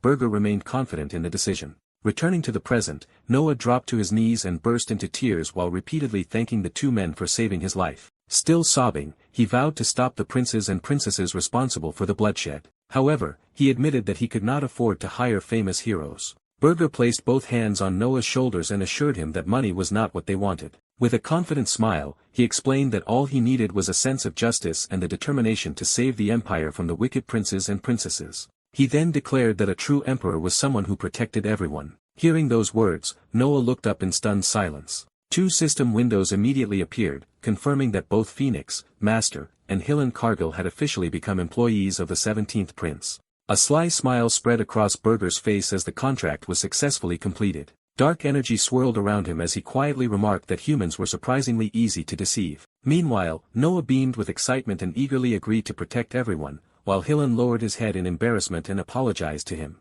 Elsewhere on the island, Rosal suddenly paused after sensing a familiar presence. Turning toward a distant blaze rising above the forest, she quickly realized that it was the phoenix's flame. Noticing her reaction, Pulav pointed out that someone interesting seemed to be on the island. Striking an exaggerated pose beside the defeated bodies around him, he declared that fighting this mysterious person sounded far more entertaining than battling a group of young stars. Rosal immediately rejected the idea and explained that the individual in question had been brought here by Hillen Cargill. Pulav looked confused by the explanation, but Rosal firmly repeated her warning. As confusion continued growing in her mind, she began wondering what exactly Hillen Cargill was planning. Far away from the battlefield, the scene shifted deep into the forests of Eudora Island, where a hidden cave remained concealed in silence. Water steadily dripped from the ceiling as faint echoes traveled through the dark passage. Inside the cave, Berger led the way while Hillen and Noah cautiously followed behind him. As they ventured deeper underground, Berger recalled how, in his previous life, he had searched for powerful monsters that could become his vassals. That search had eventually led him to this very place. Soon, a vast underground chamber opened before them. Berger identified it as the Black Mage's Cave. At the far end of the ancient ruin, a robed skeletal figure sat upon a throne. The ominous figure was none other than the Black Mage of Eudora Island. As a blazing phoenix wing spread across the chamber, Berger revealed his plan to hide the Black Mage before Pulav could eliminate all of the 10 stars. Dark purple energy gathered between his hands as he declared that he would conceal the Black Mage and ensure that the succession war never came to an end. Standing near the entrance, both Hillen and Noah froze as they stared at the terrifying presence before them. Noah's face instantly twisted in panic. Recognizing the figure, he screamed that it was the Demon King. The skeletal Black Mage immediately turned toward the outburst. His empty eye sockets widened dramatically as he jerked back in disbelief and blurted out, "Demon King? The Black Mage's cave fell silent as Burger stood before the skeletal Black Mage. The Black Mage laughed, claiming he had avoided the Demon King's gaze to escape, becoming a vassal, yet Burger had found him anyway. Declaring that he would never serve anyone, he proclaimed himself the king of the undead and summoned towering skeletal undead before ordering them to attack. Before they could even react, the summoned undead were engulfed in purple energy. The Black Mage's defiant expression vanished as his eyes widened in shock. Raising a hand wrapped in black flames, Burger coldly asked, "So then, you want to die?" The Black Mage immediately dropped to his knees and frantically swore his absolute loyalty. Burger calmly reminded him that staying alive was the only way to have a chance, and acting tough would only get him killed for nothing. Noah trembled when Burger called out, "17th Prince." Terrified, Noah realized the Phoenix Master was actually the Demon King of blazing fire and cried out that even the hero Hillen Cargill was serving under the Demon King. Walking over to him, Burger offered the 17th Prince a chance to become his vassal as well, leaving Noah speechless. With a faint smile, he explained that the Jespin Empire was strong enough to keep the Heroes Guild in check, making the 17th Prince a valuable future vassal. Still being held up, Noah scoffed at the offer.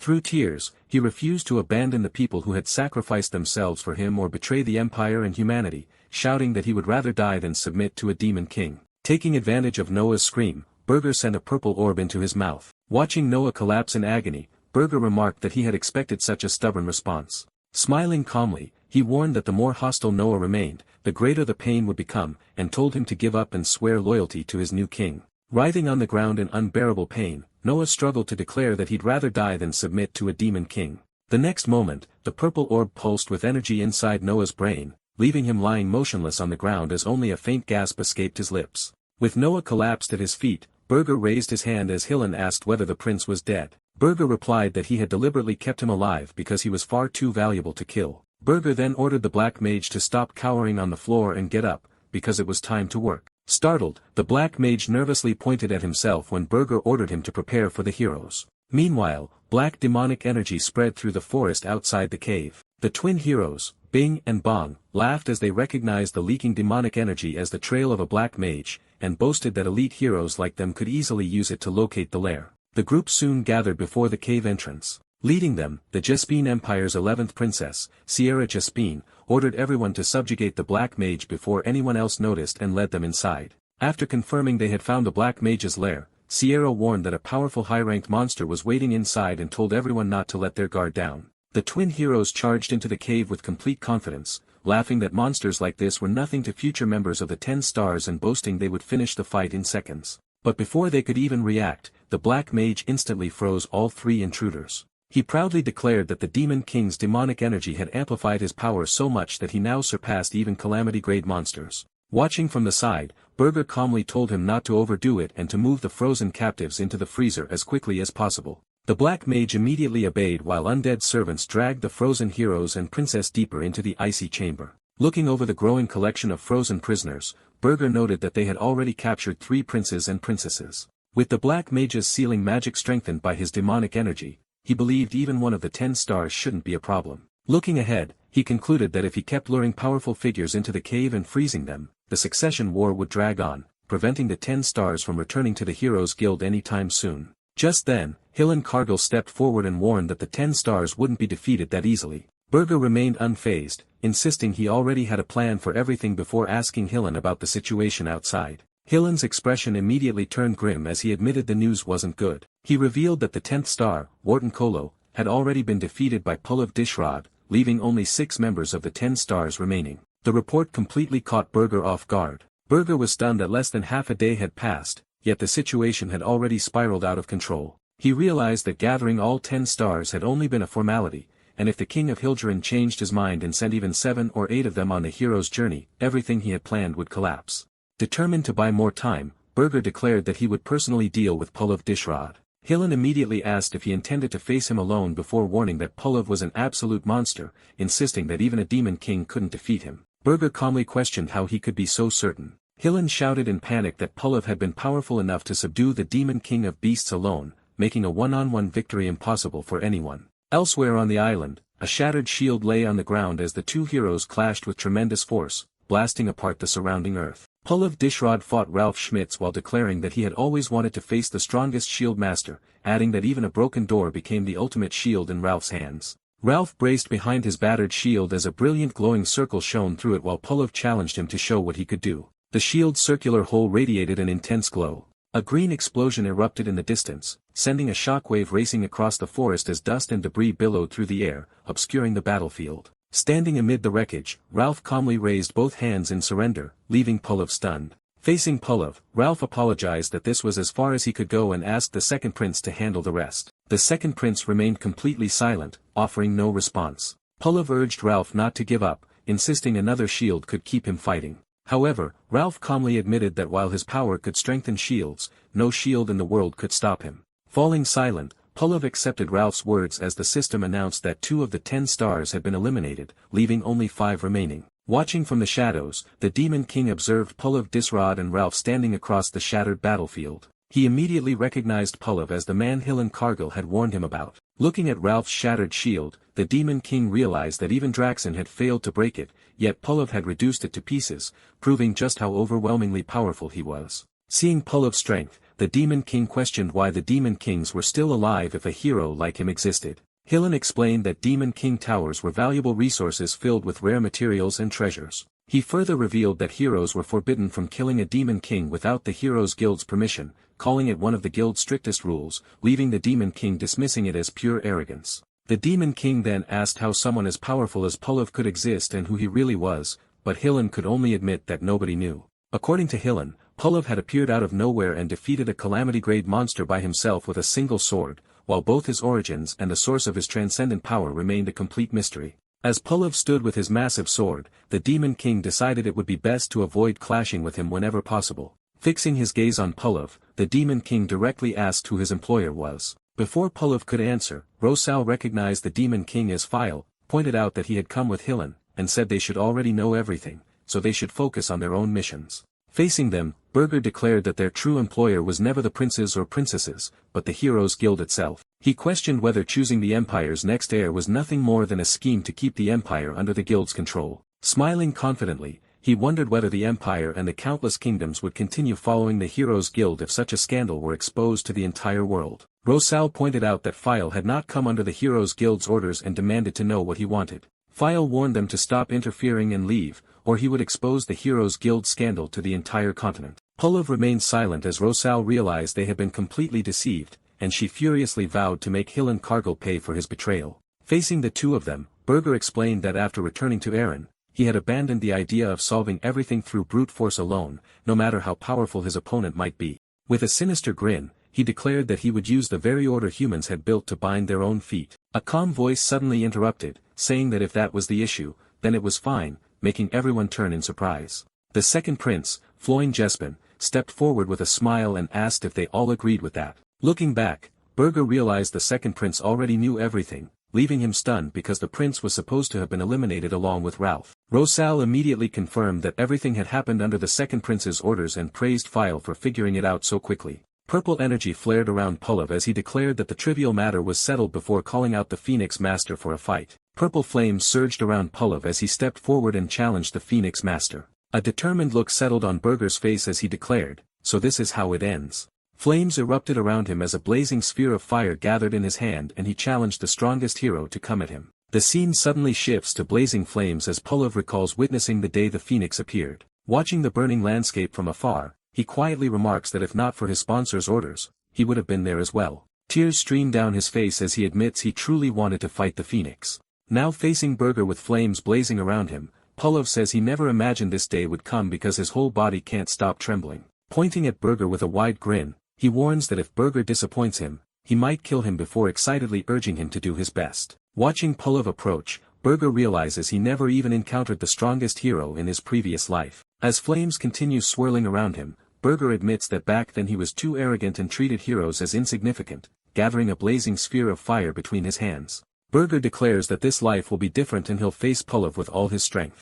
A massive sphere of blazing flames expands around Berger as Pulov stands facing him. Standing beside the blazing flames, Pulov calmly observes that they feel warm and soothing, not like an attack or a status ailment. Still smiling as the flames surround him, Pulov gladly accepts what lies ahead. The enormous sphere of flames suddenly expands, engulfing the entire area. Berger activates the high-rank defensive magic, protect Phoenix, declaring that only he and Pulav can enter this space. Realizing that if he loses this fight, the hero's journey will depart and he'll once again be killed by the heroes. He resolves not to lose. A gigantic phoenix of blazing flame spreads its wings behind Burger as he tells Pulav he can leave any time, but declares that he refuses to die. Staring ahead, Burger vows to conquer this world and take revenge on the hero who killed him before telling Pulav to let him know if he wants to leave. Pulav shouts that kind of weak talk disgusts him, and declares that if Burger lets him out, he won't go easy on him. Both fighters charge straight toward each other as Pulav excitedly shouts, "Let's play."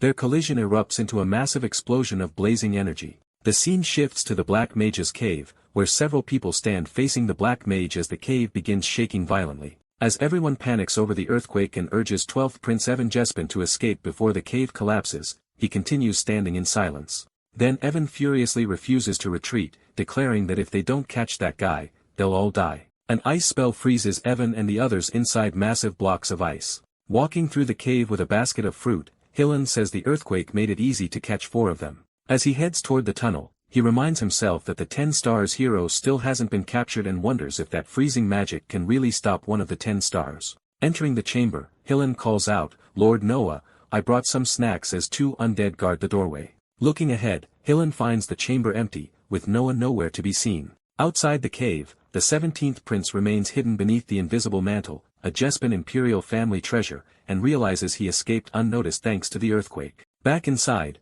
Hillen demands to know why the Black Mage let the 17th prince escape, but the Black Mage calmly replies that he was busy using magic. Grimacing in frustration, Hillen tries to contact the Demon King, only to complain that there's still no response in this emergency. Meanwhile, amid the blazing battlefield, Pulav and Berga continue charging straight at each other. Blaming himself for not checking properly, Hillen orders the Black Mage to keep freezing the intruders, and the Black Mage immediately agrees. Realizing the 17th prince could expose their identities, Hillen declares they have to find him before that happens, and immediately dashes away from the cave at lightning speed. The cave entrance quickly falls silent as his glowing trail disappears. A lone figure stands near the cave entrance. Inside the cave, the Black Mage asks an undead if it saw something invisible leave the cave, only to realize the undead had been trying to tell him the whole time.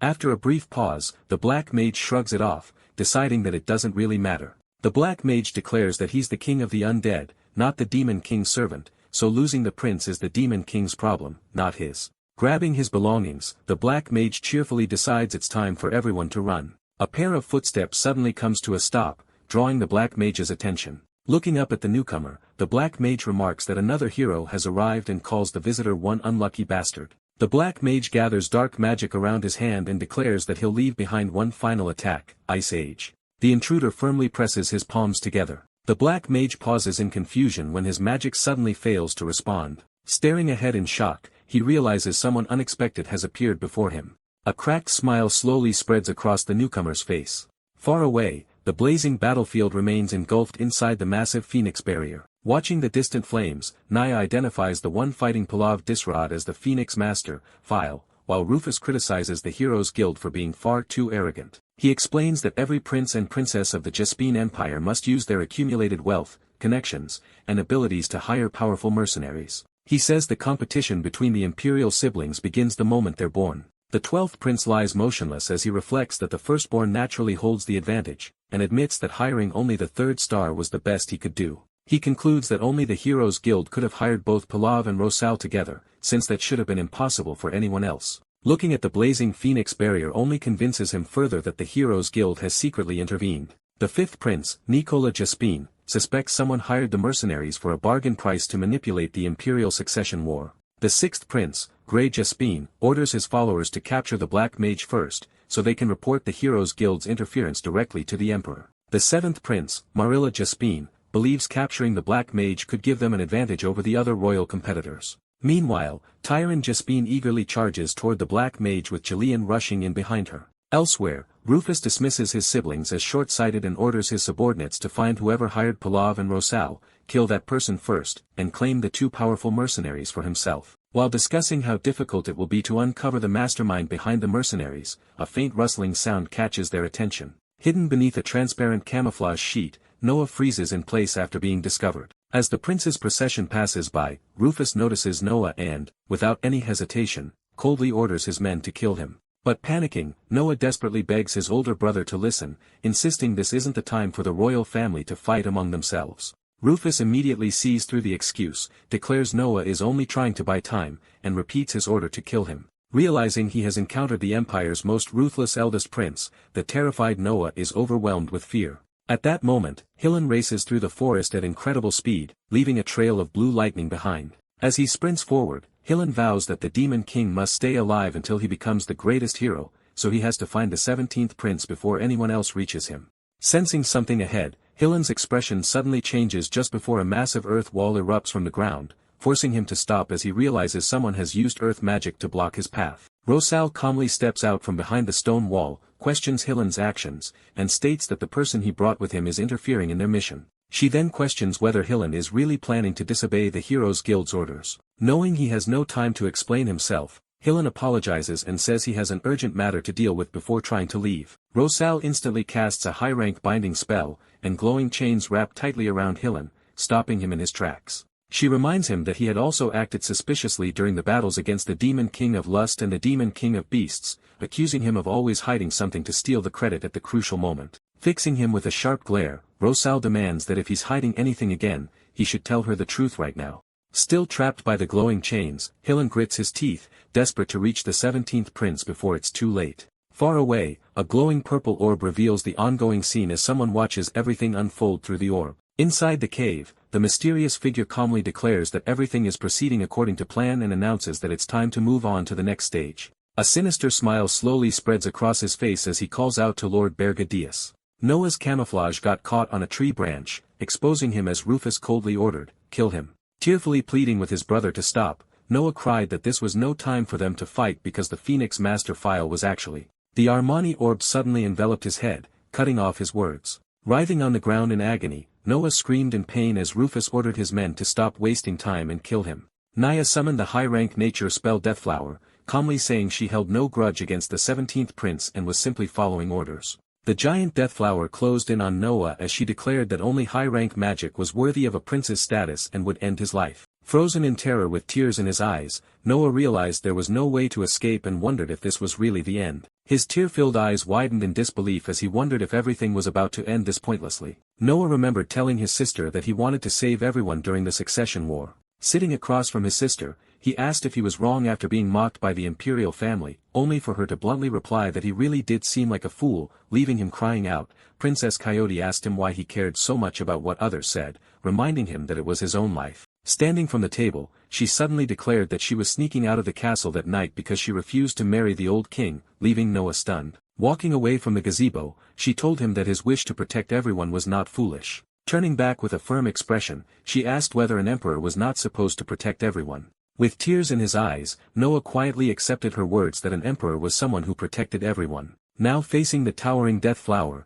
he steadied himself with that conviction. Blue energy began flowing around the dagger as he thought of the loyal vassals who believed in him and the brothers and sisters who had entrusted him with their artifacts. Trembling with tears streaming down his face, Noah raised the glowing dagger and declared that he couldn't give up, shouting, "Just die here." He swung the dagger down with all his strength. A brilliant blue slash crashed into the giant Deathflower. Tears still on his face, Noah stared ahead and wondered if he had actually done it. A voice praised Noah for becoming much stronger, making him freeze in surprise. Turning toward the voice, he recognized it and started to speak. A blue aura surrounded Cade as he asked if she was his sister before hesitantly wondering if she really was. The memory shifted to a while ago. In Hernan's room on the 4th floor, Cade quietly sat on a nearby rock. As Lodger and Elena played with Gordon, Lodger's poke made him explode in anger while Elena tried to calm him down. Cade smiled quietly as she watched them. Princess Ernan approached Cade, asking what brought her there and whether she was taking a break from training. Cade turned and saw Ernan, who happily asked to sit beside her, and Cade agreed. Sitting together on the rock, Ernan offered her some freshly baked cookies and asked if it was her day off, and Cade thanked her. Looking toward Princess Elena, Cade said that seeing her reminded her of her younger half-brother. With the flower field stretching ahead, she said her younger brother should already be participating in the succession war and admitted she regretted leaving after speaking to him insensitively. Lowering her gaze, she wished she could escape the tower to save her younger brother, though she wondered whether her current abilities would be enough to help him. Princess Ernan brightly insisted that she was already very strong, leaving Cade staring back in confusion. Surrounded by a naturally flowing blue aura, Cade was told that her vigorous presence showed she had become incomparably stronger than when they first met. As an image of the Demon King appeared, Ernan mentioned that even the Demon King had to use his wings, and Cade recalled that he blocked the final strike with them instead of his hand. Looking at her own hands, Cade realized she had grown far stronger inside the tower than during all her training with the Imperial family. She then wondered if she had reached a level close to the 10 stars and thought she might now be able to save Noah.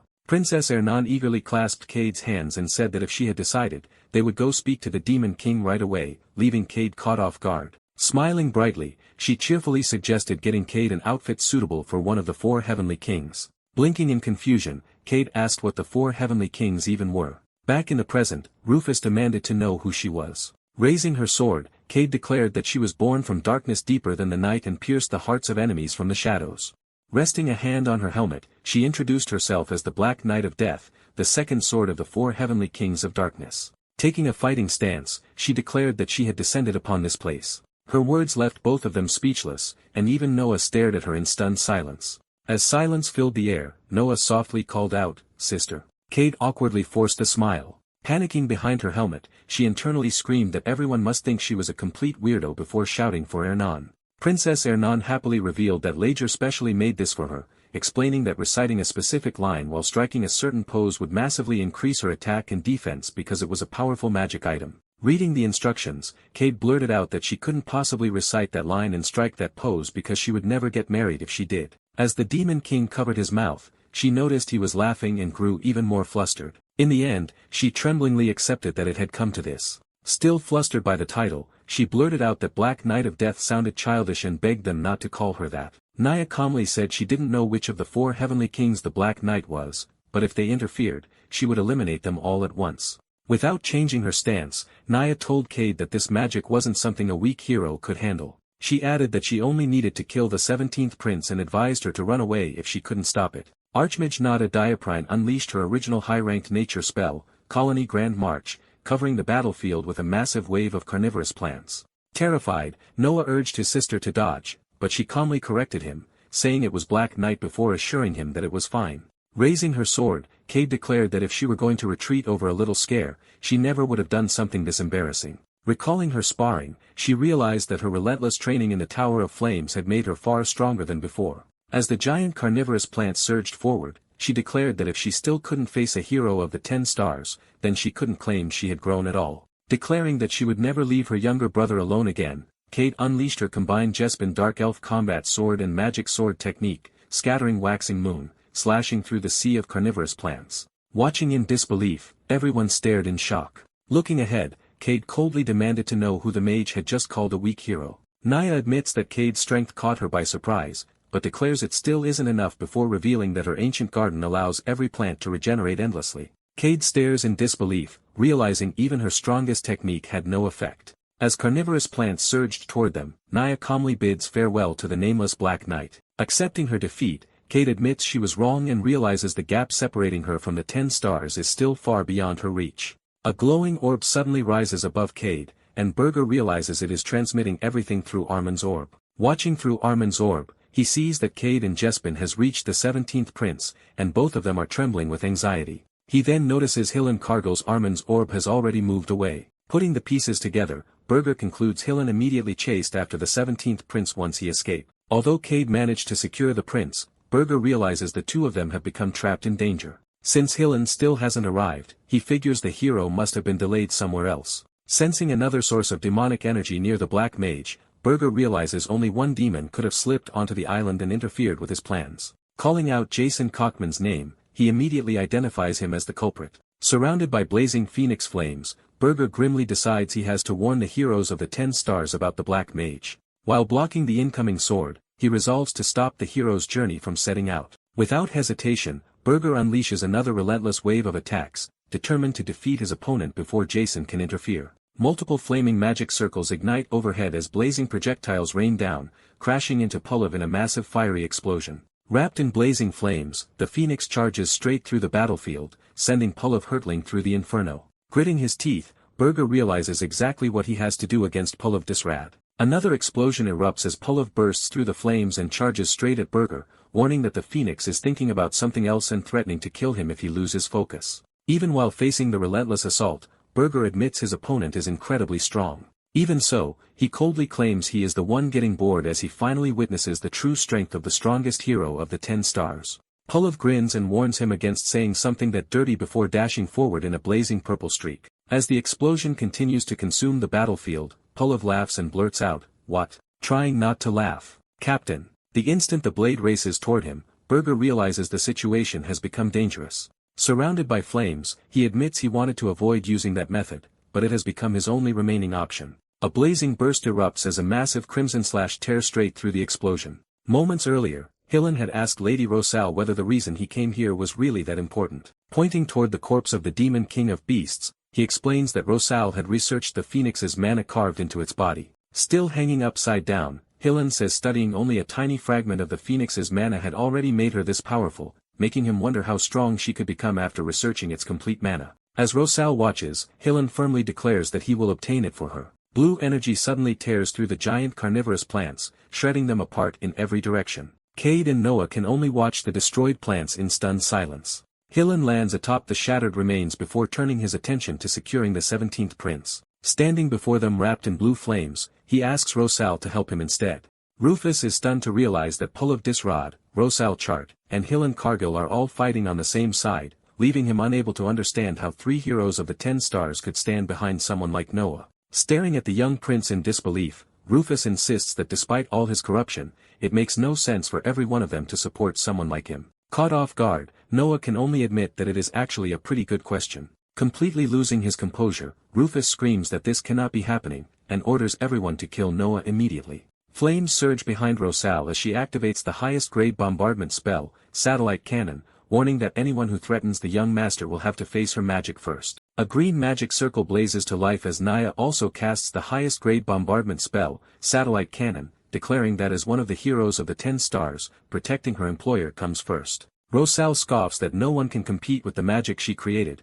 and dismisses Naya as nothing more than a snot-nosed brat. Smiling calmly, Naya replies that she is no longer an academy trainee. Rosal narrows her glowing eyes before quietly asking, "Oh, is that so?" Golden magic circles flare behind Hillen as he urgently calls out to the 17th prince. Noah and Keed watch in stunned silence as the 2 highest grade bombardment spells collide head-on, unleashing a massive explosion that engulfs the battlefield in blinding light and violent shockwaves. As the blast rages on, Naya continues channeling her magic while Rosal calmly watches. Rufus and his guards brace for the impact as the shockwave sends Noah flying backward, causing Keed to cry out his name in alarm. A blazing wave of destructive energy races across the battlefield, ripping through everything in its path. Even then, Naya remarks that her opponent is truly merciless before declaring she still has one final trump card left. Before she can act, Rosal confidently tells her she should have used it sooner, because she seems to have forgotten there are 2 of them. Naya freezes as Hillen suddenly charges at her from behind, and before she can react, his sword crashes into her with overwhelming force,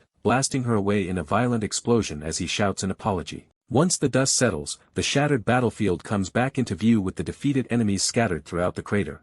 Battered and exhausted, Rufus can only watch as the system declares that the first prince of the Jespan Empire has forfeited after losing the will to fight. Rufus cries out in relief while Rosal coldly remarks that the prince was too pathetic to accomplish anything on his own. Hillen then calls out to the 17th prince. Keed trembles as she struggles back to her feet. When Hillen realizes Noah is nowhere to be seen, he immediately looks around in concern and asks where Lord Noah is. Keed instantly shouts that those were supposed to be her words. The scene then shifts deeper into the forest, where Noah lies alone on the ground, trembling. After being blasted deep into the forest, he painfully forces himself to his feet, wondering how far the explosion sent him and why every part of his body aches. A hooded stranger suddenly addresses him as the 17th prince, prompting Noah to raise his dagger and demand to know who he is.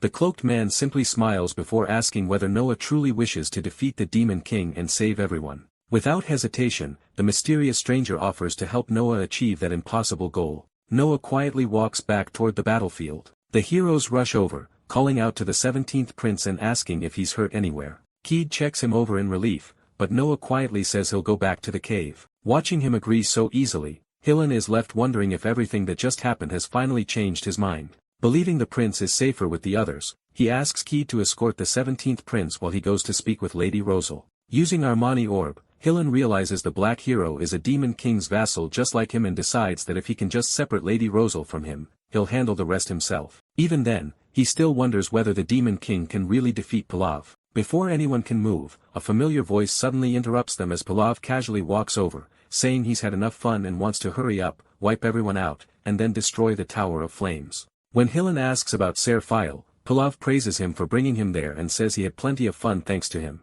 Looking toward the distant smoke, Pallav remarks that a beast summoner is already impressive, adding that with a little more refinement, he could even become a worthy match for Rosal. Meanwhile, the Demon King remains buried inside a massive crater. Seeing the defeated Demon King lying motionless, Pallav bluntly calls him a little disappointing.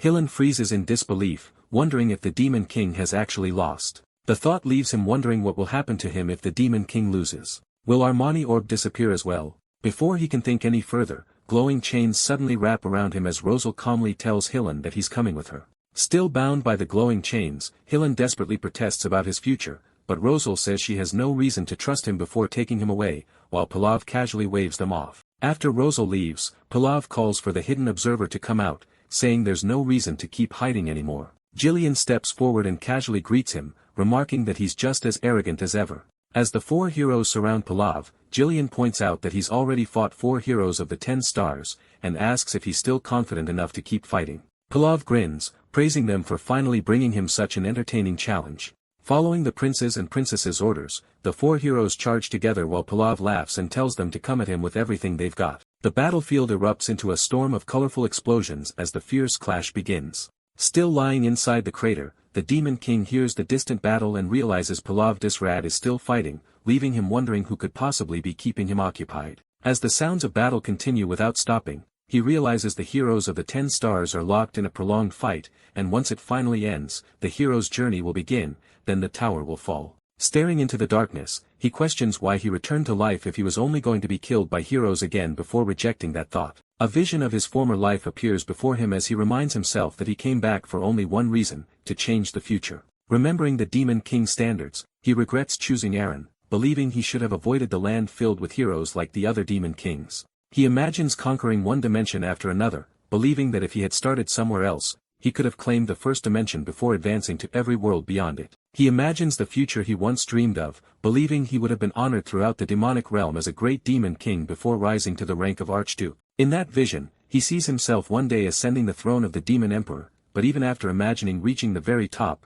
he quietly wonders what would have come after that. He realizes he would have spent countless years protecting the demonic realm alone, waiting for the next Demon Emperor to finally appear. As his eyes slowly close, that lonely future weighs heavily on his mind. Just then, a cheerful voice suddenly interrupts his thoughts, asking why the Demon King is sitting there all by himself. The Demon King stares at the familiar girl in disbelief, barely able to call out Arnon's name. At that same moment, a gigantic pillar of flames erupts into the sky, instantly drawing everyone's attention. Seeing the blazing flames, Rosal realizes File never actually fell, while Hylan excitedly shouts that he knew the Demon King wouldn't lose so easily. Feeling the overwhelming mana spreading across the battlefield, Rosal realizes File has become even stronger after fighting Pallav, finally recognizing the true power of the Phoenix and wishing she could study that incredible mana herself. Looking up at the blazing pillar of fire, Pallav quietly realizes that the overwhelming power belongs to the Phoenix. The massive flames suddenly explode outward, lighting up the entire battlefield. Burger rises into the air with enormous phoenix wings as blazing mana surges through his body.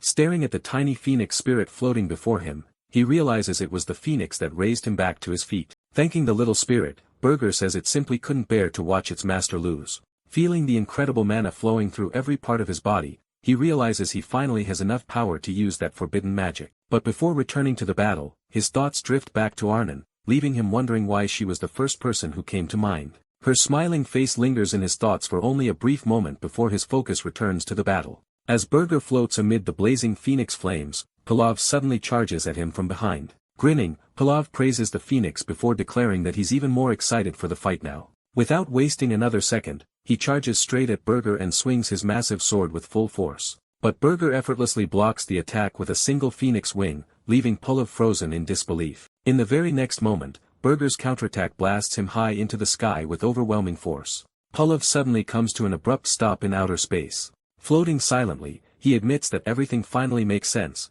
saying File's strength is far beyond that of an ordinary human. He then asks if File is actually a demon king. A dark purple sphere of demonic energy spins between File's hands as Pulav explains that, this high above the surface, the heroes below won't sense demonic energy, allowing him to fight at full power. Pulav quietly apologizes before transforming, releasing an even more terrifying aura as he reveals that he's a little special himself. Shrouded in a galaxy-like aura, he declares that the worst fate for a demon king is becoming his prey because everyone he accepts a contract to kill dies without fail. Bathed in purple energy, Burger rejects that idea. With a cold stare, he says the true worst fate is being unable to do anything and ending up alone forever. A massive dragon materializes behind Pulav before locking him inside a sphere of demonic energy. The sphere suddenly compresses, crushing Pulav with immense force. Pinned inside, Pulav panics, shouting that he's never even heard of sealing magic and demanding to know how anything could imprison him or why no one has ever used it before. Holding the glowing sphere, Burger calmly explains that the Demon King's standards forbid fleeing from heroes or avoiding battle with them,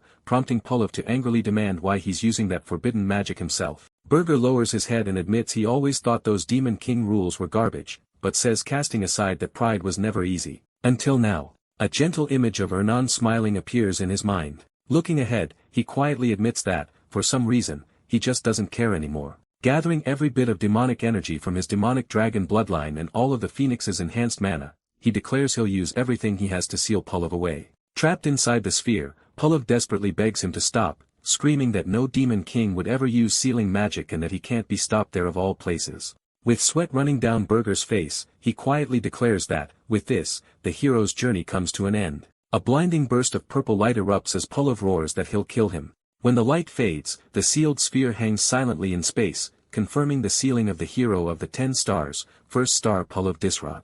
File descends to the ground as Rosal calls out his name, and the moment Hillen sees him, he immediately shouts, Demon King. Breathing heavily, Burger demands, I told you to protect the 17th prince. What have you been doing? And Hillen can only admit, I have no excuses. Rosal asks what happened to Pulav and adds that they fought so high in the sky that even she couldn't sense their mana, making it hard to believe he actually won. Burger calmly claims he fought Pulav until he was satisfied, then made a deal for him to hide for a while in exchange for future fights. Even so, his inner thoughts reveal that the entire story was a lie. After hearing it, Rosal immediately remarks that it sounds exactly like something Pulav would believe, leaving Burger silently staring back. He briefly wonders if making a deal instead of wasting all that energy, sealing Pulav would have been the better choice. His gaze shifts to the unconscious heroes bound in glowing chains, and Rosal says she hasn't given up on them yet, so she tied them up while they were unconscious. Burger asks if he can take the captured heroes with him, but Rosal instantly refuses without hesitation.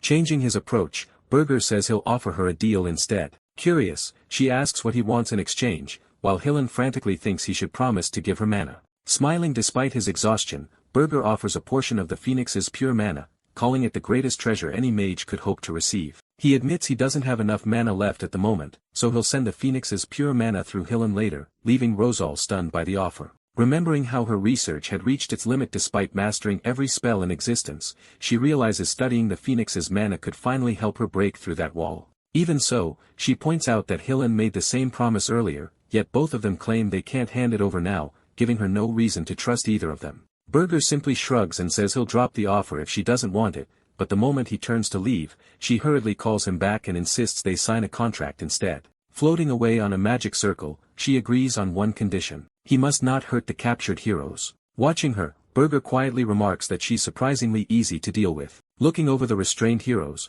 Burger decides that freezing them should be enough to bring the hero's journey to a complete stop. A sudden sense of unease washes over him, and he starts wondering if he's overlooked something important. At that moment, Hillen says Lord Noah headed back to the cave, even though he was prepared to knock him out and drag him back if necessary, leaving Burger visibly startled. Burger immediately asks if the 17th prince really returned on his own, and Hillen confirms that he did. Burger orders Hillen, what?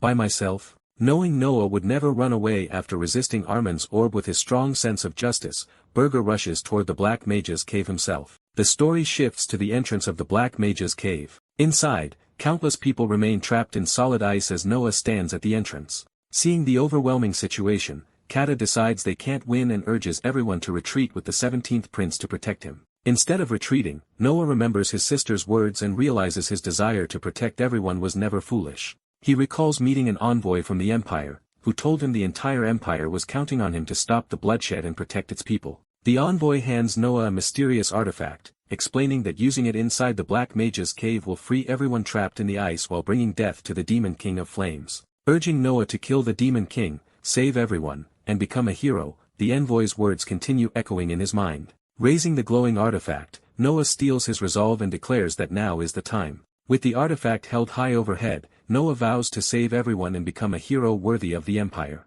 As the artifact activates in a burst of crimson energy, he declares that this is the end for the Demon King of Flames. Racing toward the cave, Burger realizes Jason Cockman deliberately kept him occupied with Palav so he could reach the princes and princesses. As he rushes inside, Burger realizes the first step in stopping the hero's journey was freezing the heroes of the 10 stars. A brilliant purple light suddenly erupts ahead, forcing Burger to halt in place. Staring at the overwhelming glow, he hears a voice calmly say, "Second." The unleashed artifact erupts with power, shattering the solid ice trapping countless people as Noah continues that the hero's employer must survive. Watching the ice shatter, Noah can only laugh wildly while Cade stares ahead in complete shock. Burger's face twists with rage as he finally realizes what's happening and he curses Jason. The story shifts to the Jespian Empire. Inside the candle of the succession contender burns down until only a single flame remains, revealing that the succession war has finally found its winner. Kneeling before the Emperor, a messenger announces that the succession war has ended with a victor and the Emperor calmly remarks that it concluded sooner than expected. Without hesitation, the Emperor orders the final winner of the succession war to be officially declared. The announcement echoes across the battlefield, proclaiming the 17th prince as the victor of the succession war. Staring at the shattered ice in disbelief, Noah wonders why everyone wasn't freed and why the Demon King still hasn't been defeated. Standing behind him, Burger coldly tells Noah he was completely deceived by the Demon King of Lies and calls him unbelievably naive. Clenching his fist in frustration, Burger bitterly adds that Noah was played like a complete fool. At that moment, Hillen Cargill finally arrives carrying the unconscious heroes, but Burger reveals that everyone except the 17th prince is already dead, leaving Hillen stunned. Hillen warns that the Imperial army will soon flood this place to escort the Empire's next emperor. Even so, Hillen decides they only need to freeze the remaining heroes, carry them away, and escape before the army arrives. But Burger asks where the Black Mage is. The terrified Black Mage drops to the ground, begging for mercy as he insists the Demon King of Lies threatened him and left him with no choice. Still trembling, the old mage admits he exhausted all of his demonic energy by repeatedly casting powerful ice magic and no longer has the power to freeze anyone else. Fed up with his excuses, Hillen slams the Black Mage while the terrified mage desperately insists he really was being threatened. The Black Mage nervously suggests killing the frozen heroes instead, but Keed immediately refuses. She explains that an unconscious hero's aura automatically protects its owner and using excessive force could wake the heroes. Determined to stop any more deaths, she refuses to let anyone else be sacrificed. Just as Hillen prepares to knock the Black Mage out, the mage hurriedly claims he could still freeze the heroes if the Demon King shared his demonic energy. Burger immediately rejects the idea, explaining that he exhausted both his mana and demonic energy while fighting Pulav, making it impossible to kill the heroes without waking them. With no remaining options, Burger clenches his fist and admits there's nothing more he can do. His eyes widen in fury as he realizes everything unfolding here had been part of Jason's plan from the very beginning. Meanwhile, Jason watches him through a glowing purple orb. Jason calmly praises Burger for putting up such an impressive fight despite being a newly crowned Demon King, even revealing that he had unknowingly manipulated a hero for his scheme. Confident in his overwhelming experience, Jason declares that Burger has no chance of defeating him, adding, "This is as far as you go, Burger Deus." Realizing the Black Mage is still alive, an Imperial soldier orders everyone to protect the 17th prince first and capture the Black Mage. Before the terrified Black Mage can finish begging for mercy, Burger instantly strikes him down. Facing the Imperial soldiers, File declares that he'll be taking the spoils of war. Recognizing him, they call out File, Phoenix's master, before respectfully saying, "It is an honor to meet you. You are welcome to do so." With that, the Jespian Empire's brutal succession war finally comes to an end. The Imperial soldiers escort the frightened 17th Prince Noah away from the battlefield. Except for Palav Disrod, every remaining member of the 10 Stars returns to the Heroes Guild, completing all the preparations for the upcoming expedition to the Tower of Flames. Sometime later, on the snow-covered rooftop of the Tower of Flames, Renan finally finds Burger standing alone and quietly asks why he came here without meeting anyone first. Peeking out from behind him, she quietly looks up at Burger. As the two silently overlook the frozen mountains, she asks if the 9-star hero's journey is finally about to begin. He quietly replies, yes. When she wonders whether they'll ever be able to stop what's coming, he remains silent. She calmly reveals there's still one way, leaving him stunned, before gently declaring that she'll return to Hildurin. Right after the succession war ended, the Demon King returned to the Tower of Flames. But the operation had already failed, and he warns that the heroes would be arriving soon. He then asks how much they have prepared. At the Tower of Flames' 5th floor strategy room, the group gathers to review the preparations and the incoming threats. Looking around in confusion, he wonders why all these people are here. Gordon apologizes for the lack of faster, more reliable reports, while Elena admits she suggested bringing everyone together. Gordon considers sending them away, but Berger says it's fine and asks for their reports. On the first floor, Lodger Friedrich reports that the Manicannon battery is ready, with all 100 Manicannons completed, confidently claiming they can blow the heroes away in a single shot. On the second floor, Lavinia Akin reports that the chimeras are also fully prepared, with plenty of materials and chimeras available. According to the report, they're ready to handle 500 heroes, excluding the stars. On the third floor, Cade Jespin admits that even after growing stronger through the Dark Elf's combat sword technique, a hero of the 10 stars was still too much for her, leaving her to conclude that she needs more training. Also on the third floor, Elena Hilderin says she'll soon be able to teach advanced magic. Her student is learning quickly and excitedly calls out to the Demon King to look. On the fourth floor, Hernan Hilderin confidently claims that even a hero of the 10 stars is no problem for her, as long as there's only one. Even though Kruder's tribe is expanding its forces, a head-on battle against the heroes on their journey is still impossible. Instead, their avalanche and monster-luring strategies should prove effective. Hearing this, Lodger confidently insists that his battery will wipe out all the heroes, but his boast immediately earns him a sharp warning to watch his tongue in front of the Demon King. The Demon King calmly accepts the suggestion and tells everyone to return to their posts. Everyone looks toward him, wondering why he's speaking so warmly while Hernan silently watches him. As the others leave, only the Demon King and Gordon remain, with the Demon King looking down in thought. In the end, Gordon admits they can't stop the heroes from setting out. And with 9 of the 10 stars taking part in the journey, the situation is more dangerous than usual. One of those 9 is Hillen Cargill, who has already become the Demon King's vassal. Even if Hillen ambushes the heroes, though, he could only take out 2 or 3 of the lower-ranked heroes among the 10 stars. The remaining 5 higher-ranked heroes of the 10 stars are far too strong. The Demon King admits that this tower simply doesn't have enough strength to stop them. He reveals that he also had to seal Pull of Dishrod, which left him with most of his strength exhausted. He considers relying on the Phoenix's incredible recovery ability, but since its abilities haven't been confirmed yet, he refuses to gamble with his life. Looking at his hand, he realizes that he might be weaker than Hillen right now, and rebuilding his strength will take considerable time. Gordon suggests that it isn't as though there's no way, then says, "You already know what it is, don't you?" The Demon King looks down in thought for a moment before closing his eyes and saying, "I'll be back shortly." Soon, he arrives at the top of the tower, and according to Gordon's suggestion, there really is a way. As Hernan steps forward, he says, "The one I already knew about." Hernan stands beside him and says, "I'll return to Hilderin," leaving him shocked. He looks at her in surprise and asks, "Did Gordon tell you?" She smiles and reveals that it was actually her own idea.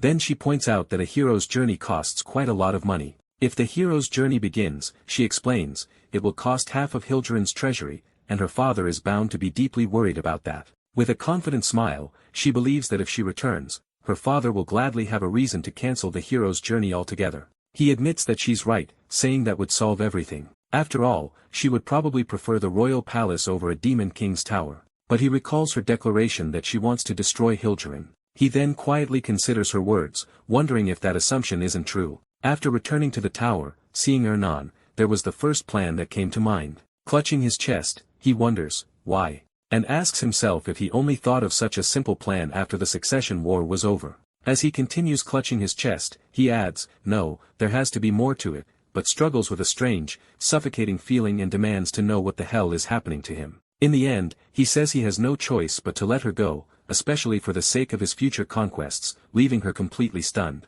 Still, he decides he has to figure out what this strange feeling really is, leaving Hernan staring at him in disbelief. She immediately questions how he can let a kidnapped princess go so easily, and he reminds her that she was the one who said it herself. But she admits that's true, then explains that she's grown attached to the people living in the tower, and when she thinks about everyone there, she remembers Lodger, the occasional elf visitor, the hero princess who ran away from home, and the peculiar mage princess.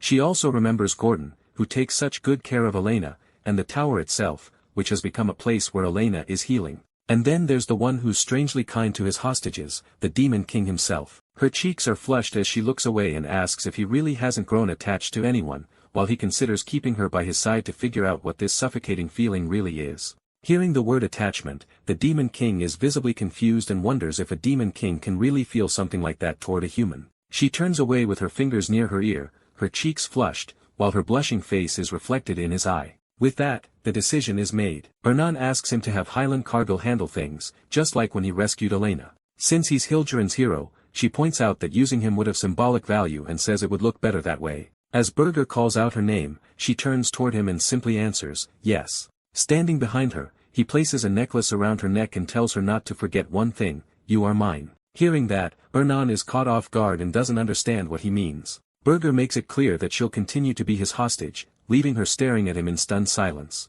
He explains that as long as Elena is here, Ernan won't do anything reckless, and he can't afford to give up such a valuable vassal. He even considers making her the queen of Hildurin so he can control the entire kingdom. Ernan can't help but smile at the thought. She jokes that he really is a demon king, since conquest is all he ever thinks about. She then asks if he'll keep kidnapping other princesses once she's gone, and he admits that he probably will. She then says she has one request of her own and tells him not to forget. She remembers the hand he once reached out to her and says that she was the first one to take it. In that memory, the two of them are shown holding hands, with Ernan calling herself his first princess. Back in the present, she smiles, making it clear that she won't let the Demon King forget her so easily.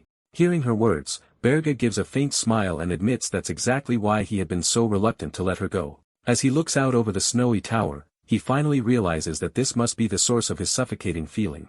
Back in the meeting room, he orders Gordon to send the required materials to Hyland Cargill, since Hyland is the key to the operation to rescue Ernan. Just then, an urgent message comes through, and the Demon King remarks, "Speak of the devil," as even a Balrog appears. Hyland informs him that there's a problem. Because of the injuries the hero suffered during the Succession War, his departure has been delayed. Fortunately, everyone is currently gathered in Hildurin. With a smug smile, Hyland says that Princess Ernan is to be handed over to him, leaving the Demon King staring in shock at the unexpected order.